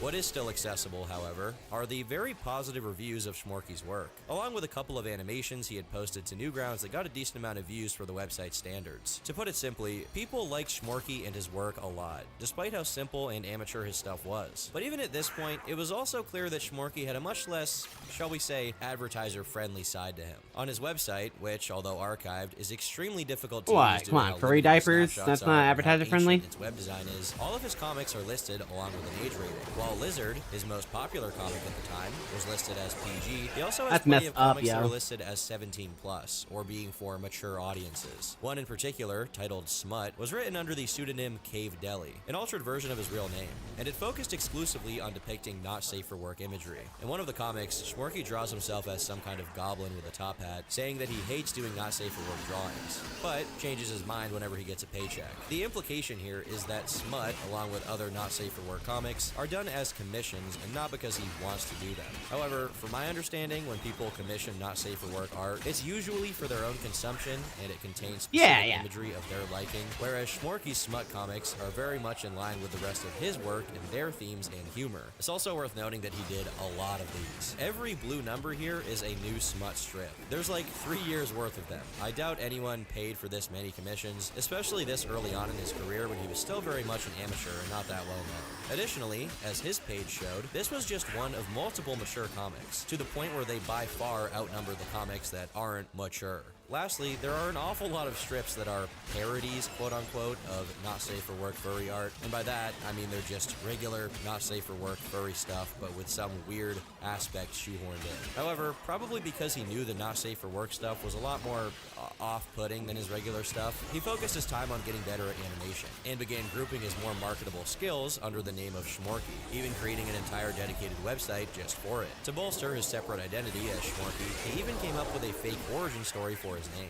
claiming that it was originally the name of a real-life animator from the 50s. It's kind of hard to overstate how fortunate Schmorky's position was back then, since nowadays most Gen Alpha kids online don't even know what Shockwave Flash is, let alone how prevalent it was in the early internet. Before the early 2010s, when animation was still huge on YouTube, as a matter of fact, before YouTube even existed, the entire internet ran on Flash, an Adobe software platform that was used for pretty much anything, from animations Flash on rocks. websites like Newgrounds to games on sites like Congregate, all the way to entire websites running on it, which, by the way, was the case with YouTube, at least in the very beginning. This, in turn, meant that if you really knew your Flash way around awesome. Flash, the online world was truly your oyster, and you could find work anywhere. So, after shopping his work around for a while, Schmorky eventually found himself in business with the website Something Awful, which at the time was one of the biggest and most profitable websites online. During the last decade, it seems like every online content platform has adopted a subscription business model, even if it's only a partial one. But way before many of the major social media players even existed, Something Awful was charging users a basic subscription fee in order to stave off spam bots and toxic users who would troll their forums. This made the owner of the website, Richard Kiyanka, also known as Low-Tax, very rich, and consequently allowed him to reach out to the people R.I.P. who were Low-Tax. and get them to work for him. One of those people happened to be Schmorky, who started working on a series of animations called The Flash Tub, a new edition of which went up every 2 weeks or so. But that wasn't all. You see, Low-Tax liked Schmorky on a personal level, so much so that due to feeling bad about how terrible his living conditions were, he had Schmorky come live with him. When Something Awful got itself an office, Schmorky and Low-Tax worked alongside each other every single day, and the two grew increasingly close. This was the de facto golden age of Schmorky, as he was beloved by everyone at Something Awful. Oddly, he never used his prominence to get exposure. If anything, he actively tried to conceal his identity to stay as private as possible. But despite his relative anonymity to the internet at large, he grew something of a cult following, as several of his comics and animations went viral. The first of which being relatively obscure now, but at one point in time, it was all the rage. Zalgo. Before it went the way of every other creepypasta and was saturated to death with increasingly worse revisions, Zalgo was first mentioned all the way back in 2004 in one of Schmorky's comic parodies, which he tucked away in a secret subsection of his website. The comic itself is pretty simple. It's an Archie comic strip, but the text bubbles have been replaced with ominous references to Zalgo. It became a meme on Something Awful and eventually made its way to 4chan's random board, where it gained its own life, being worked into these comics where everything gets distorted and the text is digitally corrupted to signal that Zalgo is coming. It reached peak popularity around 2009 when videos were being made to accompany the comics, and interestingly enough, they often featured Garfield, as in the cat, I hate Mondays, love lasagna, you know the guy. Keep in mind, this was years before any of William Burke's Garfield horror parodies got really big, as well as the Lasagna Cat ARG, which makes me think that both of them were influenced by Zalgo, even if indirectly. Despite his creation being so influential that it spawned nearly 2 decades of variations and other successful art projects, Schmorky was really taken aback by all the reinterpretations and changes that the concept underwent, saying, I just made it up. It has nothing to do with Lovecraft. I'm not nerdy enough to make those kinds of references. And seeing it become a meme kinda killed doing further Zalgo edits in the future. For me anyway. Zalgo wasn't his only contribution to the early internet meta either, as in late 2006... Oh no, my thing became popular, now I don't want to make it anymore. Compiled Yahoo Answers pages with particularly funny entries. A few months later, Schmorky dropped a new edition of the Flash Tub, and it included animated versions of each of these questions. Funnily enough, the text body of this post lists anime pedos, racists, and fart lovers as the scum of the internet, and coincidentally, Schmorky can eventually be made to fit into all 3 of those categories. Regardless of any of that, one of Schmorky's animated Yahoo questions, namely, how is Batman formed, was cut from the original video and re-uploaded to YouTube, where it now sits at a little over 2 million views. Also in 2006, and we're out. Creations from Schmorky, one of them being the Furious Famicom, an animated parody of the angry video game nerd, and another one being a comic of his, with this one basically setting out to make fun of all other opinionated comics that set out to make the author's opponents look stupid, which is a precursor to what would eventually be called Smuggies. At this point, Schmorky's comics had changed a lot, now taking on this kind of softened, almost CalArt style, the kind you'd see in a lot of mid-2010s Cartoon Network shows, which became especially popular due to how easy it was for amateurs to replicate. This style was eventually enshrined by Schmorky into a set of characters that he called Clerfs, which are these little genderless, furry-looking beings that he used as the basis for all of his drawings from that point onward. This was a far, far cry from the crude, sometimes... So I think Sevagoth is probably our best bet that Schmorky was originally known for these mission for. types. But although he retained the support of the majority, he does enough damage, he has survivability. To grow suspicious of the changes he made to his art style, thinking that they could be reflecting his personality in some way. My slab shooter does fucking so much damage. On this suspicion and managed to find Schmorky's old smut comics from 2003, only to then also discover heaps of Schmorky's self-insert furry characters wearing diapers and pissing themselves. Through the now defunct Dave Kelly website, you can also find a curious connection to another online handle, Dave Bunny, which in turn was attached to a live journal I can just buy these? was promptly hacked and vandalized, as well as a series of posts on a website called Etchy Attack, which was basically a very old Rule 34 type site for the cretins of the online world at that time to host their strange art. Oh, that cost standing? That the Dave Bunny oh, my bad. All the way I didn't back know. To 2001 on a website called VCL I thought that was credits. Not only was this account directly linked to living in Greytown, it also featured images of anthropomorphic animals without clothes on. Although a lot of these images are now inaccessible due to issues with the archive, which frankly I'm pretty thankful for because I've seen enough weird stuff while researching this guy already. You can still see the file names for the lost content, which in order are stuff like Bunny Orgy, Bunny Dildo, Erect Wolf, Not Yiffy, and perhaps the most concerning one, Child's Death. There was now no what the fuck is a bunny dildo? All these pieces of art and all these is it a bunny using a dildo? And there was also no denying that they kind of ranged from somewhat disturbing to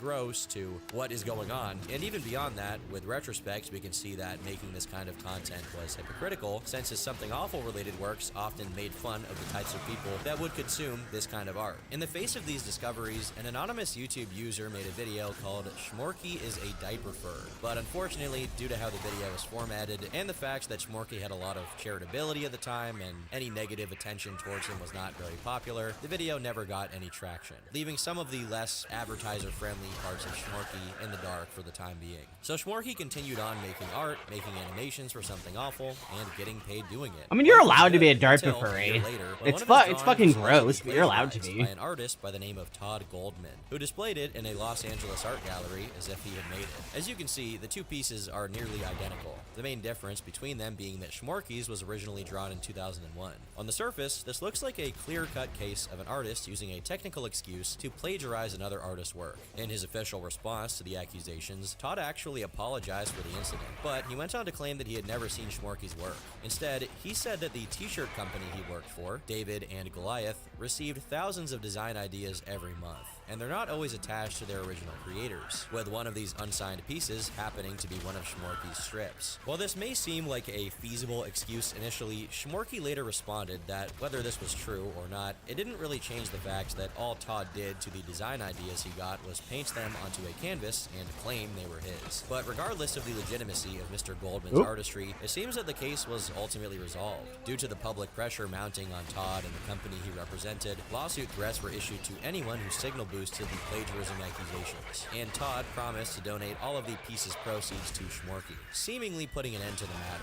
But the story was actually far from over. You see, all that I covered here was Todd's official response to the plagiarism allegations, but there's also an unofficial response that was much more revealing. According to the thread on Something Awful about this incident, when contacted about the plagiarism accusations, Todd responded by saying, "Every month, I paint the works of a file. This week, I chose the work of Dave Kelly. He's a huge infantilist furry. This is someone who draws baby anthropomorphic animals in disgusting situations. I'm not kidding. Once again, his name is Dave Kelly, and this is his page full of his lovely art. There are even some photos of the artist himself." Now, the link that appears right before this message is dead, but it was archived. Not only are there more furry self-portraits of Dave Bunny doing a lot of unsavory activities, but there are also other strange images here that appear to be Schmorky exposing himself to the camera, although their true origins were still murky at the time. If baby fur self-portraits where you're wearing diapers weren't bad enough for people who saw this, there were also a couple of what seemed to be chat logs of some kind Again, of it's server. creepy, First but you're one allowed showed to do someone that. named Bakaboo relentlessly attacking and humiliating Schmorky, prompting everyone else in the chat to defend him. The second one had Schmorky admitting that Bakaboo was him on an alternate account, implying that he had made an alt account to attack himself just so that he could see other people defending him. But despite how weird all of this made Schmorky look, it somehow wasn't subject to further investigation from the goons. And yes, that is what Something Awful users call themselves,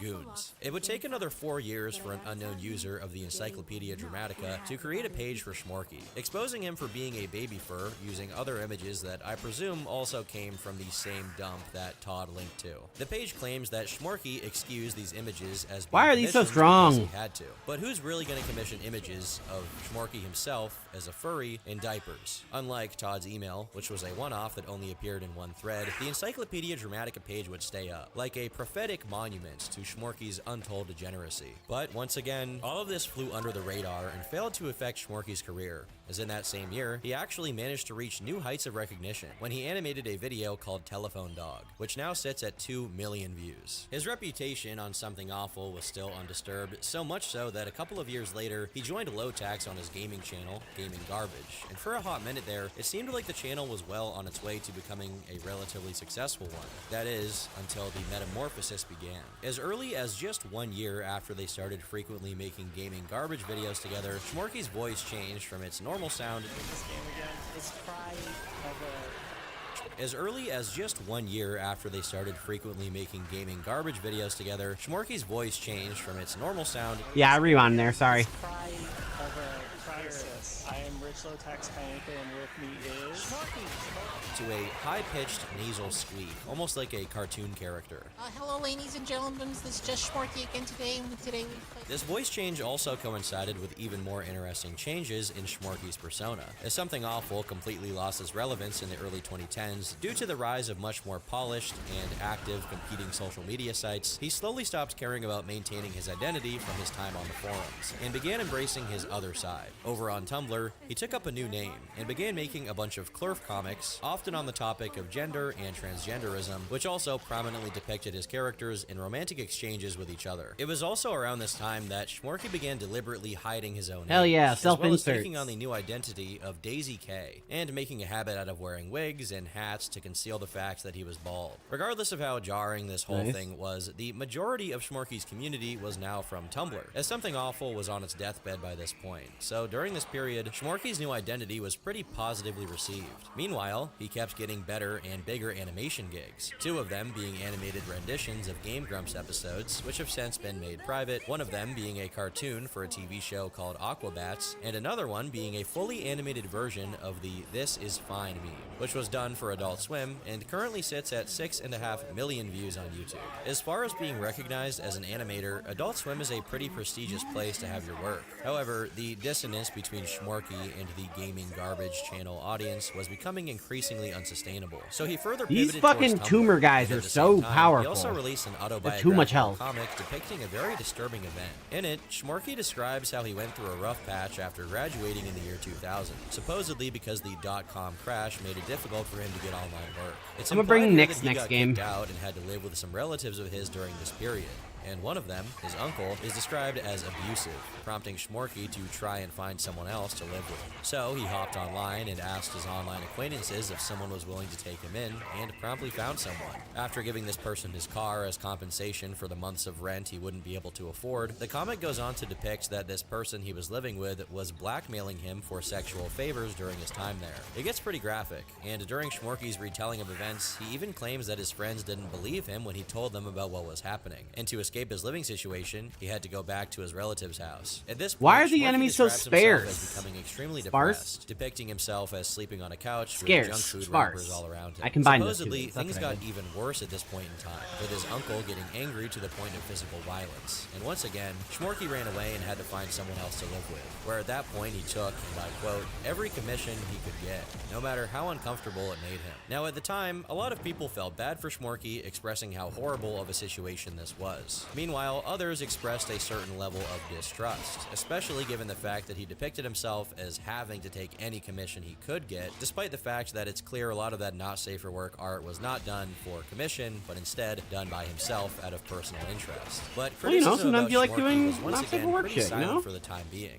That Nothing is wrong with until being kinky. 2016, when a new video went up on the Gaming Garbage channel titled Why Schmorky is No Longer With Us. While the video itself focuses exclusively on his jarring voice change, people were pretty shocked by a comment that Lotax left under it. I'd like to point out that when Schmorky's girl or boyfriend was claiming that I hurt my children and was part of a Wiccan cabal that distributed illegal tapes that her father filmed of her as a kid, he messaged my wife and said that he was scared for his life. We then spent the next 8 hours trying to figure out where he lived and get the cops to show up to defuse the situation and hopefully take her away, as she was threatening to kill him. Every time the cops came, Schmorky refused to talk with them because, as he told my wife, he was too scared. But, and I swear to God this is true, he said he was silently mouthing the word "help me" to the officers, but unfortunately they didn't catch it. After spending the whole night trying to help him not get killed by his girlfriend, Schmorky finally manages to get himself to safety, at which point he stopped communicating with Lotax and his wife altogether. Instead, he went online and talked about what happened on Tumblr. And although many people sympathize with Schmorky's situation, Lotax closed off his comments by saying, never mind the fact that the whole reason his partner went nuts was because he made her stop taking her anti-schizophrenia drugs. Nothing is ever his fault,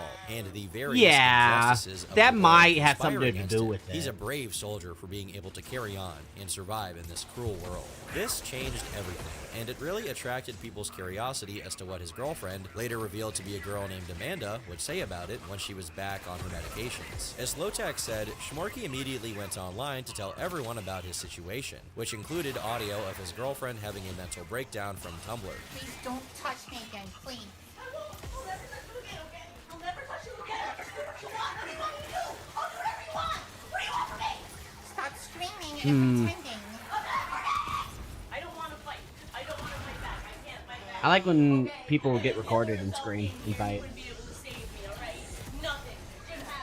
They're unbeatable. They're unstoppable. There is no answer. There is no answer to the Jewish question because they always win. They always win. It's mine. They won.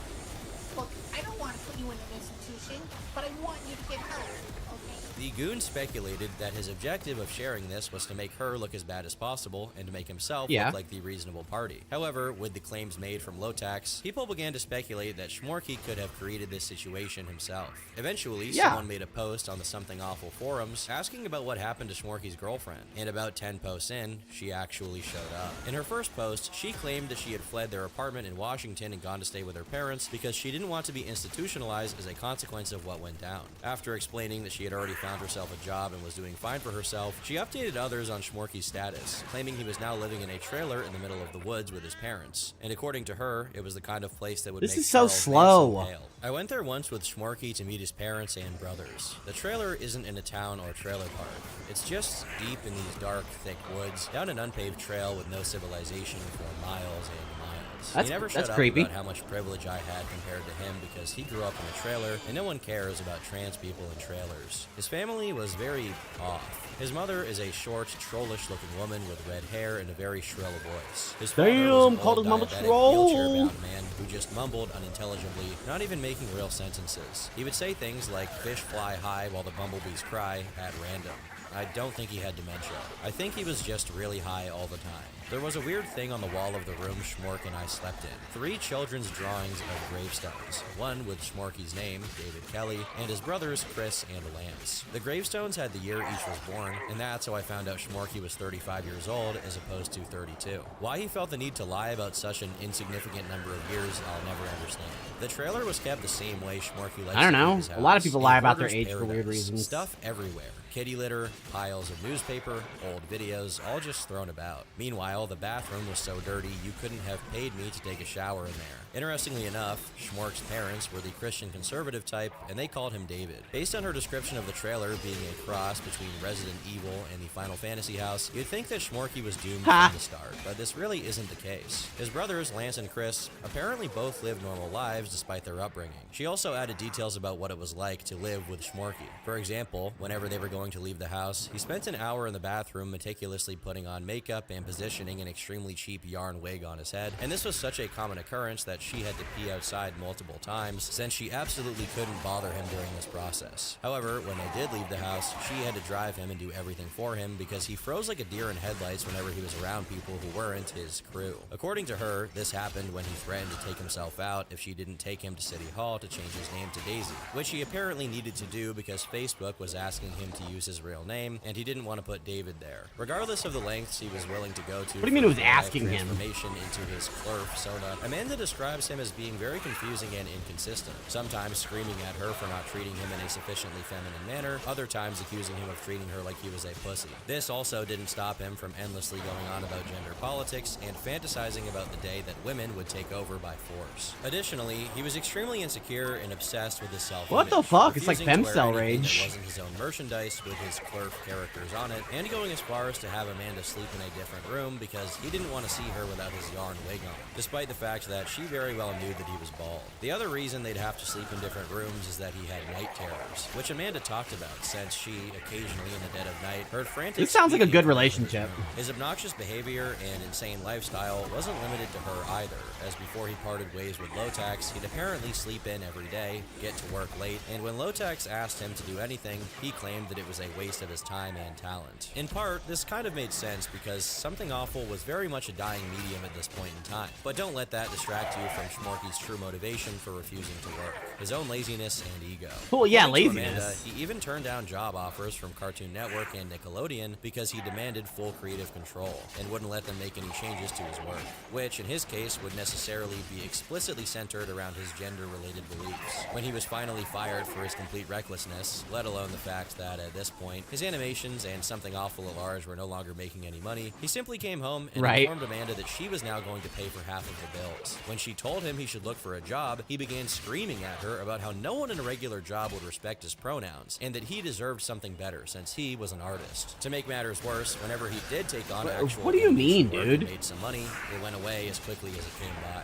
In one of her posts, Amanda claims that shortly after his Adult Swim gig, she traveled to see her family, and during that time, his neighbors told her that he'd been hanging out with tweakers and had tried meth. Not much longer after, all $7,000 of the Adult Swim money was mysteriously gone, and his situation was so dire that he resorted to lifting Amanda's debit card out of her wallet while she slept to go shopping. As you can probably Hell imagine, yeah! sensibilities Rob your were girlfriend! That's seldom hardcore! respected, since the couple was living in rural Missouri. As Amanda puts it, the average person in Pleasant Hill, Missouri did not know about microaggressions or pronouns or any of that stuff, so there was a mini meltdown every time some poor teenage donut shop employee uttered the word sir. At the end of the day, the person who always lost was me, because I'd be the one who had to hear him for hours. One particularly interesting post of Amanda's retells the story of him supposedly being violated, but in a very different way. He didn't have much to offer in the way of his rent, so he offered his mouth to some bear of a gay man. Somehow, he convinced himself that he was violated and had permanent PTSD from the experience of willingly giving head as rent. When another What user the asked fuck? if Morky spoke in his cartoon voice when he wasn't recording, Amanda confirmed that not only was that his one and only voice, but that he constantly spoke all day, every day. When they first moved in together, it took Amanda months to clean up Schmorky's place due to the sheer volume of trash he'd accumulated at that point. And instead of gratitude, Schmorky simply interpreted this as her doing her duty and proceeded to yell at her whenever she failed to do the dishes or vacuum. The funniest part of this is that while What a good Schmorky guy. worked Amanda into being his trad wife slave, she frequently woke up to him sitting in front of the TV wearing a diaper playing Mario 64. To make matters worse, she claims that he frequently wore diapers when he went to work, unbeknownst to Low Tax and everyone else. I will say right now that while Amanda's posts mostly seem to be credible and relators supported by other people who knew Schmorky in real life, it's clear that schizophrenia or not, she is a tad strange to say the least. For sticking with Schmorky for not 1, but 2 whole years. When replying to someone who asked about their intimate life, she said, he drew a lot of Clerf not safe for work art. He loved drawing his Clerfs in diapers. The disturbing thing is the subject What's of a a lot of Clerf? the Clerf art had to do with older females taking advantage Oh, his of character's little right. boys. It made me really wonder about his childhood, which, just judging from his family and that trailer, was not normal. He didn't like being intimate often, but when he did, he would put me in a diaper and powder my butt and roleplay as my mommy. There were many times I just wondered if the life I was living was even real. He pissed his pants in front of me and put his face up against the wall, muttering, I'm a bad little boy, I'm a Jesus bad fuck. little boy. Day 2 of me knowing him because he thought it would be sexy. He admitted to me that he liked locking women out of the bathroom in hopes that they would soil themselves and he would get to clean it up. He was also self-proclaimed poly, but he wasn't so much poly as he was just a cuck. He was always trying to get me into the idea of having another partner to cuck him with. Due to how absurd their relationship was described as, the other users began wondering how she could submit herself to being with him for as long as she did, and her response was that whenever he wasn't talking about gender stuff, he good was question. a genuinely funny guy. Judging from many of his animations and posts from the 2000s, he did indeed have a unique knack for humor, although it was gradually and painstakingly replaced, or should I say consumed by his obsession with his Clerf identity. Amanda outright says that she wanted to fix him and to bring out the glimmer of humanity she saw in him, but as time went on, she realized he was only retreating further into his delusions. A couple of posts later, she details how their relationship grew increasingly conflicted and even violent. Alright, we're gonna bring out saying, Saren "When we again had just broken up because. and he wanted me out of Not our Saren. apartment, he looked God me in damn the it. eye, The serious build is as named cancer, Lord and Saren said, because of a "I can kill berserker you," from you a know? game I used to I think play. he really meant it. But Schmorky had a serious the temper, Warframe and he would get Saren, violent when like he did Saren anything. Gas, Tear doors off is of the hinges, what you say, smash cause things Saren. around the house. He was a big, angry, Polak, 6-foot dude with huge shoulders and kind of chubby. One time, he saw I was carrying a hot coffee in my hand and slammed a door on me. And while I got scalded, he yelled, "See? You never watch where you're going, you ADD case." Never apologized for it. There was a time in Washington when he thought I was talking about him online. He jumped up and tried to rip my laptop out of my hands. And while we were struggling, I pinched his hand by accident. And he called the cops. The cops came, handcuffed me, saw the obvious size disparity between us. I'm 5'1", Schmorky's about 3 times my size, and we're like, we're confused. The following days, he kept calling the police until he got one who was on a power trip and flat out told them I was beating him up and got me locked up. He also had a terrible habit of backseat driving. I was making a left on a dangerous intersection, and in the middle of it, he just started screeching in full squeak at the top of his lungs to the point where instinct took over and I just froze and stopped the car, almost getting in an accident. I go to put a hand on his shoulder, but I miss and brush brush my fingers against his nose, and of course, the next thing I hear is, "You hit me! You hit me!" I never met a man so determined to hold the reverse status of a domestic What abuse a baby. victim. To try and prove her claims about his extensive collection of for personal use, clurf, not safe for work art, she got her laptop from when she was with him and dumped multiple images he had drawn, many of which included disgusting images of What am I baby doing? clurfs. These Oh, I already pictures did? became even Alright. more concerning when it was revealed that Lotax frequently allowed Schmorky to watch his kids. Schmorky loved Lotax's kids. He would get way too excited over them coming to the office, like giddily laughing with glee and clapping his hands excited. Schmork would go creepy. on and on about how mature and in touch with their emotions they were. And yes, Lotax let Schmork watch the kids while he went off and got drunk somewhere all the time. Schmork would even lurk the kids' Facebook and Twitter accounts, saying he was just critiquing their art. Schmorky was a child. He literally wanted to be one. He would sit in the house in diapers and footsie pajamas. How he found his size in footsie pajamas, I'll never know. And draw little children clurfs on toilets with They're toilet custom paper made. wrapped around them, getting diaper changes. It was his whole world. His dream was to make cartoons for children that encourage them to shatter the gender binary. I would not want Schmorky making cartoons for any child, not after seeing he's his fucked Secret Time up. collection. I shudder to think about what his relationship was like with one of his exes who had a child. Could you imagine mom introducing her new boyfriend and it being Schmorky? Eventually, people began doubting Amanda's story, particularly the part about Schmorky turning down gigs with big companies because they'd make him betray his Tumblr values by getting him to draw conventionally masculine characters, to which she replied, he may have been lying about his job offers. He lied and told the police that I beat him up and got me locked up for a month. I wish he lied to me about his bathroom fetish, but he proved that to me in spades. After this, the topic got around to Schmorky's beliefs about gender and how they related to his fetishes, and Amanda confirmed that none of it was a new development and that he'd nurtured delusions about it since day one, just concealed it so that the goons wouldn't judge him for it. Amanda herself expressed some degree of gender dysphoria to him, but added that due to her being previously diagnosed with BPD and bipolar, she judged against doing anything permanent to her body. However, Schmorky was very insistent that she tried taking hormones and socially transitioned. In private, he once revealed to Amanda that he was a hermaphrodite with a full set of ovaries and a uterus. He also claimed to have a vagina behind his balls. Amanda said he was so convinced of this that he sat there spread-legged once, pointing to his gooch and saying, "See? You can kind of see where the opening is." And I'm like, yeah, I can totally see it, even though there was nothing there but normal man gooch. During intercourse, he would want me to finger him there. And Oh even my got God, a this is period fucked every up. month and swore that he was crampy, bloated, and moody. He was always moody. I had to excuse him being extra verbally abusive once a month because it was that time of the month. Despite all of his eccentricities, Schmorky retained very high self-esteem, telling Amanda that he had dozens of stalkers, composed of men, women, and everything in between, who were all tripping over themselves. It's horrible. It's really bad. Mind you, this guy believed showering wears away at your skin and only did it once or twice a week, and during the days he didn't shower, he made sure to wear the same underwear every day.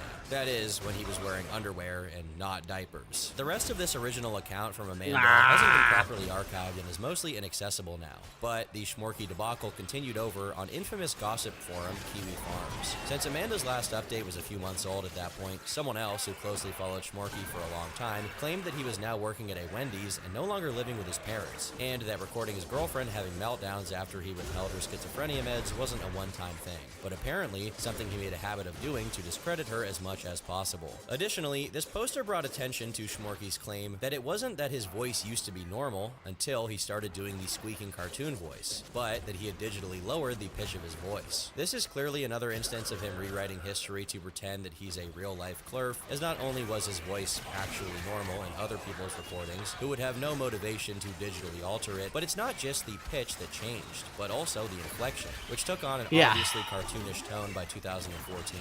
A bit later, Lotax himself joined the thread and gave new details about his relationship with Schmorky. According to him, Schmorky was indeed normal at one point in time, save for the occasional cat piss odor coming from his clothes. However, in the early to mid-2010s, his voice began rising in pitch, and he began wearing the yarn wig along with his girdle and a cape. Yes, an actual cape.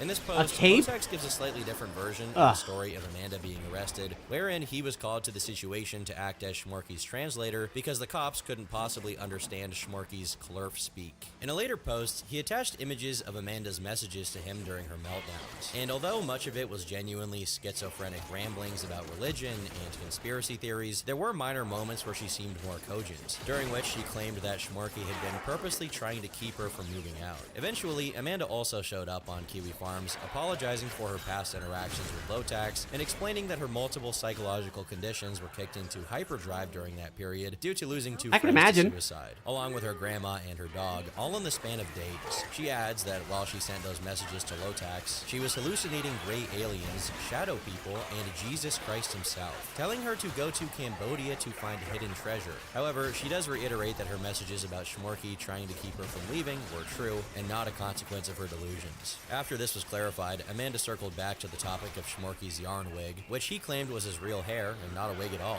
It's kind of genuinely sad to read about how Schmorky went from frequently exercising and playing retro games with his girlfriend and taking her out to eat to never leaving the house and having to ritualistically paint himself a different color with makeup in order to be able to even make it out the door. In response to Amanda's resurgence, Schmorky began posting about her on his Facebook, saying that she was alt-right and suggested that all of the claims about his fetishes were What the fake, fuck does as alt-right instead, he mean? was apparently asexual, and Amanda had violated him. I'm not going to explicitly cover all of the chat logs between him and Amanda here because it would instantly demonetize this video, but I should say that they're available online and contain more than enough proof, not only that Schmorky is not asexual, but also that he's an absolute pervert from a different dimension. As for the accusation that she had violated him, Amanda addressed it, claiming that this accusation was first made when they were broken up, and when she had already bought a plane ticket and was packing up to leave, at which point he called the cops to tell them that she had beat him and violated him. Not only did this work to prevent her from leaving, but he apparently did this exact same strategy 6 times before Amanda finally escaped. This guy's a fucked up dude.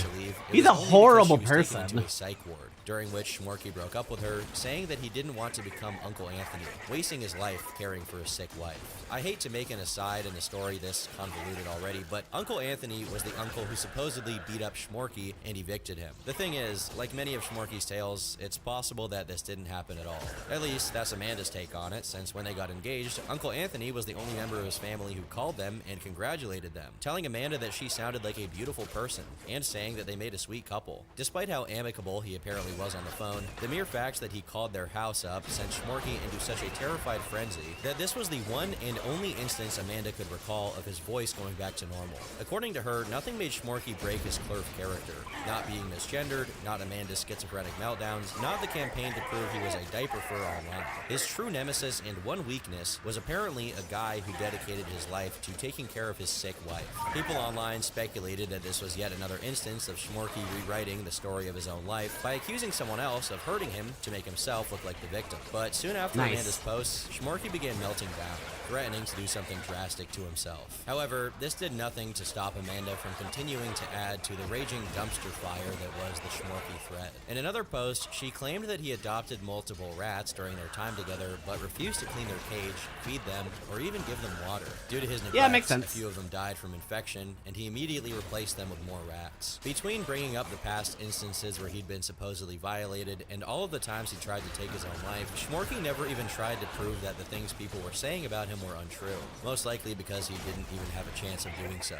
Within the following months, 2 more people who knew him before any of these controversies came forward. One of them was none other than Schmorky's brother. While he didn't provide much in the way of new information, he confirmed that Schmorky had a relatively normal childhood, dispelling a couple of speculations about him being beaten or abused. The other one, meanwhile, was Hellion, one of his friends from the very early 2000s, when Schmorky was regularly using IRC. And this guy confirmed the story Internet about him relay using alt chat. accounts to attack himself for sympathy. According to the same poster, Schmorky's original friend group cut ties with him once he began accusing one of them of violating him. He even tried to warn Lotax about what kind of person Schmorky was, but Lotax decided to pay it no mind and hired Schmorky anyway. Eventually, Hellion and Amanda got to talking, and Hellion eventually claimed that all the way back in 2001, Schmorky had lured not 1, but 2 underage girls into doing diaper roleplay with him online. He speculated that there were many others, given the sheer number of chats he was in and how often he tried to get people to do it with him. Another damning piece of evidence that was brought up was that all the way back in the early 2000s, it seems like Schmorky did the same thing he did to Amanda to another girl he'd been with. After breaking up with her, he got on IRC and made sure to make her look insane to discredit discredit anything she could potentially say about him. It's at this point that yet another demented dimension of Schmorky's online presence comes to attention: Sandy Pants. Through screenshots of Schmorky's Fur Affinity account, which Amanda got through an old friend of his, it looks like after Dave Bunny was terminated, Schmorky created yet another secret identity, under which he had a new art style and would use it to engage in his fetishes. This online handle was quickly connected to a Twitter account of the same name, and eventually a YouTube account that contained a video of Schmorky with a voice changer on, doing his needing to go to the bathroom routine while playing the game Facade. The most disturbing part about all of this is by perusing the other videos that are up to this day on the Sandy Pants channel, someone else's voice can also be heard. This just in, my butt. In related news, there were some farts.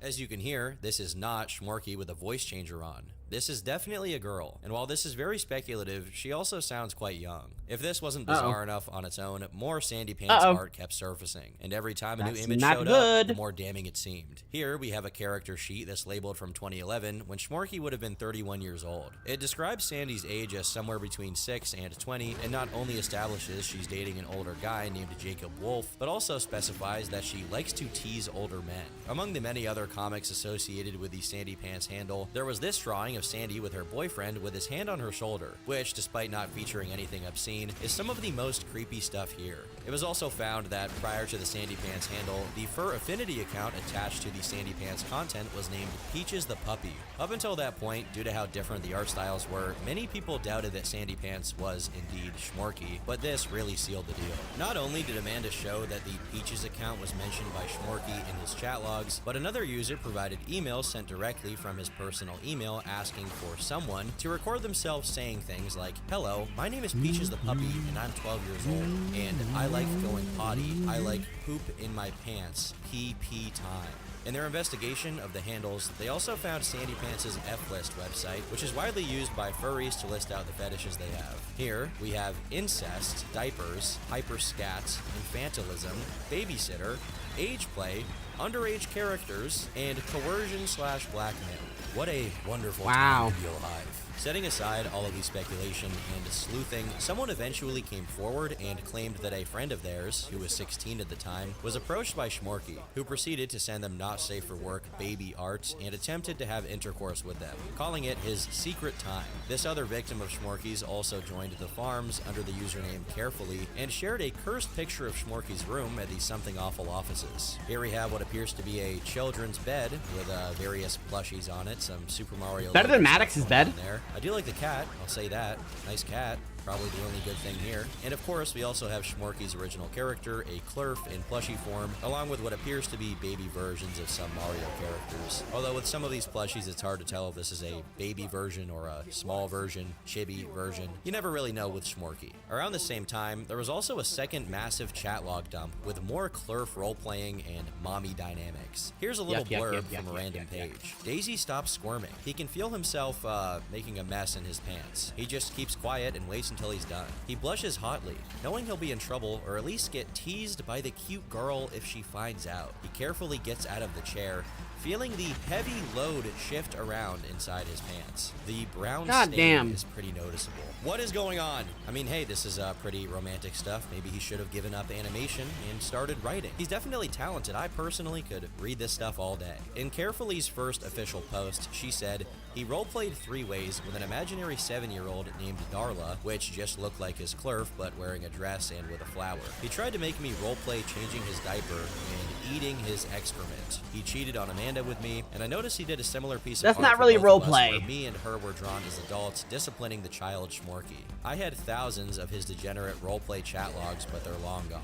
I wanted his approval so bad that I never told him to stop. His favorite roleplay was bath time, where one of us was a child and one of us was an adult bathing the child, and he would have the adult violate the child, after the adult changed the diaper and ate what was in it, of course. She shared a few more of her chat logs, all of which involved some kind of degenerate, disgusting stuff, and also showed that he initiated all of these exchanges, which often meant abruptly cutting Carefully off while she was trying to have an actual conversation. In the wake of all of this information suddenly becoming public, Carefully began going through all of the people Schmorky was regularly interacting with on Twitter, assuming that they might also be the receiving end of his manipulation and degenerate roleplay. According to her, she found 5 underage people that she speculated he was potentially running the same routine on.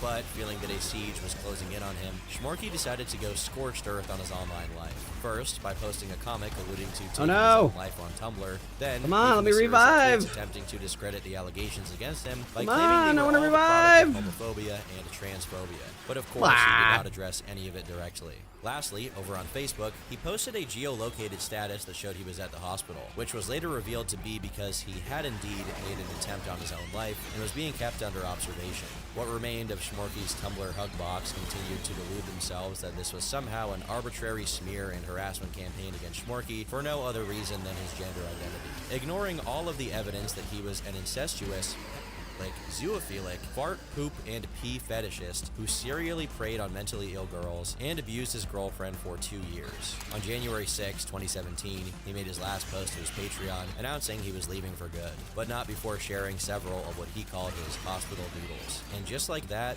down went Schmorky. After 2 decades of carefully cultivating an online presence and putting quite a bit of effort into his drawings and animations, his delusions and his strange proclivities ultimately got the best of him. Even Low-Tax, the man who was largely responsible for whatever success Schmorky had for over a decade, had completely abandoned any hope that Schmorky would ever be rehabilitated or redeemed. On Twitter, he shared an image of his daughter's rendition of a you Clerf, crossed the obviously Rubicon. making fun of Schmorky's taste for loaded diapers. After his threats to take his own life, Low-Tax dedicated an episode of Gaming Garbage to Schmorky, and when I say dedicated, I mean ridiculing his many threats to do something drastic for attention. This was an interesting development, since prior to all of this going down, Low-Tax was generally pretty tolerant of, let's say, people with alternative lifestyles. But once he got a whiff of how people from Kiwi Farms behaved, he began actively incentivizing his forum to engage in the same shenanigans, saying that that's what they should have been doing all along instead of being afraid of Tumblr. This controversy got so much traction that even other furry ABDLs, meaning adult baby diaper lovers, decided to publicly denounce him and clarify that they would never touch or text an actual man. Oh, Lord. How screwed up do you have to be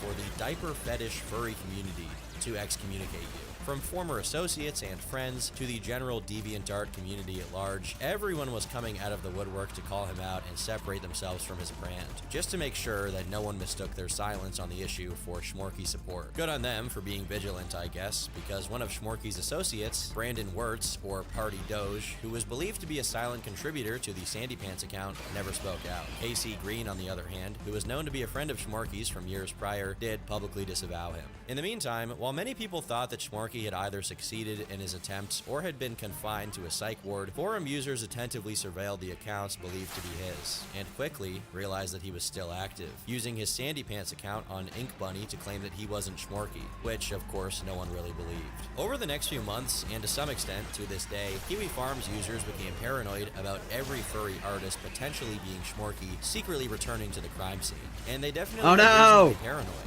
In April 2017, Somehow Schmorky has returned. a Twitter account called Regibald, which was created back in 2012 and seemingly only ever posted about Schmorky, sleuths found account after account after account that followed the exact same pattern to a T.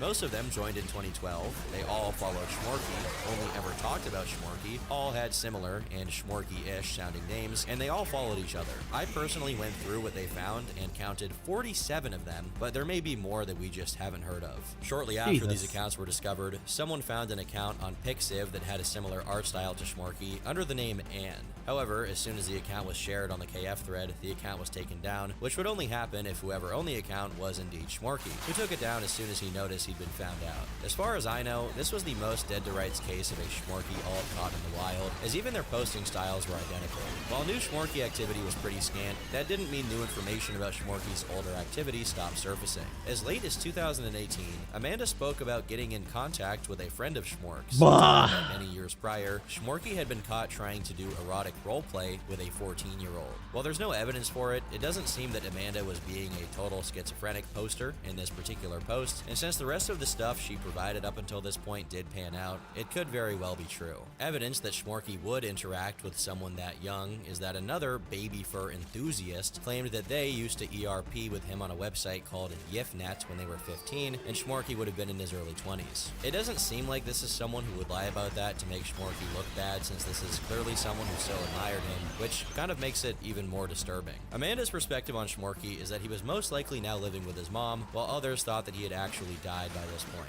Unfortunately, Lotax never got to see how Schmorky would ultimately turn out due to his unfortunate passing in 2021. Schmorky, on the other hand, does seem to be alive, since there's evidence his phone number is still in use, at least as of mid-2023. One thing's for certain though, his legacy was definitely kept alive through Stone Toss of all people. Being an artist himself and into the general lolcow scene, Stone Toss framed his character drawing style as a parody of Clerf's, which he instead called Frolks. Given that Stone Toss is diametrically opposite to Schmorky when it comes to politics, to say this is ironic is an understatement. Schmorky is quite unique in his own right. The self-consuming artistic delusions and cartoonishly high-pitched voice of Chris Chan, the bizarro white trash background of Cyrax, and the sexual obsession with peeing of Daniel Larson, not to mention the sheer lifespan of his career, since he maintained an online presence for over 2 decades. He's truly one of a kind. All one can hope is that he's never allowed to communicate with a minor ever again. It's highly unlikely that he'll ever come back to the internet publicly, but given his propensity to return under aliases, who knows? He could be among us right now, watching the same video you're watching, in the same room that you're sitting in, plotting his next move. Who knows? Maybe you are him.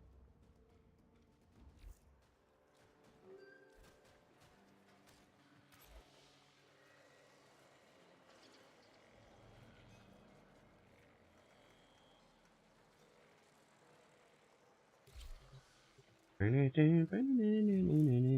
change my song. I'll change it to engineering, I think.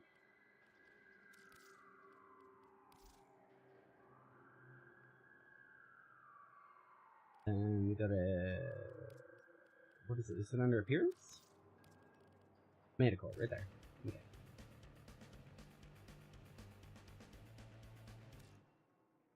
That already sounds like engineering.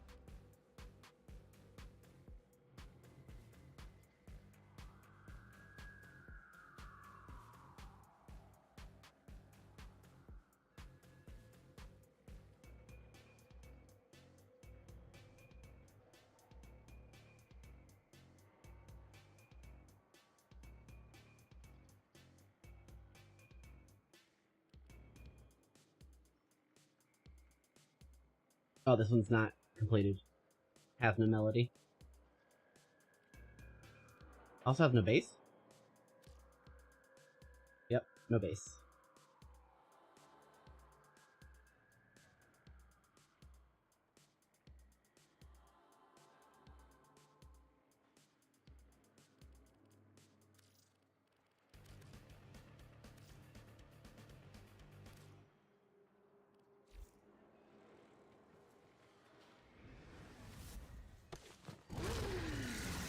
Vroom.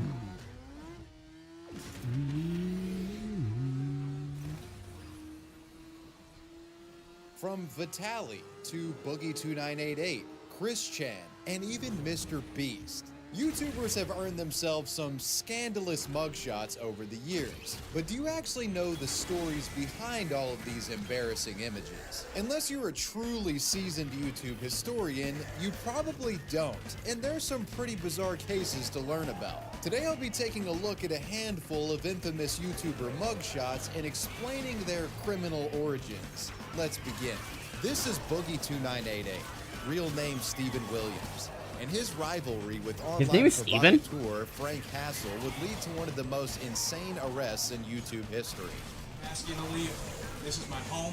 You are not welcome here. You have threatened my life. I'm asking you to leave. Once a unanimously beloved figure on YouTube, Boogie has had quite the remarkable fall from grace. Yeah, Boogie's quite interesting. I hate being alive. I hate breathing. I hate being alive. I'm in tremendous pain. I'm in tremendous pain. Help me, help me, help me. There exists many hour-long video essays explaining that fall in detail, but what you must know for the sake of explaining his mugshot is that in 2020, Boogie was facing a great deal of scrutiny, with YouTube videos and entire subreddit communities obsessively combing through his online history, bringing up every fault and misstep over his decade-plus long career. His reactions to these detractors often made things worse and drew in even more negative attention to himself. I want you to know, I think you are the lowest of the low. I think you are the worst of the worst. I think that there I'm the worst? rapists and Nazis out there who, even though they are rapists and fucking Nazis, they are more redeemable than you because at least they're doing something they fucking believe in. Now, this is where Frank Hassel enters the picture. Need some girls. Is that illegal? Is it illegal to want to get pussy, man? No, it's illegal to talk like that in here. It's against the law? Yeah. I'm a veteran, man. Frank, known for his IRL trolling, I fucking love Frank Hassel. where he essentially hassled Drop your dogs, members of man. the public for content, felt as if the rapidly spiraling Boogie would make a great target for his hassling content. With this in mind, you drop your Frank dogs. began the process of riling Boogie up online, making threats towards him, claiming he would come to Boogie's house and hassle him in person. No, you said you wanted to have a fake WWE meltdown to appease me, because you want to stop me from coming to Arkansas and filming you. Yeah. And I gotta tell you, Boogie, there's nothing you can do to stop that. So I'm gonna be there. I'm gonna have a camera on my head. I'm gonna make you cry in the middle of a grocery.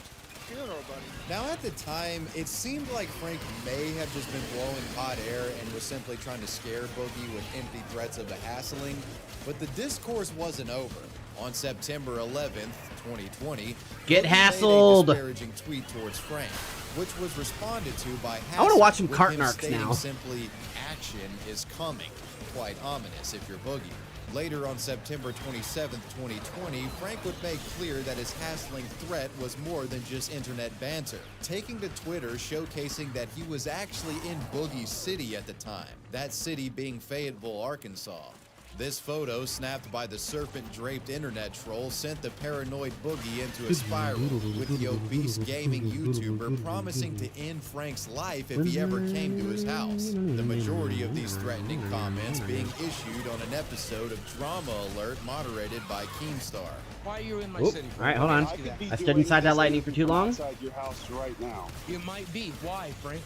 Why? Because What the and the Let's go. funny, Frank. It's not fucking funny. When you're laying dead on my fucking front lawn. I think it's funny. Funny. Show the fuck up. You are unhinged, dude. Yes, I am. Surprise, surprise. The guy with mental health issues, after being harassed for 3 months by your fucking ass, got a little unhinged. Who's fucking surprised by that? Show the fuck up. I'm surprised. Come here. Show the I thought you were like an adult and you could handle yourself, but I was wrong. Come on. I don't care if I die as long as you do. Come on. I don't. I'm a nihilist, Frank. I don't give a. After Drama Alert, Boogie continued posting warnings to Frank on Twitter, making it clear that he would stand his ground. I'm tired of being written. I'm tired of. Octavia goes so hard on this mission. Jesus. I didn't even consider bringing Tavi. He said he's less than 5 minutes away from me. Let him know. We can The poison barrier is the only thing that takes her out. And we're excited. So if he steps foot on my property, I made it very clear. He goes home in a body bag. Tension was mounting, and many online were heavily invested in the Frank vs. Boogie beef that had now reached a sizzle. Frank versus Unfortunately for Boogie beef. Frank was keen The to Boogie maintain beef. his reputation as the ultimate hassler and internet bully, and the troll Yeah, would in Frank fact rocks. follow through He with really his does. promise, giving the online masses what they wanted. Frank would visit Boogie on September 28th, 2020. Come on, you see what's the deal? Where's the gun at, you fat shit?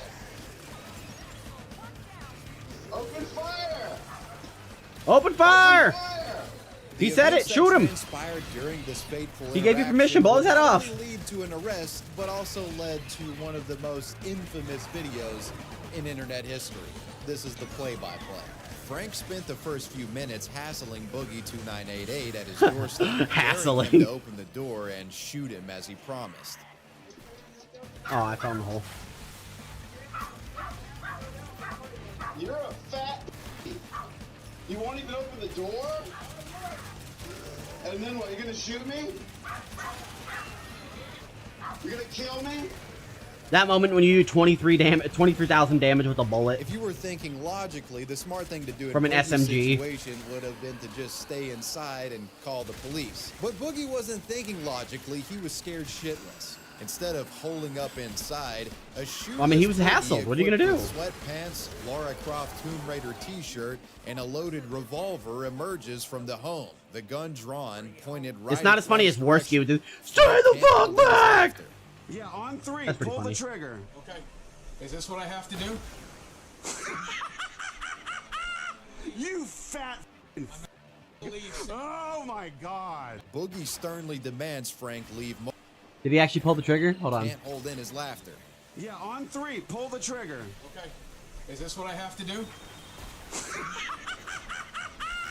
You fat Oh my god. Boogie sternly demands Frank leave multiple times, but Frank continues to refuse as the standoff continues. Well, I'm duh. asking you to leave. This is my home. You are not welcome here. You have threatened my life. I'm asking you to leave. In about 30 seconds, I'm going to fire a warning shot. Then, after refusing to leave for about 40 seconds, Boogie has enough and shoots what he describes as a warning shot into the air. Fire the warning shot now. The warning shot doesn't cause Frank to scurry off as Boogie likely hoped, but it does seem to have caused some concern for the troll, as the interaction dithers off shortly after, with Frank finally leaving the property. Why are you on his property? I'll shoot to wound. If you're gonna shoot the wound, you should shoot yourself. No, I You should shoot yourself. I'm asking Right you here. to leave. Right here. Okay? Right here. Okay. I'm asking you to You leave. pointing a gun at me? Yes. You're Yes. on my property. I am pointing my gun at you. You are a fat Castle You are a doctrine. fat You're a fuck. fat Castle doctrine means I get to take you inside and you. Okay. Sam, please don't. Who's Sam? I don't know. I don't know. Regardless, the cops are coming. Okay. Have a good one. Hey. This video and the action showcased in it would become one of the biggest internet scandals of 2020, and Boogie's warning shot in many ways became a meme. The clip was shared everywhere, and given Boogie's many online detractors, you can bet there were some trying to get him in trouble for shooting the gun in the air. Prominent mainstream media outlets even reported on the story, boosting awareness of the clip to a less internet-savvy audience. Police found it too, which raises the question of who actually gets in trouble here. Would Frank get arrested for harassment, or would Boogie get arrested for shooting the gun? Would his castle doctrine protect him? The answer to that question is no. No. Castle doctrine did not No. apply here, and Boogie recklessly No. fired a gun in public without reasonable suspicion of him being in fear for his life. A few months later, What do you in May mean? Now, I mean, he was Stephen getting Williams, hassled by aka Frank. He was gonna die Boogie, would on be him. arrested and booked in He was Washington about to be County executed Jail, right in his front charged with doorstep aggravated assault. by a pack of This hot arrest, dogs. of course, resulted in the mugshot featured at the beginning of the chapter. Boogie paid the $5,000 bond several hours later and would be released. After getting out of jail, Boogie tweeted out to his audience, thanking all of those who had supported him despite the massive wave of detractors that were going at him at the time.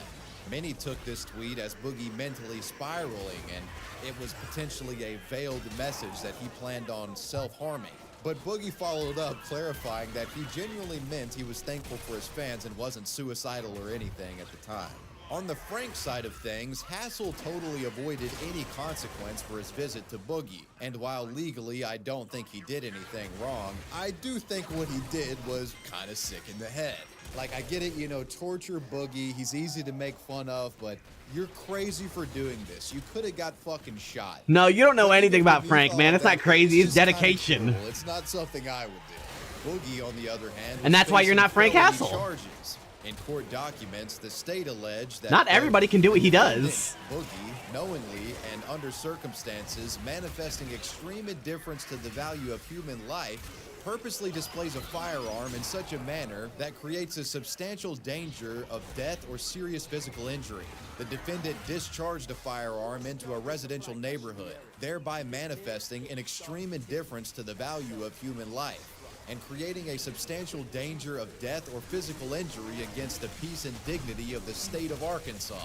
Boogie later spoke on his case and said that he believed that prosecutors originally never intended to charge him, but because of several crimes in the area involving firearms, they decided to make an example out of him. A lot of people have wondered why they took 5 months to charge me instead of charging me right away, and I think it's partially that they were building a case, but I also think it's because they understood my side and everything, and I don't think they were ever going to originally charge me, but we did have several gun-related incidents here in Northwest Arkansas at about 5-month mark after my incident, and they decided to throw the book at me and everybody else because of that. I think they wanted to look tough on gun crime, which is a fair thing to do. Though despite the initial aggressive posturing from prosecutors regarding Boogie's case, his case actually ended up not being all too serious in the end.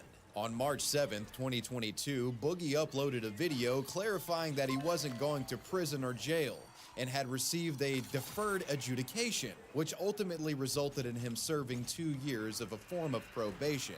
Now, for those of you who have made it this far and you're looking for the specifics, what the judge, my lawyer, and the prosecutor have agreed to here is called deferred adjudication. And basically, it kicks this whole thing down the road for 2 years. And at the end of that 2 years, it's very likely to get 346 and go away. It will not be part of my record. It'll just basically disappear. Official court records from the state of Arkansas seem to back up Boogie's claim, indicating that Boogie pled guilty, received the deferred adjudication, with him having probation and having to pay fees. I mean, he was guilty. The case for now seems pretty much done and over with Boogie putting this blunder behind him and going on to brighter pastures with him getting caught faking cancer. But that's another story. So before Nyx is fucking nasty this now. Mugshot of Mr. Beast, I'd like to thank Incogni for sponsoring today's examination. So as you guys are watching this video, right now, your full name, email, address, date of birth, and phone number are likely just floating around on the web. And you have data brokers to thank for that. Data brokers operate online, collecting and selling your personally identifying information to the highest bidder.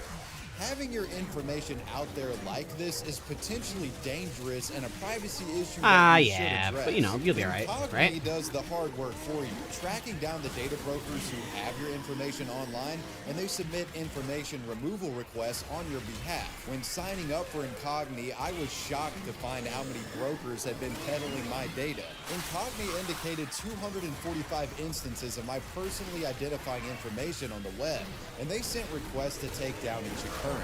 Within a few days, Incogni got my data off the internet for good, and many of the data brokers were compelled to add me to a suppression list, meaning that they won't be able to get my data in the future. Take back your personal data with Incogni.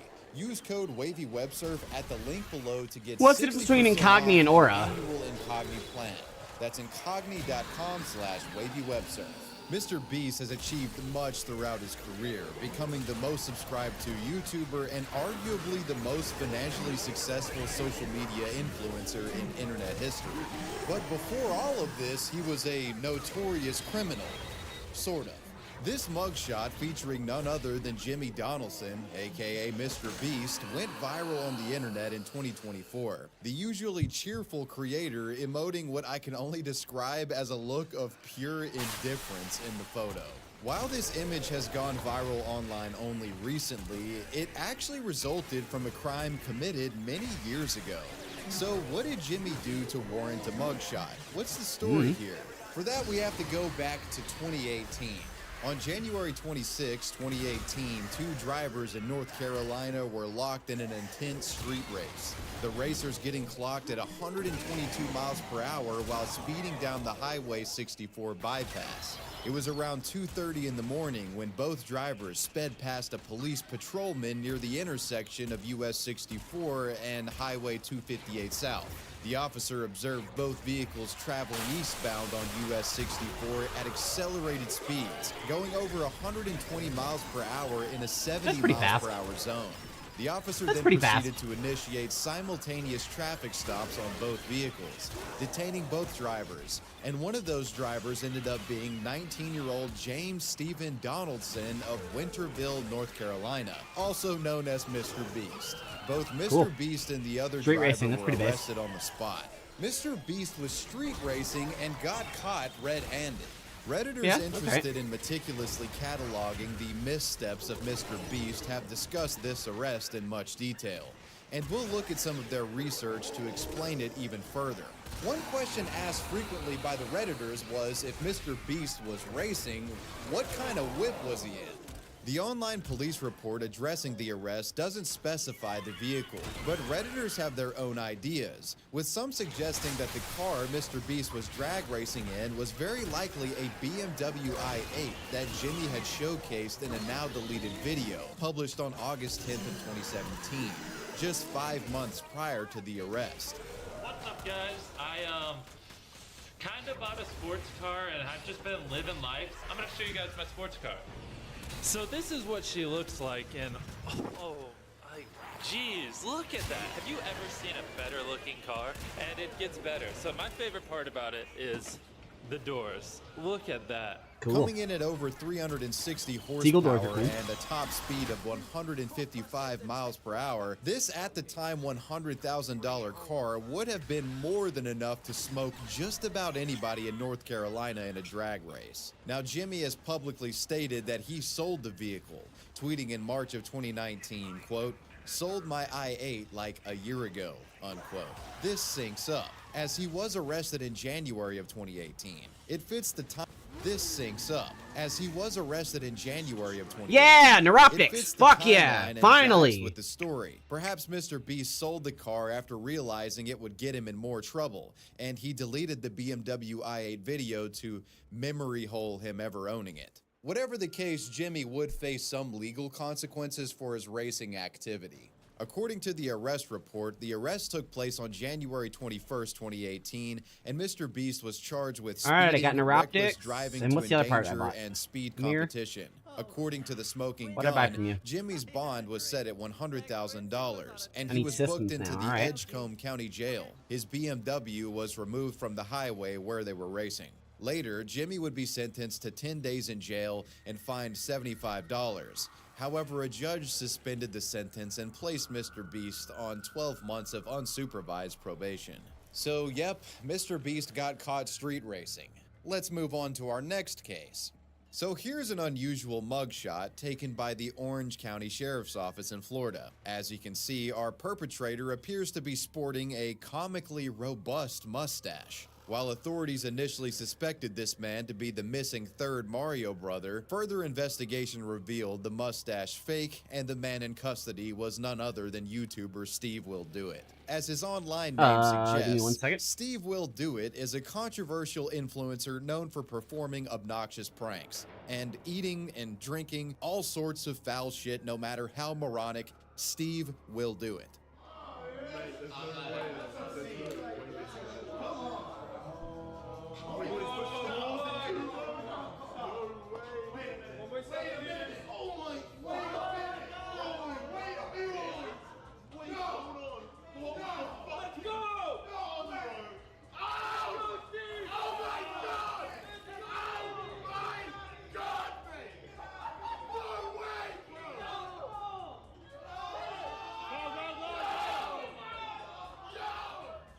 Steve's abrasive pranks and anything goes Kind of approach to impressive. content creation would get him permanently suspended from YouTube in 2022, though he still posts sporadically Gross, on other but impressive. platforms. Which brings us to the question of the mugshot. Getting banned from YouTube is one thing, but arrested while wearing a fake oversized mustache? What actually happened here? The story unfolds in May of 2024 when Steve painted himself brown, donned a fake mustache and wig, and went to Universal Studios in Orlando, Florida, speaking in a heavy stereotypical Mexican accent. Mexican Steve went on a romp around the theme park, tricking people with his disguise while filming. Us Mexicans, look at us. We made it out the fucking. Look at us. We both wearing APs. Not stolen. Raza. Raza. We love this guy. Unbelievable tour, right? Yep. Loves the Hispanics. Talk about the Hispanics. We love the Hispanics. Before we go in there, does anyone have any back or heart conditions or anything like that that we need to worry about? I have a heart condition. You know, a little bit of heart? I love her. It's about what you would expect from a guy like Steve, but what you must know is the costume served more than just an accessory to his pranking goals. Steve was actually banned from Universal due to prior drunken misconduct, and his costume helped him sneak past security unnoticed. Steve saw this ban as a challenge apparently, and thanks to his Mexican Steve getup, he evaded the ban, with Universal being none the wiser. A banished man was right under their noses, and Universal had no idea. Or they wouldn't have if Steve didn't broadcast his actions to the entire internet. Universal Studios would become aware of Steve's disguise and contacted police, making plans to stop him from trespassing on a subsequent visit to the park. Body cam footage of his arrest exists, and we'll take a look at our mustachioed infiltrator getting apprehended now. Which one? The blue? Blue hat, gray shirt? Yep. Here's where we get an up-close view of that fake mustache as Steve is put in handcuffs. Oof.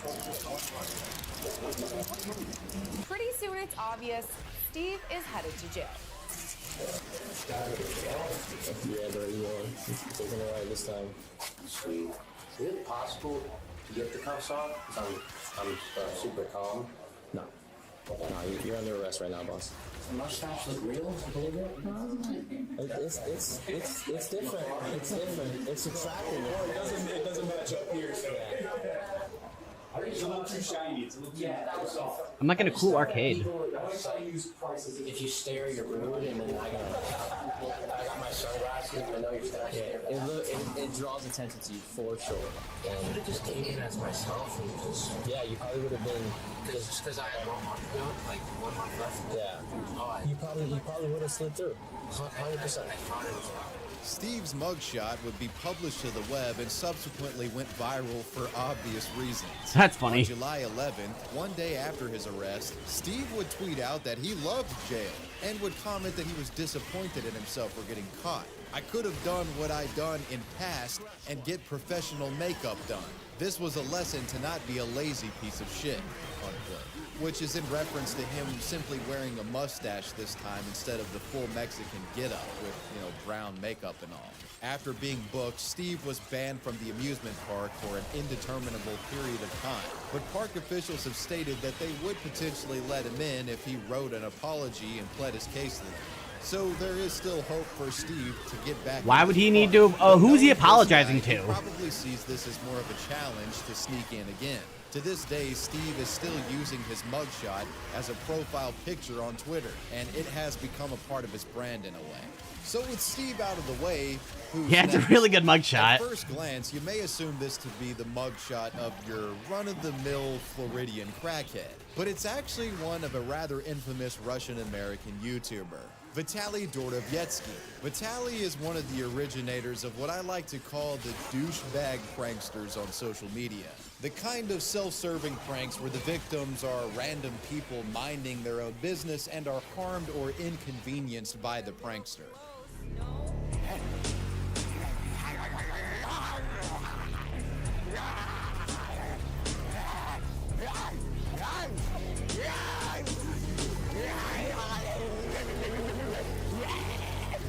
A lot of the times he would straight up fake his pranks too, which we all know is extremely sad and lame, but gets views.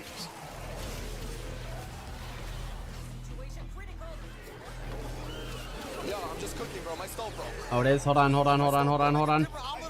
Dude, my stove broke. No, please, please, please. Dude, what are you doing? Yo, stop. It should come at no surprise to you that because of Vitaly's brazen public stunts, he has been arrested numerous times and has gotten a handful of mugshots for us to go over. His first mugshot and arrest stemmed from a July 2012 incident involving Vitaly and a friend of his pranking a man in Boca Raton, Florida.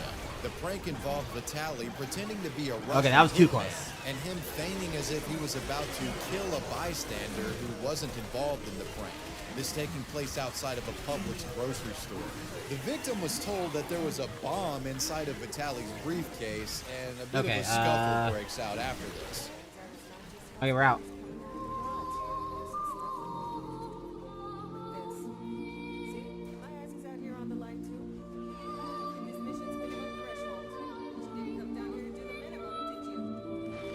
Yeah, yep, I did. I'm out. You're not gonna give me more than one reward. Someone called the police over this incident, and a bomb squad actually had to come to the scene. Naturally, with it being a prank, nothing of interest was found, but Vitaly did get arrested over this, the first arrest of many. He went on to garner quite a collection of arrests and mugshots. One time, Vitaly got in trouble for climbing on top of the Hollywood sign in Los Angeles. He was up there for quite a while before park rangers arrested and booked the man for trespassing. In another infamous incident, during the 2014 FIFA World Cup, Vitaly streaked across the field and got arrested. Vitaly repeated this stunt at a different venue during Game 4 of the NBA Finals in 2016. And after this, he went for the streaking three-peat, running on field during Game 5 of the 2017 World Series game. And when he was done streaking, he decided to illegally climb to the top of a protected historical monument, getting jailed after he climbed to the top of one of the Great Pyramids of Giza in Egypt. A common thread with the Vitaly arrests that I've covered thus far is that you could argue almost all of them were planned publicity stunts. Vitaly likely knew streaking and climbing pyramids would get him arrested, but felt the attention and views gained from the stunts made them worth it. The final arrest and mugshot from Vitaly we'll be discussing is different though, as this was essentially an unplanned crash out with serious repercussions for both Vitaly and his victim. Let's again become familiar with this Vitaly mugshot. He looks drugged out and disheveled. It's like he's not all there. And this is the story behind it. On the night of April 12, 2020, a young woman named Lily Jensen was jogging by herself in a residential neighborhood in Miami Beach, when out of nowhere, a large, broad-chested man leapt towards her, ambushing and tackling her to the ground. The victim later reported that the attacking man then straddled her and pummeled her face and chest, while she helplessly laid there. Can you describe to us what he did? Like he put you to the ground? He put his arms out big and wide, like he wanted to hug me. And I was running and I had my AirPods in and I was like, dude, stop. What are you doing? Like, no, I don't want to hug you. He's just in a bathing suit. And then he just ran at me and grabbed me and threw me on the ground and started punching me in the face. Lily screamed for help, and as witnesses and onlookers began to notice what was going on, the guy got off and ran into a nearby house, hiding himself away. And locals called the police. This doesn't seem like a prank. Responders arrived at the scene. They found that the woman had suffered a cut above her right eye that would require stitches. While she was being treated, other officers made their way to a nearby house to find that the culprit was still holed up there, and it was none other than Vitaly himself. Body cam footage shows officers approaching the house in Miami and witnesses pointing out where Vitaly was hiding. The officers surrounded the house but couldn't break down the door initially because they didn't have a search warrant. Though eventually they got Vitaly to come outside, and officers would arrest him and take him into custody. While being taken to jail, Vitaly admitted to being under the influence of magic mushrooms. Why do you keep coughing? Because you're what? I'm a mushroom. Vitaly would be charged with felony aggravated battery, and a day later would be released from custody on a $7,500 bond. In May, it would be revealed that Lily Jensen and her lawyers filed a lawsuit against Vitaly, suing the YouTuber for battery, assault, Yeah, of and course. infliction of emotional distress, claiming that she was ambushed without any provocation. The woman was seeking damages to pay for medical bills and to compensate for the pain and suffering. So, what was the cause of Vitaly's violent behavior? He had been a bit unhinged before, but all of this antisocial behavior was typically harnessed and used in a controlled fashion to get views online. What was going on here? Like, he lost it.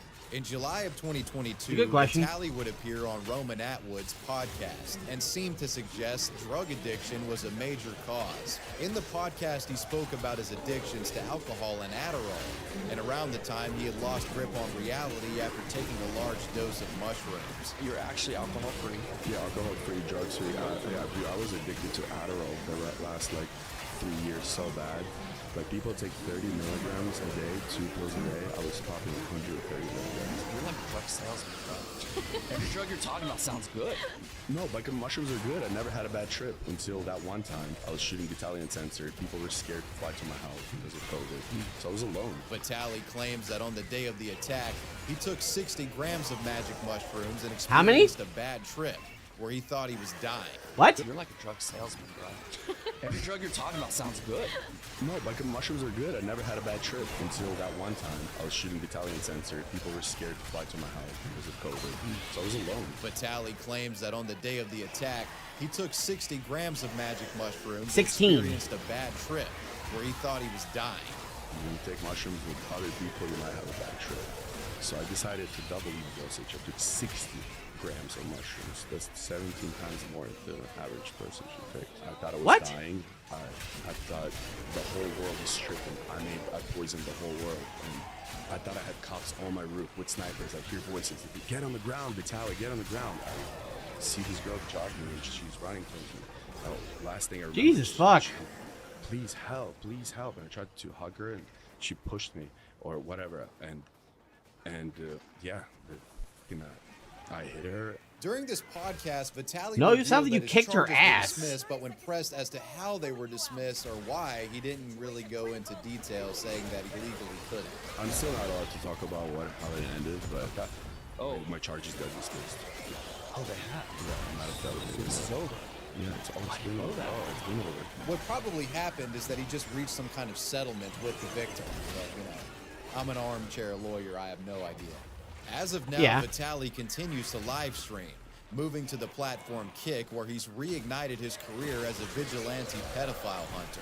His name continues to spark controversy as many have questioned the validity of his operations in the pedo hunting world, alleging that some of his catches are actually entrapment and he's essentially making it Well, impossible yeah. to prosecute any real pedophiles that he might catch.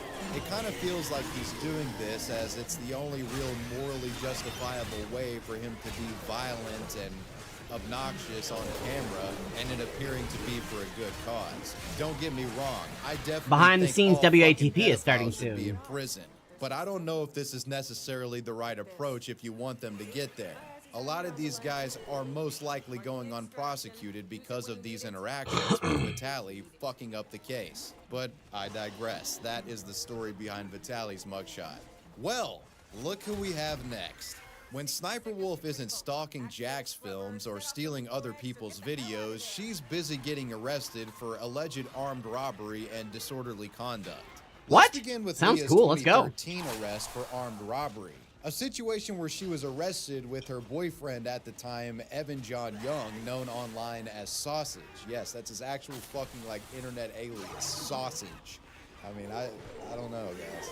While an official incident report Your name is Wavy regarding this Webster, matter so, doesn't seem to be available online, the story of this would-be Bonnie and Clyde armed robbery arrest would be detailed by Sniper Wolf herself in a now-deleted video. And you kind of have to take everything this bitch says with a grain of salt. Sniper Wolf suggests her and her boyfriend were completely innocent and the armed robbery charge wasn't as scary as it actually sounded. So basically what happened, I was out shopping and apparently loss prevention thought I was stealing stuff because I was carrying a Louis Vuitton, which is kind of a big bag and it's a nice bag. So he thought I was stealing something for some reason, and so when I walked out of the store, he grabbed me and he was apparently security, but I didn't know he was security because he was just like a normal person. So I obviously resisted because I was like, what's going on? This 300-pound, 6'5" guy just grabbed me and asked for my bag. He was like, give me your bag. He didn't identify himself as security, and I didn't do anything wrong. So I was like, what the hell? Why are you grabbing me? So, they ended up charging me with armed robbery because I thought I was shoplifting, and I assaulted security, apparently. So apparently if you resist security, it's considered assault. Later, she'd be bailed out by her mother for $5,000. From what she says, they ended up changing her charge from felony armed robbery to misdemeanor assault, and she was given 1 year of probation. But Leah still insists that she didn't do anything wrong. In 2016, she broached the subject more in a Q&A video, but avoided a lot of the details and mostly just joked about it, saying that she's not afraid of it and it wasn't a big deal. Mrs. Introvert asked, why were you and Sausage arrested in 2013 for armed robbery? Whose arms did you take? What happened? So I made a video about this over 2 years ago when it happened, about the whole armed robbery thing. I took down those videos for personal reasons, and now new people that are coming to my channel are like asking me about it, like what happened? I didn't show it in my recent reacting video because it showed personal information. I've talked about it a lot in past videos, but since it happened years ago, that's why I don't like bring it up anymore. I'm not hiding anything. There's just no reason to talk about it. However, this would not be her only brush-in with the law. On August 12, 2016, Sniper Wolf was arrested for a second time, this time for fighting in disorderly conduct. Leah claims in a video that her and her boyfriend got into a heated argument. This argument starting after she found out that Sausage had changed his iPhone lock screen to another girl. After discovering this, Leah allegedly starts up a fight, freaked out on him, and began screaming at the Sausage Man. The neighbors overheard Leah's shrill screeches, which soon escalated to sounds of a brawl.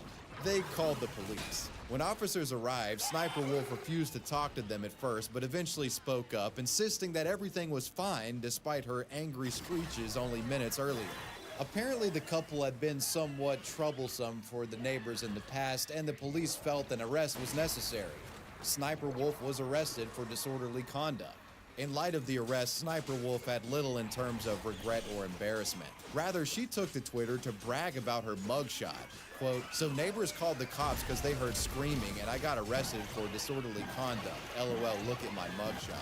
Sniper Wolf really is just a poster child of like fucking borderline personality. I'm insane bitch disorder. Look at me, pick me, please. Anyways. In regard to this apartment fight incident, Sniper Wolf would spend about 35 hours in jail and would later be released without bail. Despite her dodgy past, YouTube continues to promote Sniper Wolf and make her a branding element of the site itself, strangely enough.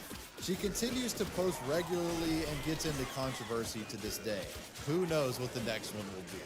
This next mugshot analysis should be a fun one. Christine Weston Chandler, or Chris Chan, really needs no introduction, but their mugshots do need a bit of explaining. With so much lore around Chris Chan, it's easy to forget the stories behind these. Well, some of you are like, not the second one, but the first one for sure, right? We're going to talk about both of them. Chris Chan's first mugshot stems from an incident that took place December 26, 2014. Christine had gone on a massive public tirade, invoking protest against the video game Sonic Boom, due to Sega's decision to make Sonic's arms blue in this game, which is a serious matter if you're fucking Chris Chan, okay? Yep, this story is actually that stupid. Chris Chan was enraged by the design choice and decided to go on a protest, going from shop to shop in their local community to vandalize Sonic Boom game covers, getting banned from multiple gaming outlets in the process of this. On the 26th, Chris Chan made a visit to their local GameStop within the Charlottesville, Virginia Fashion Square. Here, Chris Chan would make their opinion known about Sonic's new arm design, only to be quickly asked to leave when they spoke up. After this, while leaving, Chris Chan took out a small canister of mace and sprayed one of the employees before swiftly fleeing the shop.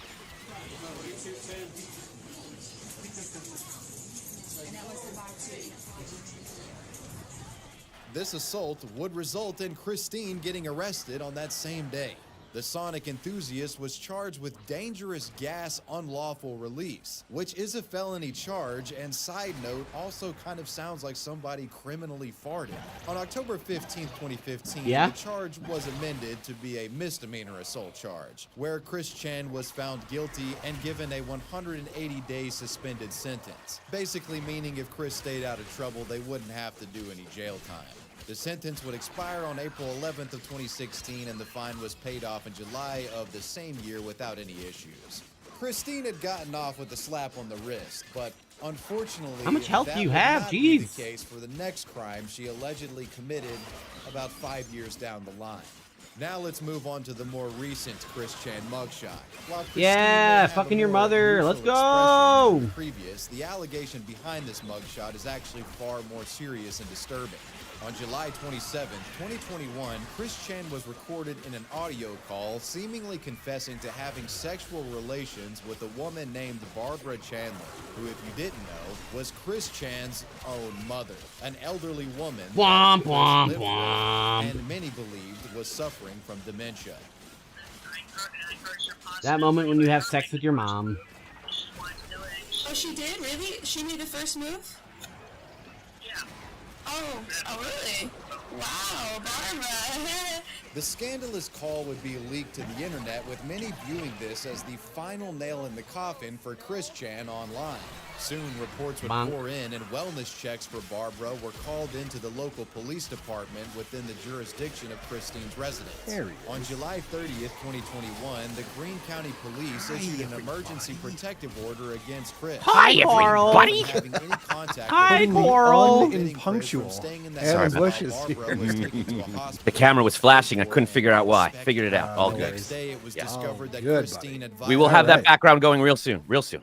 Okay. Sounds good. I apologize. No, I like the studious look. You add a little bit of class and dignity to the show. Finally. It deserves neither. Actively trying to dumb it down. Well, no, I know what you're actually doing. I'm just saying it. You might be fooling some idiots. Okay. Time Master Limbo works really well for survival because I can just AFK. Do I want to just go live like we do normally when we're behind the paywall and feel it out, or should we do it pro-like? Let's do it pro-like. Are we? Make sure my settings are correct. Good. Yep. Vinny. Are we recording? I'm not seeing anything. We're not. Okay. We're gonna do that right now. Oh. Hey. Cool. All right. Well, then, let's see. What's the private chat saying? Hey, hi, Annie. Welcome.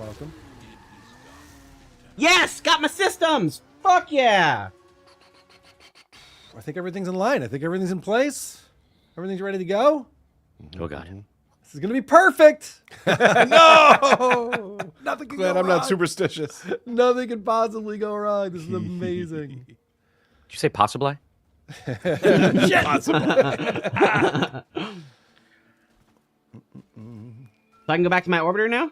Let's see. Leave Hulvania. Woo.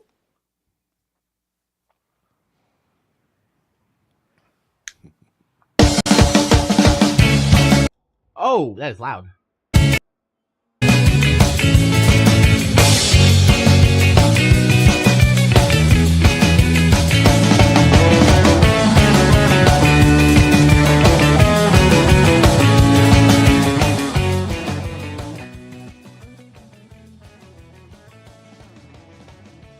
That is way too loud, Carl.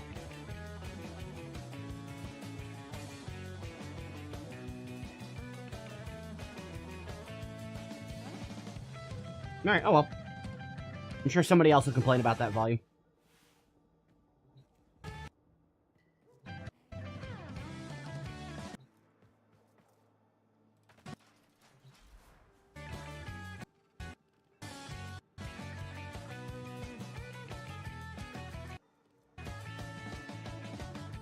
So I need to go grab an argon crystal.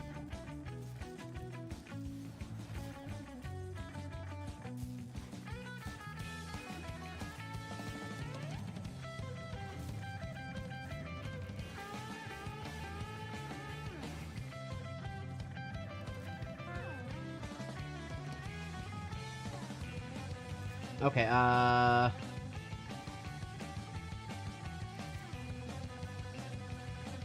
quarterbacks. There's a bunch of frames I don't have. I think there's like 6 now that I don't own. But we're almost getting sight, so we just gotta go grab an Argon crystal from the void.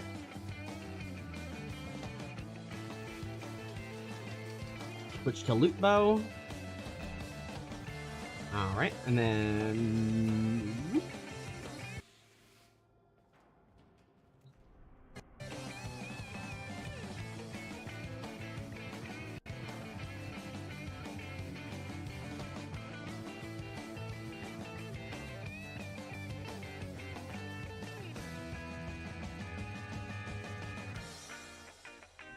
This intro music is gay.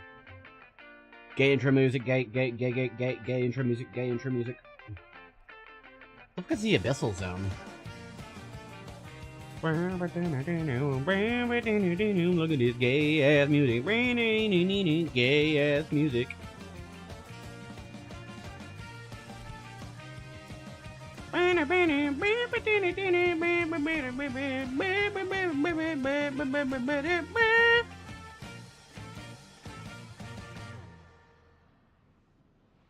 Right now I can turn it back up. You know what? I don't like me sometimes either. Episode 594.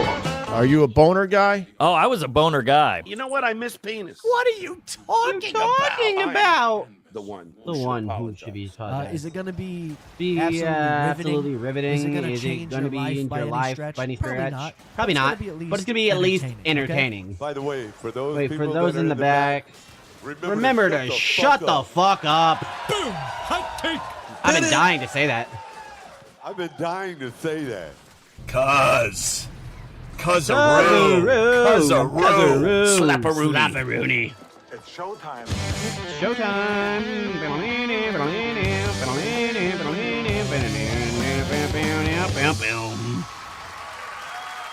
Welcome to Carl, WATP. WATP. Hello, Rubber Dicks and Cuzzaroos. Welcome to another episode of Who Are These Podcasts, the only show that is shocked the Kill Kevin live show in Atlantic City is falling apart. I'm your host, Carl. With me today, a man who often plays a smart nerd, and somehow he's great at it. It's Adam Bush. What's happening, Adam? I'm so happy to be here, single-handedly. Thank you for being here, destroying Adam. the Dabbleverse, one show at a time. We love you, Adam. We appreciate you, buddy. Our countdown music is very loud. I'm realizing that. I need to adjust that on my end, and apologies. I think you were just showing off a little. No, I forget that I need to. No, that was loud. Crank these down a little bit when I'm putting those videos together. Adam, how's your level right now? You tell me, how do I sound? Okay, well, you sound better when you get real close, but for a second. I'm going to turn it up right here. How's that? Yeah, more Adam. Yay. Also, producer Adam Bush. Please go to whoarethese.com to get our email address, voicemail number, link to our subreddit, link to our Discord server, link to our merchandise, link to our YouTube channel, and the link to Patreon and Supercast, featuring 2 exclusive bonus episodes every single month. And you can watch the show live when we record them on Wednesdays and Saturdays. You get the link to that when you are on Patreon or Supercast, or if you sign up to become a member on YouTube. You can always gift memberships on YouTube. We do appreciate that. Helps grow the community and get more people involved in Who Are These Podcasts. Hackamania is coming up. Who are these podcasts? May 9th through the 11th. Hackamania.com, promo code WATP for 10% off your tickets. Also, we're coming up on episode 10 cents? 600 Nice. of Who Are These Podcasts. Wow. And I was thinking about this. What should we do for episode 600? I'm thinking nothing. A celebration of suck. Let's celebrate how much WATP has sucked for 599 straight episodes. Yeah. So I'm thinking parody songs about WATP, maybe roast videos. Send in whatever you have, goofing on me and the show. Keep it short. All right, we're not going to play something that goes on and on and on. But that would be great. Who are these Carls? We'll have a fun episode 600 celebration and maybe review our own show. It's been a while. It has been a while. We haven't done that since episode 200, maybe? Somewhere around there. Yeah. It was either 200 or 300, I know, last time we reviewed our own show. Also, we encourage our listeners to give us a 5-star review on Apple Podcasts and then shit us in the comments section. Are those not coming down here? Get down here. To read reviews later on. Today, we'll be breaking down Rob Saul listening to the new Kate Meany tapes with Stuttering John from last night. Rob said he's going to stop by and visit us too, so maybe we'll get a chance to talk to him about it. Chad Zumach was caught in a lie again. Kill Kevin is falling apart. It's very distracting as I'm trying to prep for the show and get ready for it. Also, we're going to review a podcast, right? Hold on. What? Aaron Holt doubles down on his lie about me, talking about Slam Pizza's running his show for some reason. Opie's continuing to lash out at Jim and Anthony. We have another 2 minutes with Tom Myers. Holy Yay! 2 minutes with Tom! Later on. And of course, everyone is welcome to participate in the conversation via Super Chats or supertip.gg/WATP. But I like the new Wednesday format. I really do. We'll be reviewing a show called Good For You, starring Whitney Cummings. This is a suggestion I have to run this from again. our buddy All right. Drew Lane. And we've all listened separately. We've not discussed it with each other beforehand. Now, she recently had a guest on her show. And her guest is actually her boyfriend. And boy, are they in love. You notice that at all? A little. They sure are smitten with each other. The reason why this is very interesting is because her boyfriend, Chris Cole, professional skateboarder. Oh, hold on. I'm supposed he to have actually an overlay is on in a little this. bit of controversy right now. There's controversy surrounding him. And I'm going to start there. And then we're going to have some fun with how she's handling all of this. But I want to start with, so this guy's ex-wife, Christine Flanagan, has made some accusations about him, and they're not great. I'll just warn you right now. It's not fun stuff by any means. And so I want to start off with a video from, this is Robert. No, let me start off with from the WebZ channel, a guy from Escapism Skateboard Company. Yeah.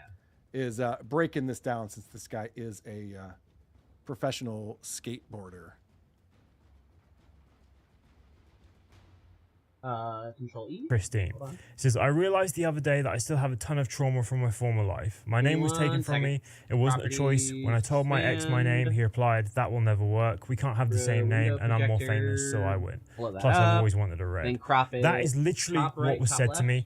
So I'm sorry, I didn't set that up great. What he's doing is he's reading a social media post from Whitney Cummings' current boyfriend's ex-wife, where she explains that he was not so great to her, even made her change her name to Red, even though she always went by Chrissy or Chris. Okay, and then but that's his name. Pull up the size. So she wasn't allowed to do that.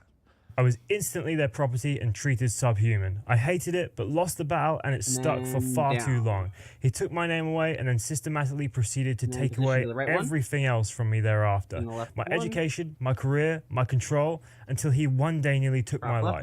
I kept that all quiet for a long time. The details are still hard to say out loud. It feels icky to bring up. My story makes me feel dirty and unwanted, and I'm working on that. I have been afraid to hurt people's feelings by correcting them, but didn't realize how much I was hurting myself. I have PTSD from the violence I dealt with, and that's an easy way to trigger it. I usually stay quiet and then go home and cry. I know no one means to do that to me, and I need help to stop it. Okay. So that's what she posted on social media that kind of got this all started.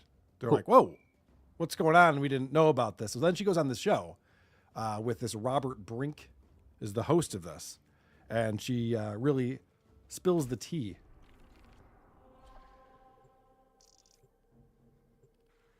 And he started yelling at me and pushed me on the ground and just started choking me. He pinned my legs down and he just started choking me and banging my head against the ground in the garage. And like part of me just couldn't understand what was happening. But then like it just felt more and more pressure on my neck. So I tried to grab his groin, but I couldn't, it just didn't work. Ew. You know, I just had all of this like self-defense stuff going through my mind from probably from podcasts that I listened to. And that didn't work. So I tried to scratch at his eyes just instinctually. I cannot even remember why that was what I decided to do. But I was losing air, so I had to do something. And in my mind, I thought, you know, if I could get DNA under my nails, at least someone would know what had happened. Women are watching way too many true crime shows.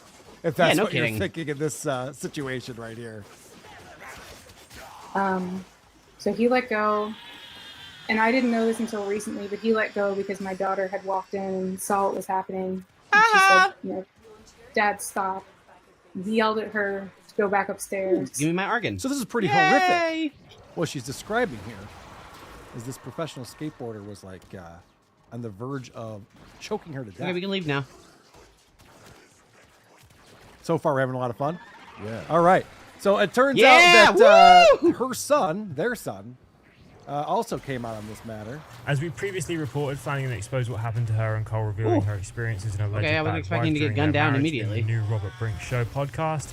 After the interview was released, Cole's son Wyatt opened up about his mum's alleged physical and emotional abuse via his social media account.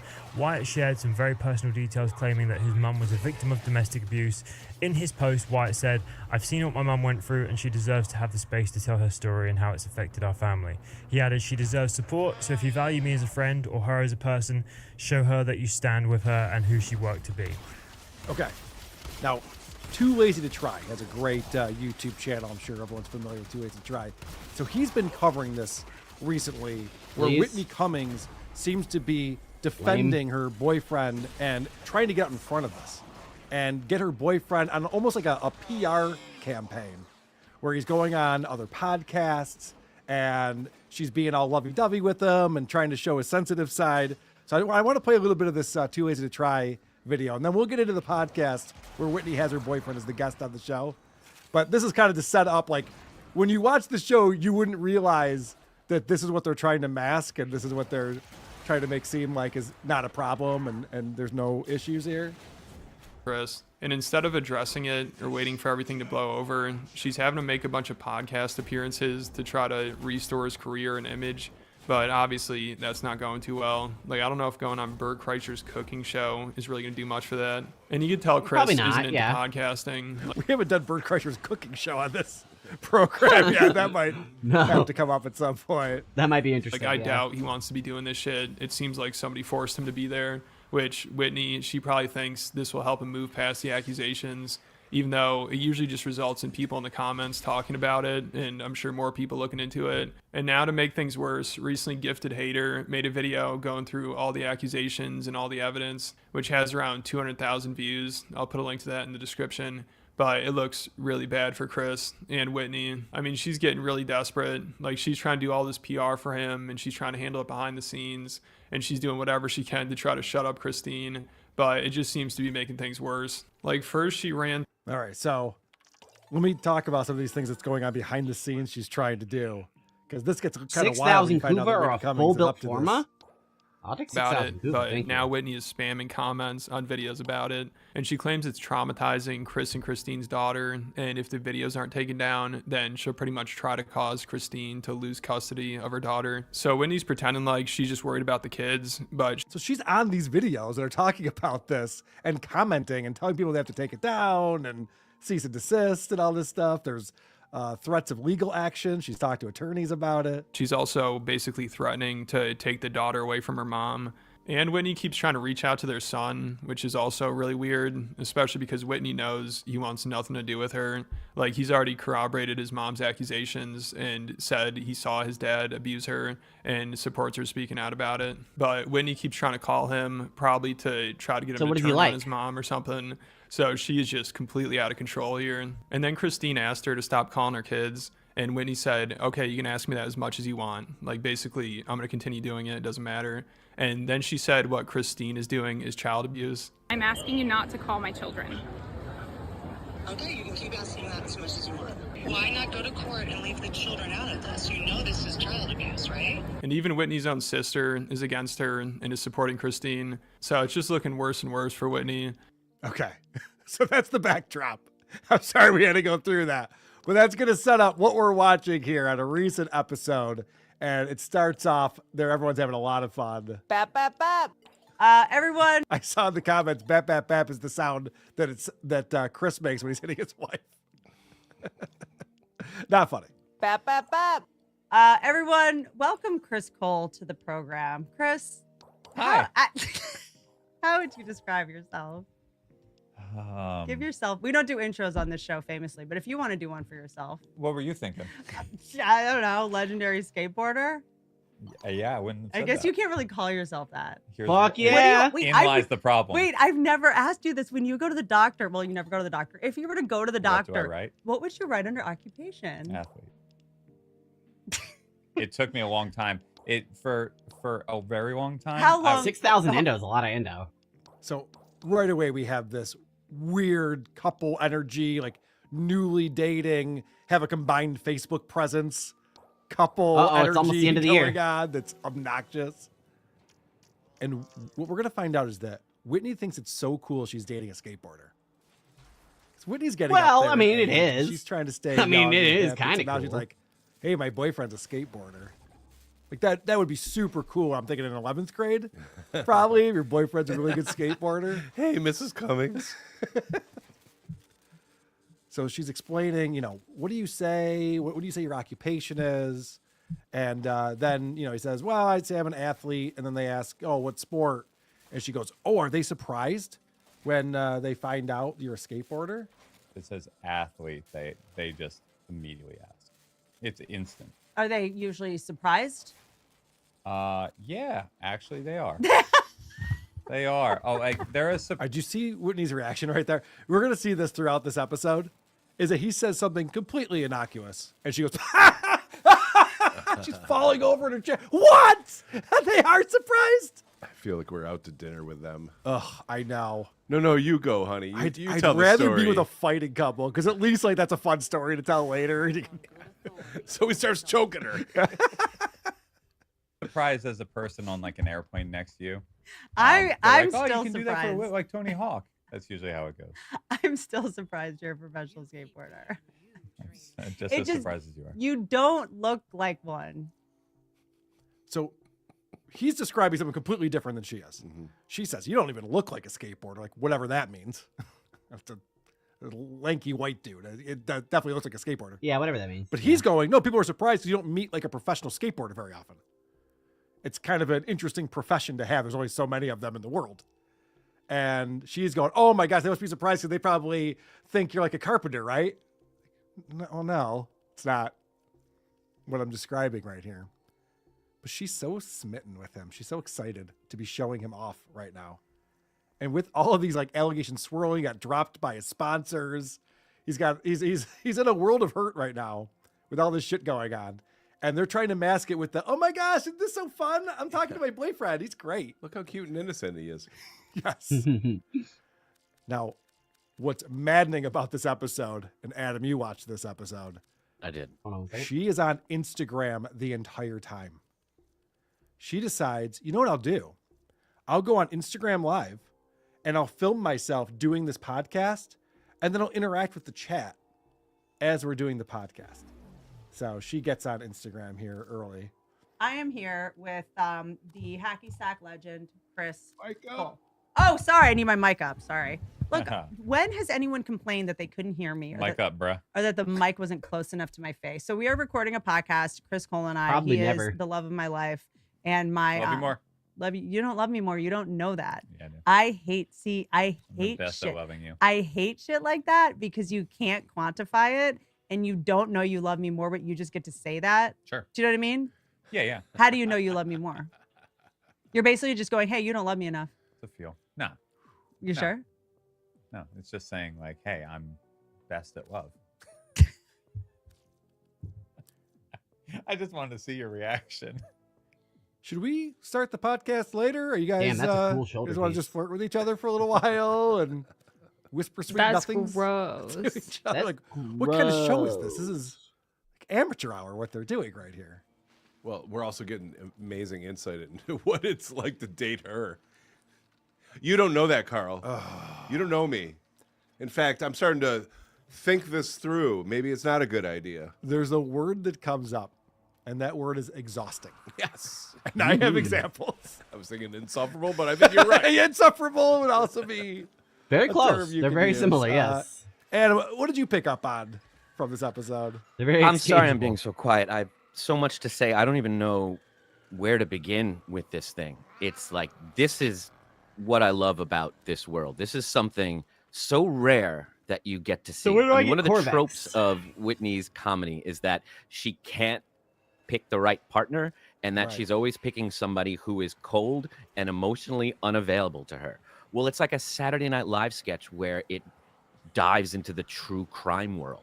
And now you have someone who, regardless of what you think about who said what and what's right and what's wrong, there's no way we can know what the truth is. All we know is the more this guy is on camera, the worse this gets and the worse his situation is. And they just keep putting him out there and putting him out there. And it's like I'm always talking about this guy who killed his own family named Chris Watts because he's so disaffected and he's so cold. And he goes out there and he gives this like, if anyone can find my family, please do. Like everything he did made people go, oh, this guy did it.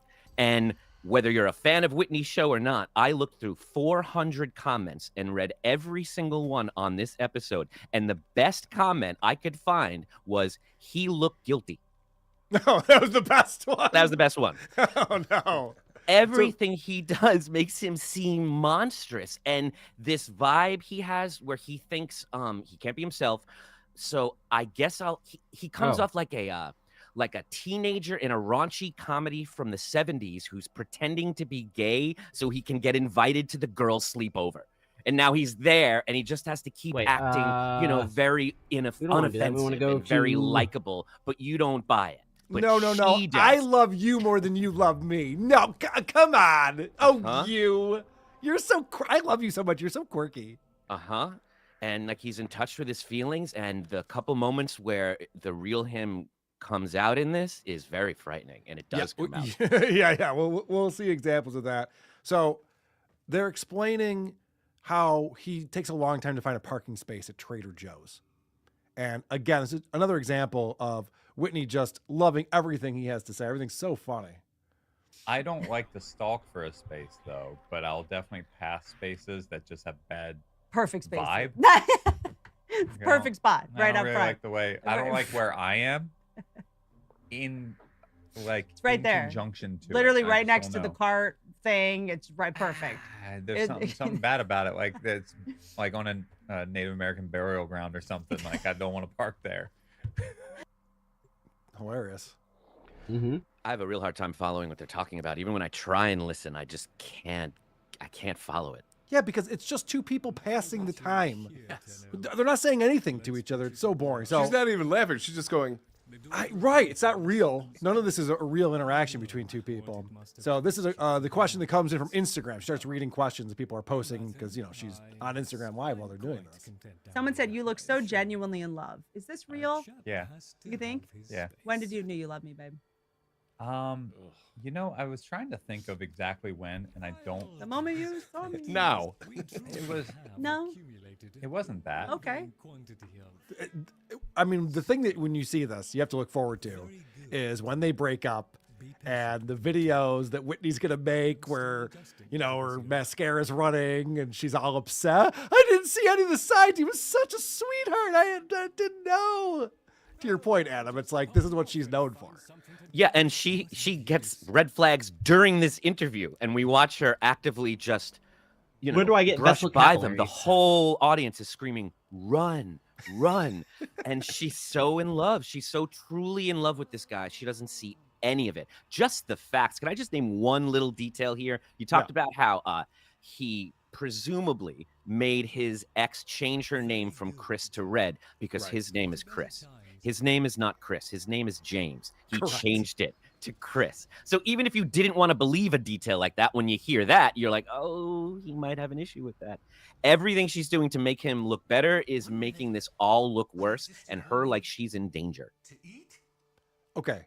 So this was, I thought, when it started to get a little bit interesting to me, and I'm going to show some examples where Chris is obviously lying. And I don't know, like, this is the part where I think you're talking about, Adam, where he's like, he's playing a character that he's trying to play, but it's not working. Mm-hmm. So here's a question from Instagram. I don't know. Babe. Someone wrote, is Whitney exhausting, super fun, or both? Never exhausting. Never exhausting. Super duper fun. Really? Yeah. Not exhausting. You're a bad liar. Oh, no, exhausting? Who would use a word like exhausting around Whitney Cummings? I don't even know why they would say that. What does exhausting even mean? I mean, what do you mean? Got real defensive right there. And she knows she's exhausting. She knows that. Yes. She is self-aware. She knows. Poor boy. So she knows he's lying to her. So fast forward to a little further in the show, and there's amazing questions coming from Instagram like, do you know what Whitney's favorite candy is? And here is proof that Whitney is exhausting. Favorite candy? We did this the other day. Oh boy. What's my favorite candy? It's a hard one. Mars bar. Forget. No, it's payday. Do they even It was a payday. Do they still even make a Mars It was bar? a payday. It was, well, it's candy corn. You know, Oh, I'm a I'm year-round candy corn person. The pumpkins, preferably. Pat knows. And I She have didn't them. even open the bag. I have them here somewhere. And then there was Payday because we saw them at the store, but Kit Kat's my number one. Yeah, but I said Kit Kat last time, and then you told me it was payday. Depends on the circumstances. Okay. I mean, that look right there, just like, that's the definition of exhausting. Yeah, I said Kit Kat, and you told me it was payday. Now I'm saying payday, and you're saying it's Kit Kat. Yeah, because I just want you to be wrong. Like, okay. Are we fighting? What the fuck are we doing? I mean, normally these conversations happen after like half a liter of vodka or tequila or something. But Yeah, these two are 3 years of dating. yes. Yeah, sure. And he has no way to gauge because 20 minutes earlier he says something like, "Your nails look nice, babe," and she's like, "Really? Are you serious? I love you, babe. That is so sweet." It's like, how is he supposed to know that was going to land? But "I love you more" was unacceptable. It's almost impossible. Oh, so here's another thing where this is amateur hour. If you told me, if I didn't know who Whitney Cummings was, and you said, yeah, here's a show that gets like 17 views on YouTube, Carl, check it out, see if you want to review it. Everyone agrees. Leonard is here. Wrote, Mars bar was an offensive answer. Yeah. You know what? That's fair. That was tough. Did Whitney forget how to be an interesting person, comic? Interesting, you say. Just wanted to, oh my God, people are saying that Mars bars was offensive. Here's one more example of her being just completely exhausting. You are so petty. Other way. Like, you know, it doesn't matter. That's Did that matter? I do love. Did that matter? When it, huh? Did that? Huh? When he doesn't want to answer something because you won't lie, you'll just go, huh? What did that matter? Whether it was Apple or Spotify, or did you just need a little win? You did say one time. Oh, you did. I wanted you to be right. I love when you say that. Oh, babe, I love when you admit that you don't know something. There was one time that we were arguing about something, and you were like, "Just let me have this one. I need one today." I need this so badly. They're already arguing. Well, I mean, that's very passive aggressively. And that is the Very definition of amazing. someone being exhausting. If you have to say, can you just fucking agree with one thing I said today? I've never had to say that to my wife. If I did, we wouldn't be married. I don't want to deal with that shit all day long. I don't want to deal with I that shit. picture a first date with Whitney, and I would tap out. I'd be like, I don't care how beautiful you used to be. Bye. I don't care how much money you have in the bank from that sitcom that you were famous for 10 years ago. Not worth it. It is not worth it. Yeah, see, either way it sucks because if it's her, just needing it, then it comes off bad. But if it's him being like, look, I need to win something today or I can't be happy. Can you just lie to me and tell me I'm winning? That's equally as bad. In a way, they deserve each other. I just feel like she might not deserve this as badly. Well, yeah, we're going to find out. Adam, you have a couple of clips on here. Do you want to look at one of those? Sure, go ahead, because they all, I feel like, are very revealing. Well, do you want to start with the kind of the giveaway on this? Go what for it. Relationships really like. This is interesting. Sometimes I don't take Prozac and I interrupt and I ramble and I talk and I can't. Sometimes I can't stop talking. It is a tick. It is. I'm on Prozac. I'm doing the best that I can. I do have Tourette's. If I feel like a point needs to be made and it's not being made, and I'm not getting some kind of affirmation, but you're probably just like, I get it, move on. But I'm like, I don't think, totally. And I'm like, I don't think you're hearing me. So I'll say it a bunch of different ways, because you'll just be like that, and I'll be like, he's not hearing me. And then one time he just went, shut up. I said it really with trepidation. It was I was so like, sweet. I maybe just... And I was like, thank you so much. I just I needed was like, someone to I don't know how to get her stopped. Like, I tried other ways. Because I I tried other physically ways. can't stop, and I need you to just tell me to shut up. Yeah. Hold on, what's my passive? Adam. Sorry, it's yeah. I mean, this is the officer comes to the house, and he's like, "Ma'am, I need to ask you some questions. Does he ever hit you?" Oh, well, I mean, it was the back of his hand, but it was so soft. He has such a soft hand. Does he tell you to shut up? Well, I mean, he said it, but I need it. I like it. I want it. Too much. I and do. Someone needs I'd to be put me in my lost place. without him. Yeah. The fact that she doesn't see any of this. This going build is on, not the working. fact that there is, without a doubt, a "Believe All Women" sticker somewhere on that set, and she's not putting this together. The fact that as a comedian, she's not putting together that she wouldn't watch this exchange and enjoy it. What she did on CNN on New Year's Eve was amazing. I Their have that shit clip. with Yeah. her and Bobby Lee getting into it. She knows Okay, this what's is not funny working. and what's interesting, but she's so in love that she's gonna let this guy beat her, tell her to shut up, scare her in the middle of the night, and say, "Thank you, can I have another?" And then broadcast it to help him. There's I didn't mention this before, but in that interview that we were doing with his ex-wife, she goes on to say, so after that incident where the daughter saw this was happening, he was choking her out, and the police came, and he said that she attacked him, and she got arrested. The ex-wife got arrested, and he was fine with just like being like, "Oh, I don't want to get arrested, so I'll just let her get arrested instead." So, and she didn't know like what to do at that point. She's like, "Well, I was defending myself. You see these bruises and shit like that." They're like, "Well, he says that you did this, so." And just so we're clear go. with what this Okay, this ex build is not up working. I'm just against, gonna leave. this isn't just like a comic and a skateboarder. She is in a rarefied air of television producers who's done things that even KB and Howard Stern haven't done. I need She someone didn't just get a with, pilot made. big She damage. had a show made. Then she had a hit show that ran on the air for like 6-7 seasons. Like, when you do that, you've won. Her kids don't have to worry about college. The rest of her life is all fine. It puts you in this very special spot. And this guy isn't just a pro skateboarder. He's like one of 2 or 3 household names that you know when you skateboard. He is a legend who has diehard fans, who he's created tricks and has videos and sponsorships who've all left him recently, by the way. Right. But just, it's very hard to fuck with. Anybody trying to come up against these two people has a wall of industry to fight through. So it makes it very hard to not just believe the ex. All right. As I mentioned before, Whitney is distracted by Instagram. She's reading these comments as they're doing the show. I don't know why she thinks this is a good format, but she's just having so much fun with her boyfriend.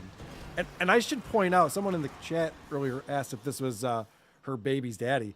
They started dating when she was 7 months pregnant. That's when he started dating her, which is weird, but whatever. You know, they're in love. I don't want to shit on that. Yeah, part. everybody has their own thing. I don't want to, Sure, yeah, of course. But this comment she reads stops her in her tracks.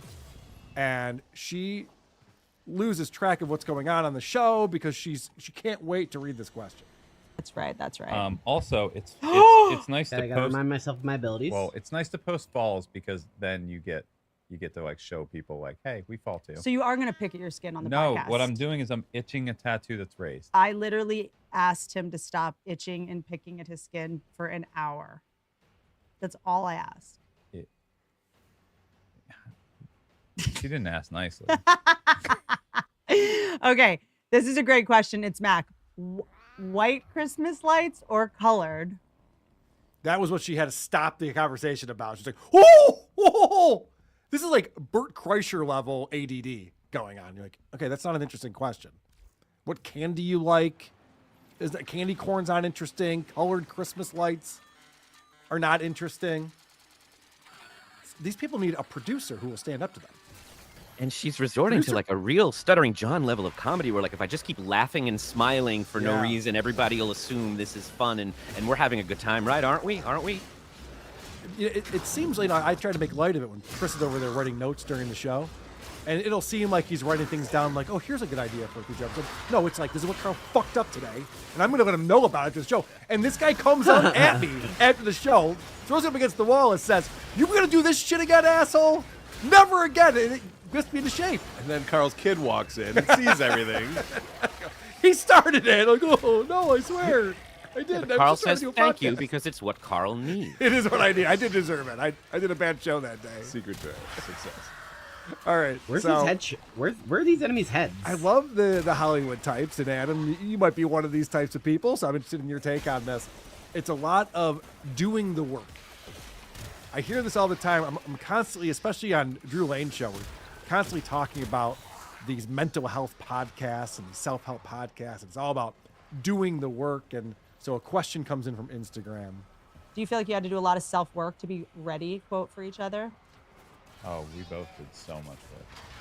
It's insane. Yeah. It's cool to meet somebody who also did work. But if I may, I think that we both did a lot of work to be the people that like deserve the other person and to be able to like communicate with each other. But I also think I thought I needed a lot more work than I did. Right. Okay. So they both done a ton of work. He stopped strangling his partner. Good on him. Presumably. And she stopped wearing makeup. So they're both doing a lot of work here to make this happen. It was exhausting, but we got it done. I just think this is so interesting, knowing the context of this that they'll never talk about. It's all anyone's talking about in the comments, as you saw. It's the most interesting thing about this guy right now is what's going on with his family.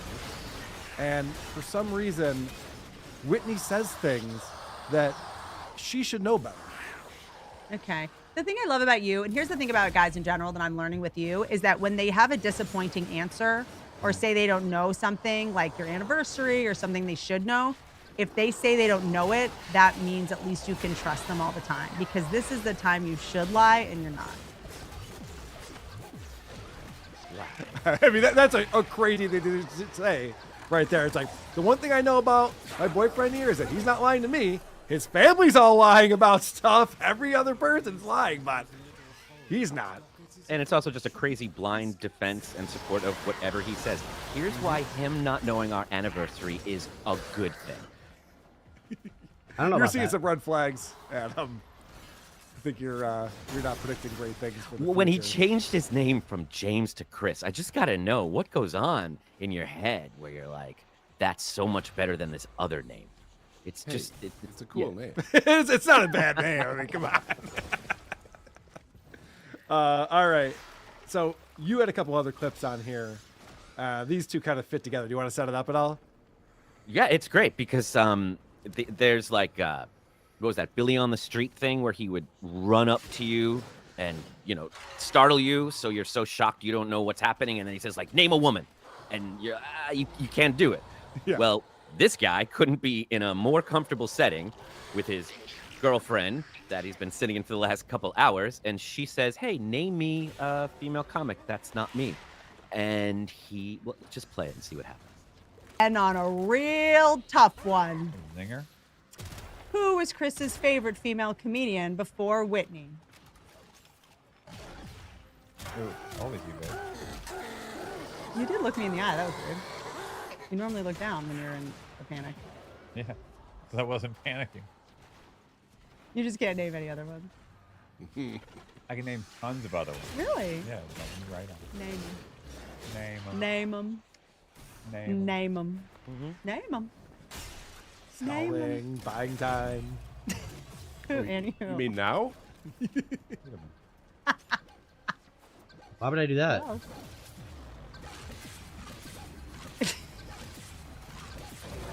That was a joke. I can do more.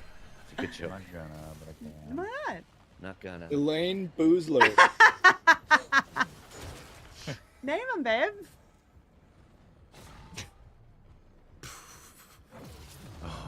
It's so bad. Just name any other female. You don't have to like the person. Just knowing they exist is all it's going to take here. Just name anyone. He hasn't met one of her friends.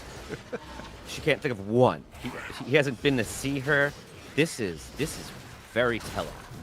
Well, I need to what's know telling what about my it is that sorrow earlier thing does. on the program, we get a question about who your favorite skateboarder is. And for some reason, he knows this. Oh, okay. That's Name them. Name them. Name them. T-Rod, Name them. Dane, Dunya, Adam. Oh my Durham, God, these Ruben. people are insufferable. Yeah, so those just fly right off the tongue. But when it's like, name a female comic, any female comic, you can just throw in a first name, and there's a good chance there's a female comic at one point. Kate Beanie? You fail. Why didn't he do his hilarious "I know, I just don't want to tell you" bit there? Right. For some reason, he was able to pull that off. At some point, someone had to, because there's a lot of other people in that room that we can't see, and we're only getting these 2 camera angles. I promise, someone mouthed to him, "Margaret Cho," because out of nowhere he says, "Margaret Chu." Barbaros, why are you talking? I mean, that's how you pronounce it if you're Korean. People don't know that, but when you're on the inside. Name a woman. I could. I just don't want to. It's like the Final Jeopardy on SNL. It's like, write down a number, any number. Baruna is so fucking you fast. will win. Yeah. And the show has reached a new low. Yes. Yeah. She doesn't realize this isn't going well. 400 comments. She doesn't realize this isn't going well. She's presumably watched it. She has him on the next episode. Yes. And she says to start that episode, this went over so well last week, we had to bring you back because you're so beloved. What the fuck? I'm fucking this She's up. really trying to, I'll use the word, gaslight her audience, because no one's buying it, as you can see in the comment section. Except for the one person who asked about the Christmas lights. That was a good question. All right. We do have some people who are chatting with us. We appreciate your support on the show, so I want to get caught Are up they with Vince that the before we lawyer? go into Opie Radio. Sell out Wednesdays are back. Carl, not making any money on his Patreon. Even less than my cameo. Skull. I will let you borrow the Beggy Monster just this one time. After this, it's a 10% fee. Whoa. What am I, Canadian? 10%. That's crazy. Hellraiser, $5 says, thank you, Reverend Bob Levy, for gifting us the dog fluffing pillhead. Did anyone else get a contact buzz from his stream last night? Good evening, Adam. Good evening, Hellraiser. Oh, yeah. I can't wait to talk about Rob Sal. I got some Hellraiser, Hellraiser. Episode they did take down off the internet. Yes. Not last night, he didn't. He passed out. This morning he got up He and looked did like it. he was having a good time. He sure was. All Stewie hail Felt Harrow. says, who knew a Kill Tony ripoff planned by Chad Zumach and relying on Kevin Brennan would fail? I had a feeling about it. What's LC Rob Sal not off? We'll be watching that later, whether he's on here or not. Hey, it's healthy Nick Rekieta. He does have a resemblance to Nick Rekieta. Just a little bit. Maybe that's why she was like, you don't look like a skateboarder.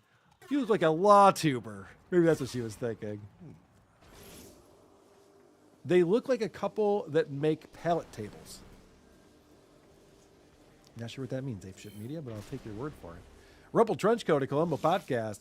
When does this guy turn to her and say, you should have been a lawyer? Oh. Yes. That is, in Stuttering John's world, the next step. Let's talk about... Opie's been going nuts lately, and he's getting a lot of attention for it, which I give him credit for. He needs the attention, but he's really lashing out, and it has not ended. Brother man. Brother man. Brother man. Brother man.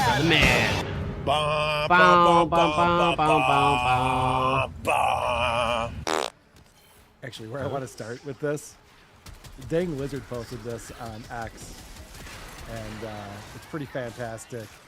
Opie might be turning into our friend Aaron Imholt from, of course, the Steel Toe Morning Show. You seeing a thruple? Nope. That's not it. Paul Super Sticker, my God, this Paul, $1.99 every day. You might think to yourself, it's only $1.99 up. No, it starts adding up.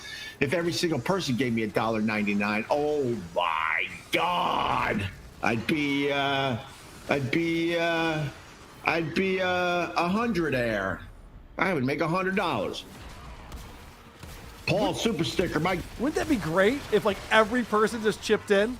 Like if you chipped in and you chipped in and Wired Christian and Allie Drew and Reverend Billy and, everyone just kind of chip in $2. We can make this happen. Oh my God. Is there anything else we can do for you, Opie, while we're here? All right. So let's get into the latest. Apparently, Anthony Cumia is the worst of the worst. He never brings it up. Yeah, he is. But he finally broke his silence here. And that was a very recent video that he put out on his channel. A brilliant response by you to Luis Gomez asking about O&A reunion. Thank you, Sean. Look, I think Anthony is, no joke, he's soulless. I think he's a soulless, angry, racist. I really believe that. And that's up to you to decide. I don't care, but that's what I believe. But Anthony is soulless because he spent, he spent pretty much the whole time we were doing the Opie and Anthony show trashing me behind the scenes, trashing me to everybody, trashing me and therefore to he's his a terrible girlfriend. person. He has girlfriends that hate my guts that I've never met. Couple of insights on this. First off, Anthony's been talking about Opie a lot lately because Opie started up this new channel and he's putting out all this content and doing all this crazy stuff. When you watch Anthony talk about Opie, he's laughing, he's making jokes, he's like, wait, pause it there, I'll back it up. When Opie's talking about Anthony, he's a soulless racist who is the worst person I've ever met in my entire life. It's like, all right, you're just trying to convince people to hate Anthony? Like, this is making you look bad. Yeah. Going back to the entire time they were doing the show together. Right. The entire time he was talking behind his back. The fact that Anthony has girlfriends that Opie hasn't met that don't like him is because Anthony's been like, oh my gosh, I should tell you what happened when I was working with this guy. He would do this thing, he would do that thing. So they're just like, oh, what an asshole. It's like, yeah, if I've had experiences with coworkers that didn't go well, I might talk to a loved one about it and they'd get a sense of what the problem was. And if you've never met them, why do you give a fuck? Yeah, right. Yeah. Good point. There's a similar strain here, which is even with Whitney too. They both want to believe that they don't get to be held responsible for their podcast. He thinks Opie, he gets to have these opinions and these thoughts, and this podcast does not reflect them. I don't know if what you're saying about Anthony is true. All I know is that Anthony cares enough to buy a microphone so I can fucking hear him. He cares enough to not have his laptop be reflected in the window behind so that it's coming back at the audience and we can see the flash of your screen. And I know that he cares enough to not have his ring light hanging like a suggested halo above his head, ruining any even minuscule show prep and quality you're claiming to have. I know he at least cares about his audience that much. So why are you giving us this? And that is the issue with Opie, is that he's always not trying. He wants to succeed, but he doesn't want to ever show. Where's the trying. headshot? I just want to. He even said it. We played the clip recently. He's like, do I wish I had more viewers and wish I was doing better on these platforms? Yeah, I do. It's like, okay, but don't just wish for it. Make some changes. Get some real lights in that room. Set it up so that you're actually sitting in front of the camera like a normal person would be sitting, where there's very little headspace above you. All these like little things that everyone else can pull off. Every other person successful at this can pull these things off, and Opie can't be bothered with it. Oops. So then the question of the O&A reunion. Now, this is because one more hit, Skanks, Jim and Anthony were on there, and Luis J. Gomez, who does Skank Fest every year in Vegas. Blind Mike always goes. We should probably go to it this year. Lewis always reaches out to Opie and say, hey, why don't we do an Opie and Anthony reunion? Where are you, you little shit mouth? That would be a really cool thing to get a lot of people to come out. I heard he was asked about a Opie and Anthony reunion. He said, yeah, we'd do it. And he said, I don't care if we don't like each other. He would do it for the money. Damn it, he got me. Why the hell piece of shit would I enter into that? To go for a money grab? No! But I have my dignity. Okay. If you say so. I'd like to see it. Now, Opie is doing the same thing that we see Chad do, that we see Aaron do, where, I don't know, someone tells them something happened or what's going on, but they just make shit up. So you just heard Opie say, yeah, Anthony said that he would do an Opie and Anthony reunion just for the money grab. involved. So I did a thing. I pulled the clip. This is the discussion that they're referring to on Legion of Skanks from that last weekend. I think he was mad at you. I ask Opie every year if we can get an Opie and Anthony. I don't have enough reunion at energy for Skankfest, and he has no interest. No, but every year he goes, ask again next year. Oh, no. And by the way, that's a douche thing to do because he wants the attention. I want you to want me. Ask again next year instead of just like, it's never going to happen.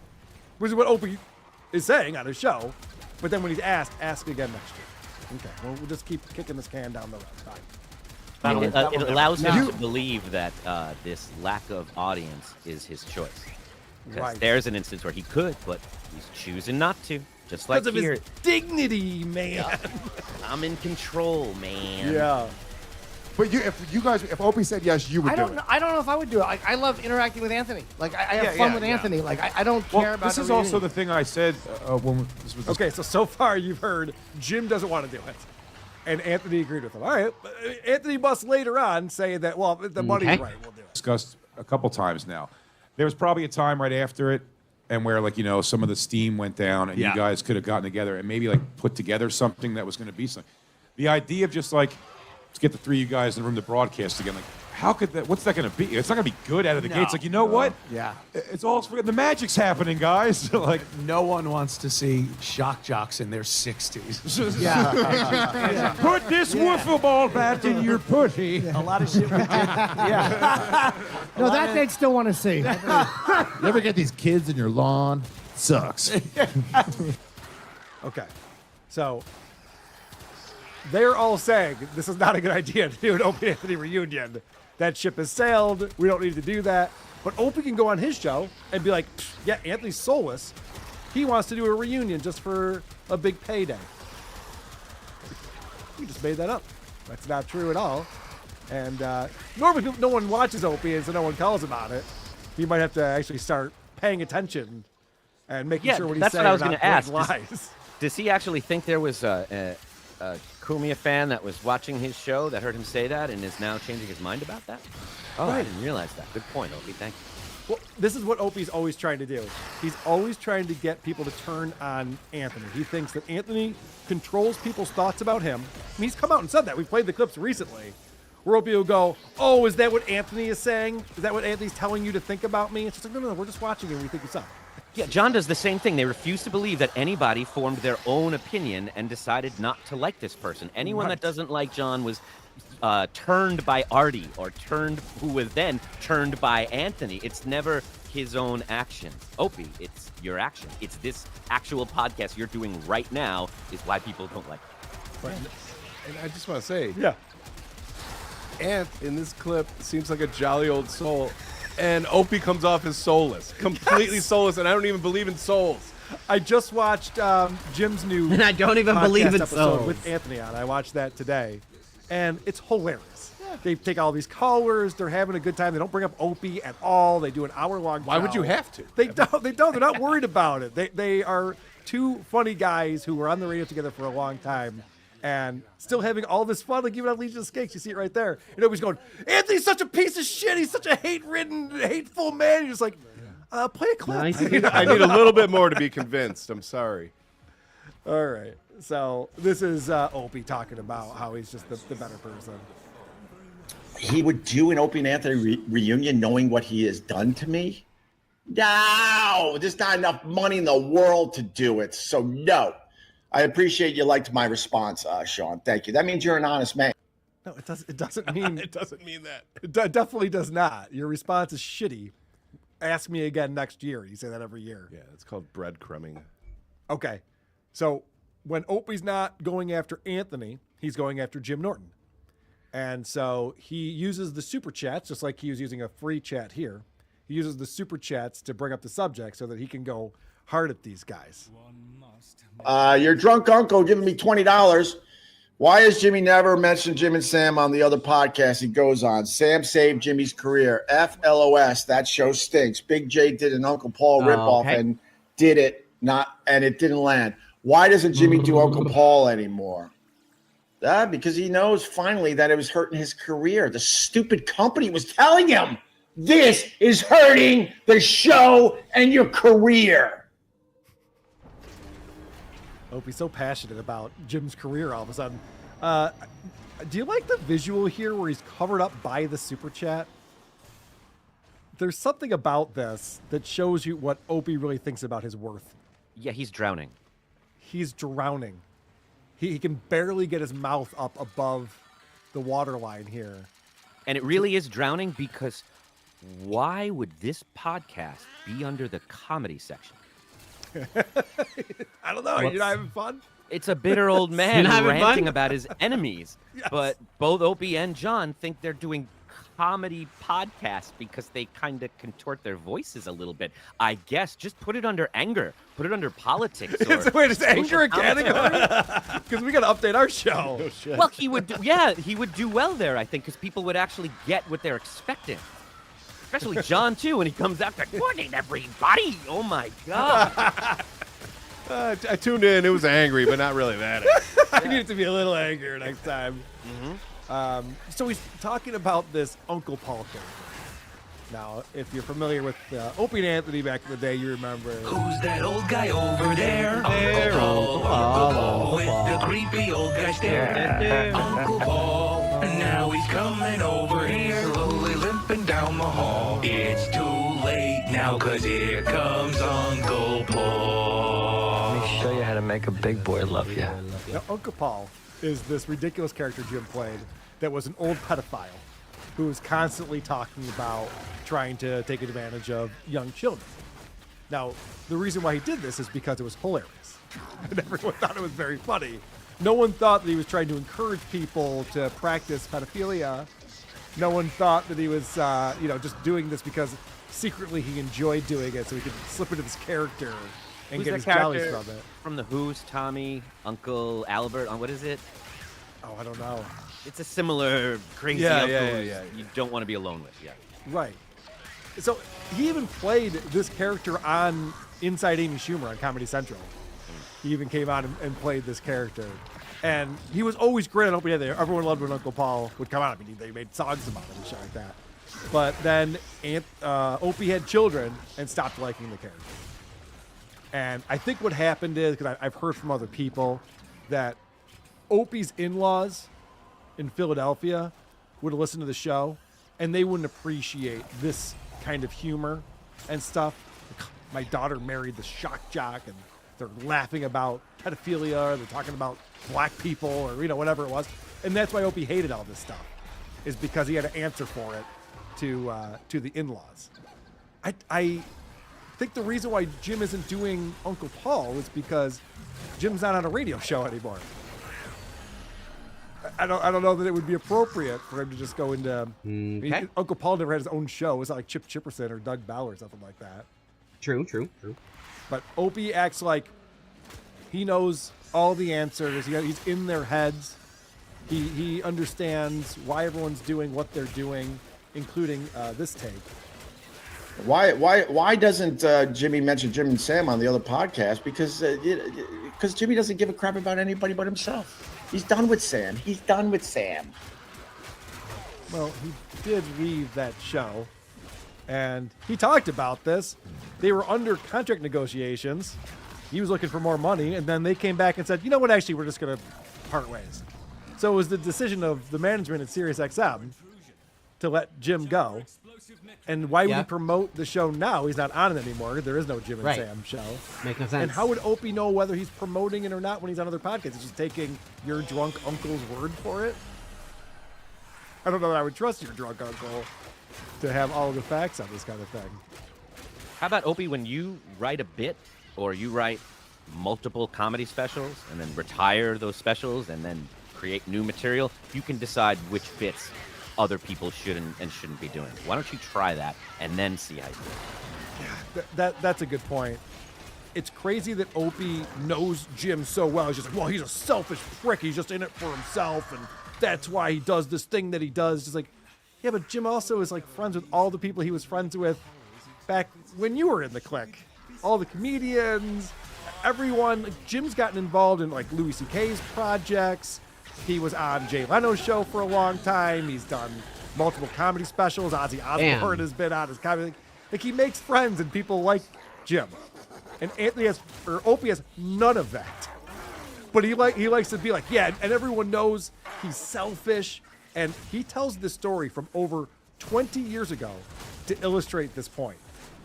You know, all the comedians knew who Jimmy really was, and they would make fun of him. Like when me and Anthony were thrown off the air in 2002, we couldn't do anything for Jim anymore, and he sucked right up to Colin Quinn, and we were all at a roast. And in the old days, when we were all going out in public for public appearances and stuff, it was me and Anthony would sit kind of together, and Jimmy would be right there. And then when we were off the air, all of a sudden we went to one of these roasts. I forget which one. And Jimmy was sucking up to Colin Quinn. And one of the comedians, it might have been Patrice, so pointed out fucking the whole bitter. thing and roasted me and Anthony, basically saying, "Oh, look, you know, Opie and Anthony can't do anything for Jim anymore. So look where he's sitting. That's all you need to know right there." Opie remembers a roast joke from 23 years ago and goes, and that's what the guy really thought about him too. He said it during a roast to his friend who's also a comedian who was at the show. He didn't remember which roast it was. Nope. He remembered the joke. He remembers that they called Jim an opportunist. And I'll just point out what's much more likely going on in this scenario is that when he was doing a show every day with Opie and Anthony, they were probably palling around a lot more, and then they got fired and were off the radio for 2 years. And so he's at the comedy that might cellar help. every night. And so he's palling around with Colin Quinn and his other comics. Like, those are his coworkers now. So it would make sense that they would be sitting together at an event or something like that. It's just kind of how human nature works. I think whenever Opie detects that someone around him is more likable than him, which is anybody that could be around him. Yes. That's what happens. He reacts this way and disguises it as something else. So he's sucking up. But that was the example he had to come up with. He's just like, yeah, he's an opportunist, he's selfish. And then the example he came up with was from 23 years ago in a time when Opie and Anthony weren't on the radio. Carl, what I think what people are talking about when they say do the work is not necessarily like, you know, therapy or medication or things. I think it's just simple things like, have you processed the divorce? Or in these cases of John and Opie, you lost your dream gig and you crashed really, really hard and you have to rebuild. Have you ever dealt with that or processed that? And the answer for Opie and for John is clearly no. That's why they're living in the past. That's why the past is so present for them. Like Jim says something on the third or fourth show, steady gig he's had since his fucking then, head off. and you're coming back at him with something from 20 years ago that he doesn't even remember happening. And to you, this defines him. And you think it's going to define him to us too. No, because we've all moved on. Anthony has clearly moved on. You're still in the past and haven't processed any of this stuff. And until you do, none of this is going to work. None of it will. What's amazing is if you go back to I gotta go up. The first few times we reviewed Opie Radio Podcast, he had a very different demeanor at that time. And I think what you're describing is what he went through, because he went 8 months between getting fired and starting a podcast. 8 months, no one heard from Opie. We didn't know what was going on. And then he comes back and he goes, guys, I've been working on myself. I've been seeing this guy, and I'm realizing the issues that I caused that led to all of this. And I was like, wow, this is great. We've never heard anything like this. And that went away so quickly, and now it's completely flipped to 180 to the point where he's blaming everyone else. Not only is he blaming everyone else, Docket required. he's also taking Why is the credit docket for spawn their so success. bad? Anthony learned how to make fun of me because I taught him Jocktober. And the reason why our show worked is because I was the mastermind and decided to get an HVAC guy and a comedian and have that be the core of this team on the radio. It's just like, holy shit. You're blaming everyone and taking all the credit for any success that you had at the same time. Yeah, you're can right. do that. He needs to do some self-reflection. Yeah, some people just go to one, AA session or whatever, the meeting, and they hear the buzzwords and they go, okay, I got it. And then they just start using those buzzwords when they talk to people. And until you actually meet a fellow alcoholic who's like, oh, who's your sponsor? How often do you talk to your sponsor? Do you realize, oh, yeah, I'm not doing any of that work at all. I'm just throwing these words around to try and fool 12 people. steps is great, but 3 steps is good. It's much right? quicker. Yeah. Yeah, I mean, it's got to And be easier. something. All right, we have. I want to get into some Chad stuff and Steel Toe. Yeah, of course, Chad the stuff. Rob Sal thing. But first, I want to thank you folks for participating in the show, including Stewie Felt. $5 says Norton can deny all he wants, but Opie is the inspiration for Chip Chipperson. I think not at first. I think it evolved into that. Jim has definitely made references to the fact that Chip Chipperson and Opie are very similar. Rumple Trenchco, $5 says Opie does have dignity. You just can't see it because the ring light is blinding. No, I don't think that's what's masking it, but I like that. Vito's, what is that? It's too many vowels in a row. Vito's Cradle in Australia. What the hell is wrong with Opie's mouth? It looks permanently stained with red wine. He looks homeless. He looks homeless. Adam Carolla talks about this all the time. When he was younger, he's like, when you saw a rich guy, you knew he was a rich guy.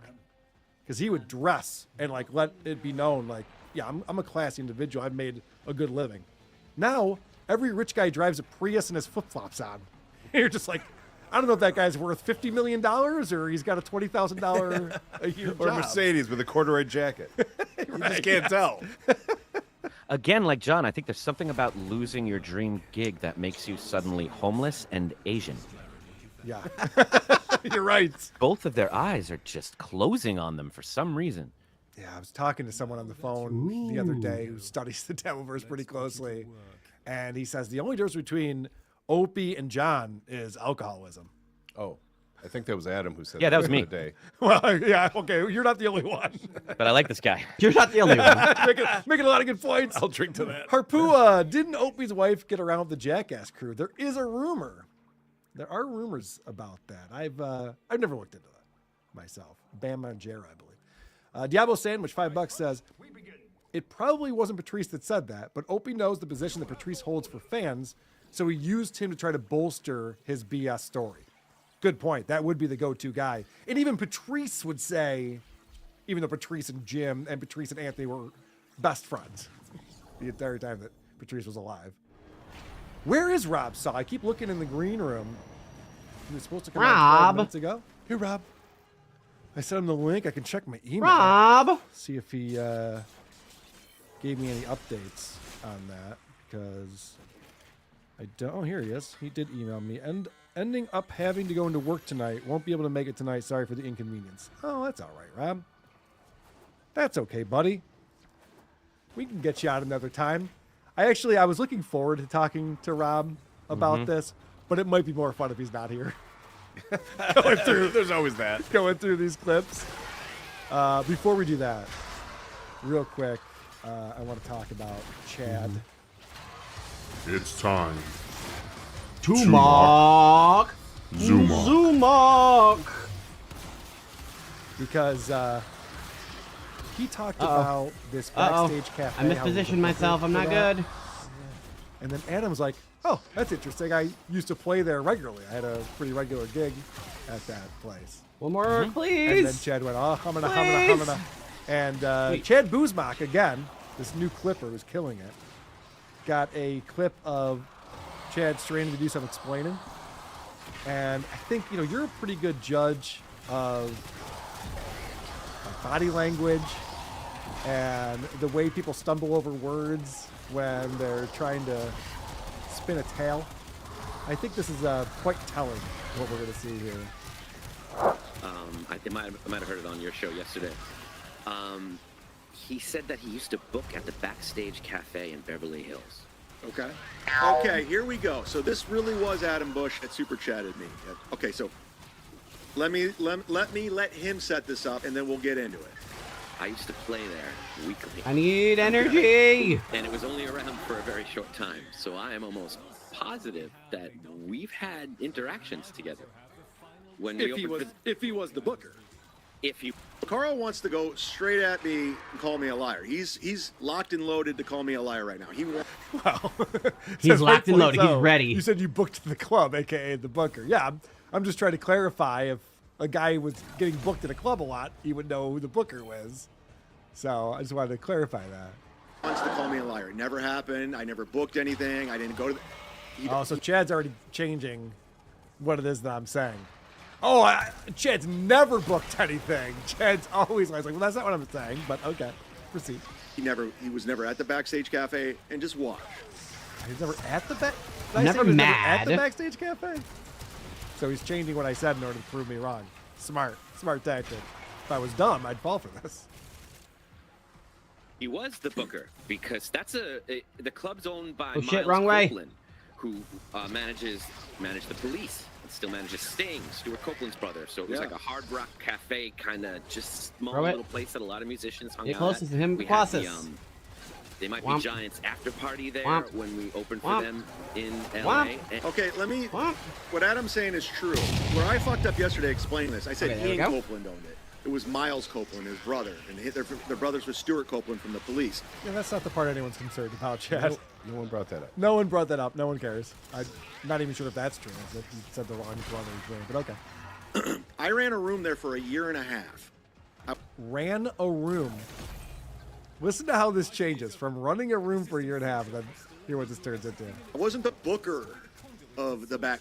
I ran a comedy show on Sundays called Bye. Comedy Sunday Mass, and then it was so successful we would do Monday. So we do comedy Sunday nights, and then we do comedy Monday night or Sunday night or Monday night. Sorry, I'm talking. Damn, that's impressive, huh? He must be on drugs, right, Nick Ricada? So Thank you, Chad Boo's back, or he's lying because he's getting very flustered here. it was like an open mic. Okay, see how this has changed so much. I ran the room there. Okay, it was a comedy show. Well, I mean, it was like an open mic. You know, it's like something that I did one time. Organized an open mic. It was a soup kitchen, okay? What are you talking about? This is all very different than what you originally described. And I wonder how many of his stories would turn out to be wild exaggerations if only there were more Adam Bushes in the Dabblefers. To call him out. Like oil can gate. Right. That didn't take much. No, he just a little bit of pressure and everything. that's Patrick not Melton good. pretended he had like a private investigator on it. And just like, okay, it didn't happen. Fine. You got me. There is no Kumia country. And there was Well- and if Adam's watching, What's that, Adam? No, I mean, here's the thing with this. His problem is that he doesn't like to hear the big picture, so he just, Nope, goes over come the on. minutia, like Stuttering John with his grammar, right? We'll just Yes. dissect the grammar so I can ignore the bigger picture.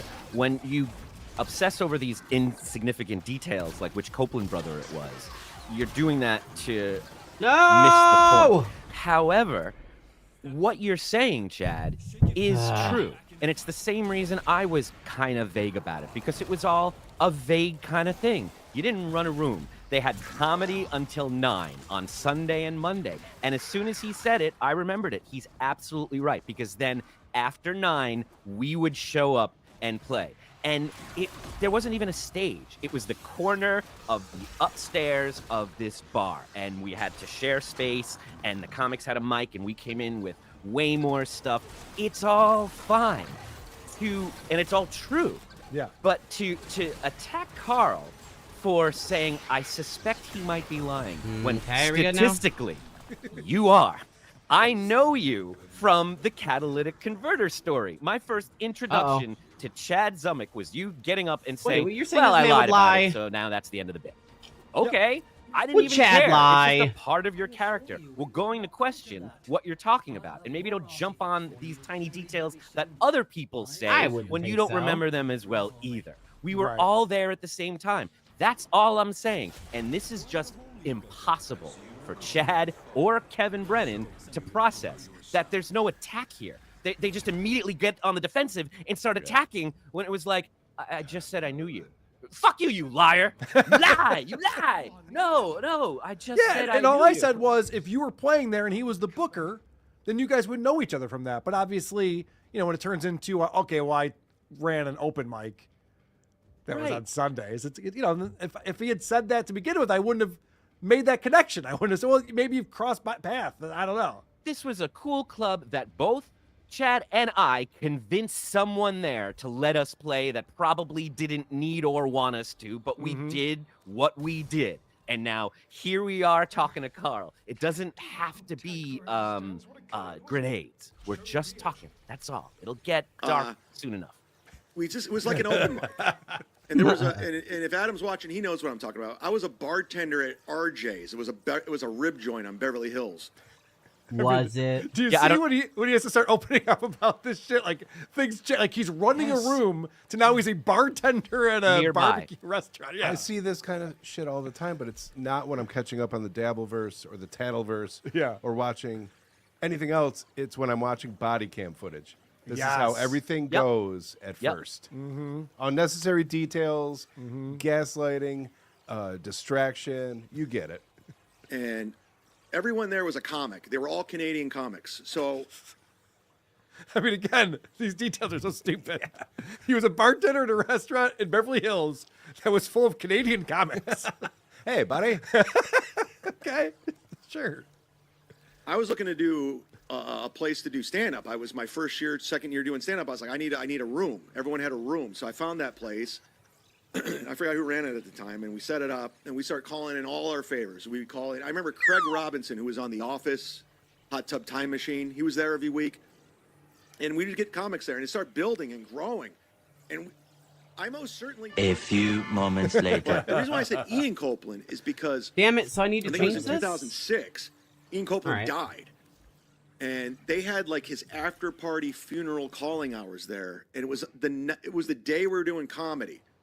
So all these music industry people were there. I think Stuart Why'd they remove Copeland was there, and we desiccation? still had a comedy show, and it was packed. Yeah, with people who weren't there to see comedy. He always takes credit for it. Yeah, also it was a funeral.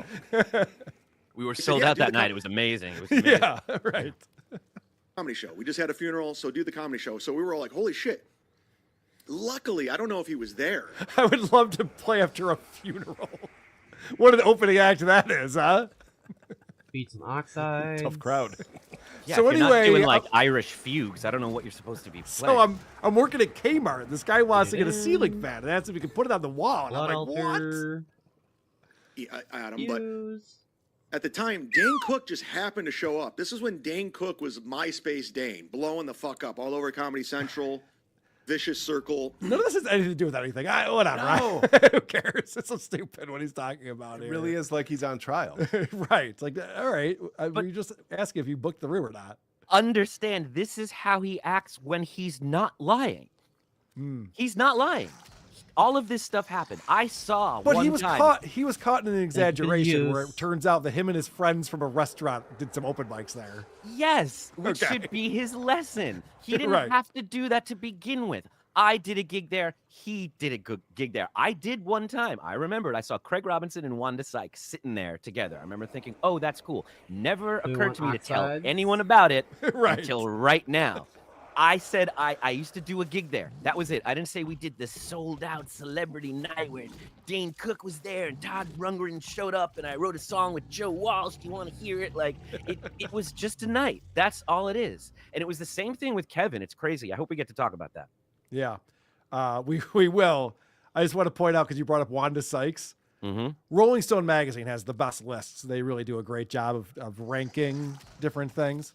They ranked the top 50 comedians of all time recently. Wanda Sykes was number 50. Not on the list, Dave Attell or Norm Macdonald. Wanda Sykes is funnier than both of those guys. A lot of other white guys weren't included in this. Chris Cole couldn't come up with Wanda Sykes. Wanda Sykes. POS. Is that our buddy? Pat Oates coming in with $10 says, "Oh no, Rob Saul. This sucks." I should try this thing. Sarcasm. Yeah, no Expedite one's suffering. worried I'm gonna about try that. that on. All right, the artist Garuda. formerly known as Clyde, $10 says, "Not sure if you saw it today, but Chad's Atlantic City event has fallen apart. He couldn't answer simple questions KB had. His defense was, I'm not an event coordinator. Many times, refunds have been demanded. I was glued to this." And we were talking about it at the top of the show today. So I found out about this watching Bedabbler live Saturday morning, because they had someone call up this beer hall that they're doing this. Let me back up real quick. Atlantic City, Super Bowl weekend. Last year, Kevin Brennan was just like, hey, let's all go hang out in Atlantic City because it's close to where he lives. And he just wanted to play poker. He likes playing Upgrade? poker. And he thought that All right. people who give him So money this on the is that internet blood could show up in altar person and give now. him money in real life. So it wasn't an event. It was just like a meetup thing. Stuttering John showed up, Rocco, Patrick Melton, Brian Johnson was there, Bob Levy was there, got into a fight with Kevin Brennan, got trespassed from the Borgata. All these things happen. We've covered all this stuff. So this year, Patrick Melton and Rocco got ahead of it, and they said, hey, let's do a meetup again. And then, because this was happening, Chad and Kevin from MLC said, oh, well, people are going to Atlantic City. We'll put on a show. And so Chad decided he was going to put on this show at this beer hall that's a mile and a half away from the Borgata. Chad said that you could walk there. I wouldn't recommend it. And this guy Blade from a show called Win by Two jumped in and said, I can produce this. I'll bring the equipment, and we can take super chats. We can do a podcast live. They're going to have these amateur comedians come up and do a set, and then Kevin Brennan's going to make fun of them, just like Kill Tony, and they're going to do this whole show. And Chad was organizing this along with this Blade guy. So they booked this bar, and Chad put out tickets on Eventbrite for $20 a piece. Max capacity 60 people. So he sold 60 tickets at $20 a piece to this bar. And on Bedabbling Live on Saturday morning, I heard somebody called the bar and asked, hey, is that a private event on Saturday, or can I come with my friends and hang out? And the guy says, yeah, there's no private event. You can certainly come down here with your friends.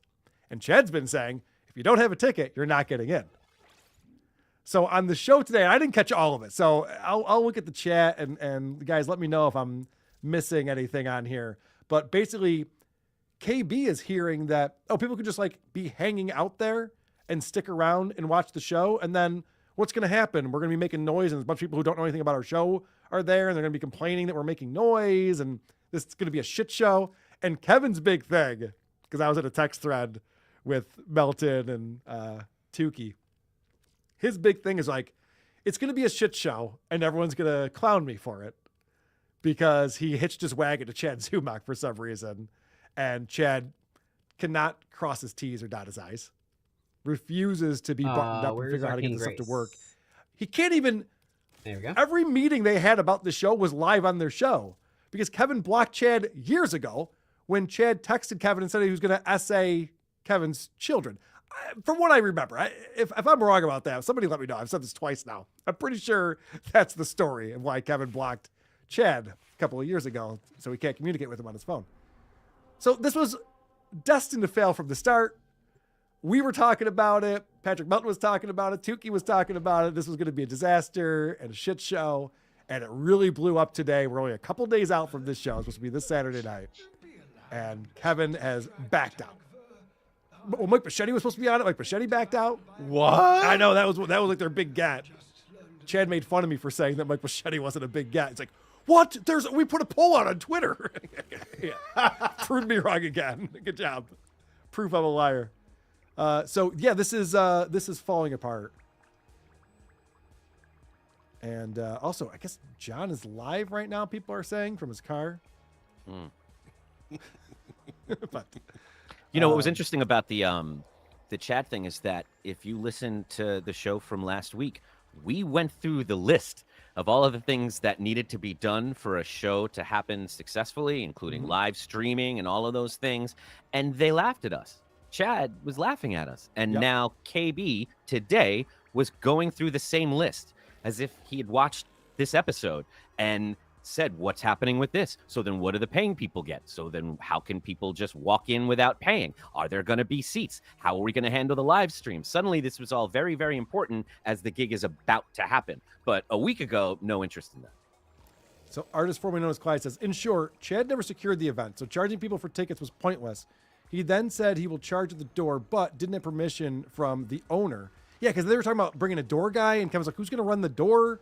And Chad's like, oh, well, my buddy's going to watch the door, and we got this ex-cop who's going to be there too. Yeah, so he's got an ex-cop buddy who's going to be a bouncer for them and shit. It's just like, well, you're going into this person's establishment. They're going to let you just, like, hassle people at the door? If I own a bar restaurant, the last thing I want is there to be some friction for people coming into my establishment. Right. Well, it's cool. I'm bringing my own bartenders and my own booze. Yeah, right. So this is not going well. I don't know what's going to happen. Okay, what Kevin ended up saying was he just wants to have people come into his room, and he'll just do a show from his hotel room. And Chad's like, what do you mean? why would you do that? I'm pretty sure places like the Borgata don't let you do that. Oh, having because extra they would arms is probably cool. have parties upstairs all the time. So it's probably one of those places where you have to have a key to get on the elevator, or if not, they're at least like, policing that stuff a little bit, and there's security keeping an eye on that. You don't just want to watch 80 people go up an elevator into one guy's room and party because they want you drinking their booze and gambling in the casino and stuff. And if anything were to go wrong, this would be hard to explain to the media and the police why this old guy had all these people in his room and it's whatever weird. happened. It's very creepy. It's very odd, the whole thing. So, I mean, I was glued to this story because Chad is, he's beaten down. He's trying to please Papa Brennan, and he's not getting the feedback that he so needs and desires with him going, great job, Chad. I can't wait to do this show. It's going to be so fun. You've done an excellent job. It says just like you were saying, Adam, just questioning everything. And Chad didn't have answers for things. He's Nope. like, well, I didn't talk to the guy, but so-and-so talked to the guy, and he said that we'd be able to do this thing. And Kevin's like, can I talk to him? I need to talk to this guy if that's what we're going to do. So, do you watch it at all, Adam? I saw some of it, yeah. I just saw KB going down that list and him having no answers for basic show stuff. And it was just funny that now suddenly Kevin is concerned about it. Did people Now bought the it's here, tickets in yeah. advance? Is that what happened? Correct. Yeah. I know a lot of people who did. I mean, I can't imagine showing up to a bar and saying, hey, can I charge a bunch of people to come to your bar on Saturday night and give you a cut of it? Like, Yeah, what do we have to do? He Nothing? thought they had a yeah, private sure, go event. ahead. He thought they had a private event there. It's the Saturday before the Super Bowl in Atlantic City. Why would you think you have a private event? I would be They're very insane, pissed if I though. showed up to a bar with a ticket and saw people just walking into the same space without paying anything. I would feel very ripped All right, off. I'm and going to not hop in the off the mood live to stream laugh. after this mission That was the other because thing I that got to Kevin get was ready talking for about. He's like, WSOP. well, if you have a ticket, can you get a table? If you don't have a ticket, can you just sit down at the table? And just like, I don't know, I'd have to ask and figure it out because there's going to be people there before the show starts who are definitely let in for free. Can they just stick around and do they have to kick them out? Right. Imagine that process. It's not happening. Kevin said, so what does a ticket get you? Yes. He had no answer. It gets Chad $60 a piece. Mm-hmm. So $20. Apparently, I see in the chat that John just went live, which is interesting. I don't know. It must be on his channel because Rob said he's at work. John was on with Rob on Rob's channel last night. We'll get into that in just a moment. Stewie Felt says, I typed welcome back Elkie on SJ's stream just now and immediately got put in timeout. So I guess he doesn't have a good sense of humor about his alcoholism yet. The artist formerly known as Clyde. Best sign someone is lying. Restructures prior statement followed by countless details and stories that are irrelevant.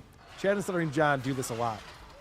Yeah, he reframes what I said and then goes into details that who gives a shit? They both start stammering. Yeah. Penis wrinkle. Stuttering John is playing Kate tapes all over again because Rob deleted his show. Same commentary, no video, and it's the original version of the tapes with low volume. Oh, okay, we're going to get into all that. That's so fucking funny. John really dropped the ball on all of this. I have a lot of thoughts on it. Josh says John already John's so sounds reliable. All right, well, I'm sure we'll Come cover that in on. a very near He's the world WATP famous episode. But first, I do want to talk. We're going to get into all the Rob Sal stuff. And right before we do that, I want to talk about our buddy Aaron Imhold over on Steel Tech. Please, guys, Streamlabs, PayPal, Super Chats, Rumble Rants, Venmo. Maybe, you know what? Maybe we don't deserve it. We don't. I had mentioned, well, okay, we put together a video. I put it out as its own separate clip, and I labeled it that Aaron's lying about me, and I was hoping that this would get back to him, because Aaron tends to do this thing where he makes up something that I said or did, and then runs with it for forever. Sure. I don't know if he forgot that he's the one who made it up or what's going on. This happened when he claimed that I thought that April hadn't divorced him, and that he was going to come back on his show and April's going to be next to him, and it was going to be a big FU to all the Steel Toe haters. And I said that on my show, on Melton's show, and then I was wrong. I was completely wrong. And then I did a show with guys who are really into into Steel Toe, and I said, guys, how did I get this so wrong? What am I missing here? Tell me more about Aaron. I obviously don't understand this character very well at all. I was so off on this. And Aaron was going around going, and Carl's such a fucking liar. He won't admit that he was wrong about April. It's really weird. He won't admit that he's wrong. Until finally Keanu was on the show and goes, Aaron, that's not true. Carl completely admitted that he was wrong about this. Why do you keep saying this? Oh, he did? So Aaron makes up these narratives and then runs with them and won't stop. So I put out that video that said, I had nothing to do with saying the slam piece is running your show. And I showed the exact conversation we had on This Little Piggy, where we were analyzing his background, and it had nothing to do with me saying I thought his girlfriend was running his show. But this is just a recent episode. Off. We got some mentally ill people that watch this show that think SP runs it behind the scenes, including Carl, I guess. He's one of those people. I make these people so paranoid. He never Carl, I guess he's one said of these people. Aaron, text me. We have each other's numbers. Ask me if I think that. I don't. I don't. Again. And by the way, it's probably true. It very well could be true that he's getting a lot of advice from his girlfriend, because his girlfriend is telling him about stuff that she's reading on the internet and Reddits and shit like that. So I'm just not the one who's saying these things. Just in their head, 100%. You can deny it if you want to, but that's called denying reality, my man. And then he gets all pompous about it, too. Just like, I mean, this fucking Carl guy, what a piece of shit. He's so stupid. Am I right? Aaron, I put the videos out so you can watch them and correct yourself. It's right there. It's free. Check it out. He's doing something this week. He's changing his personality again. Oh, He does come this from time on. to time. He was due. He was due for a new... Remember Positive Aaron? He's like, we're not talking about the goal. I'm just going to hope things work out. I'm going to do a great show, and everything should land where it should land. Why is this and thing so we'll be fucking good. strong? And if I don't make the goal, whatever, man. We'll make it up the next show, or, things will be great. Oh, that was a character he was doing? That was a character he was doing. And there was a lot of speculation that his girlfriend was telling him to do that. Holy I don't shit. know. Here we go. I don't know if that's the case or not. He didn't say it. There was some speculation out there. But this is a brand new character that he's playing. And Adam, I really want to get your take on this, because I think he's gone mad. I feel like with this. Let's go ape shit, huh? You know what I would dream of? I would dream of that 185 going out like that. Everybody go crazy. Everybody get nuts. Let's look for the purple banana till they put us in the truck. Everybody give me money.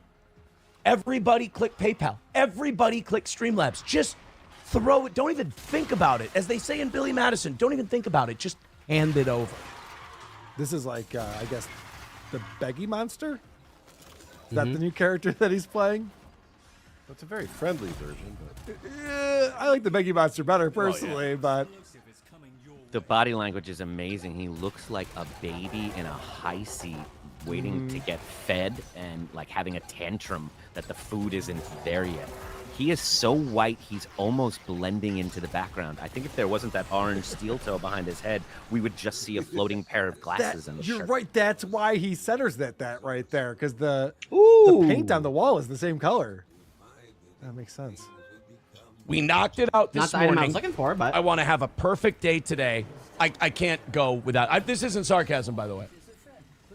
No, it doesn't feel like it. It doesn't. No. You seem sincere. And I would like to have a perfect day also, and that day, for me, involves I not got giving you rewards? money. I'm having a perfect day right now. Can you believe it?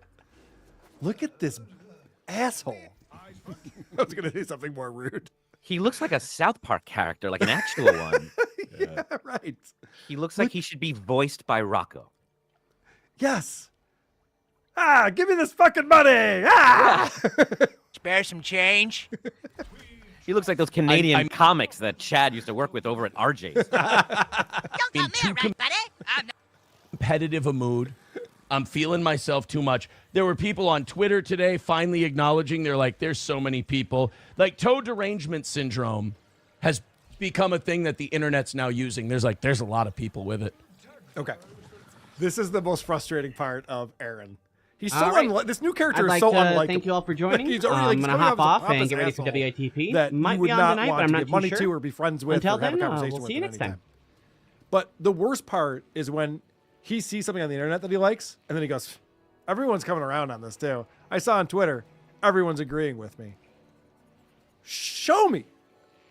I do this crazy thing all the time where I take a screen grab of the tweet that somebody put out. Yesterday I was on the Drew Lane show, and we were talking about Victory the Podcast, which is the show that Kevin Conley from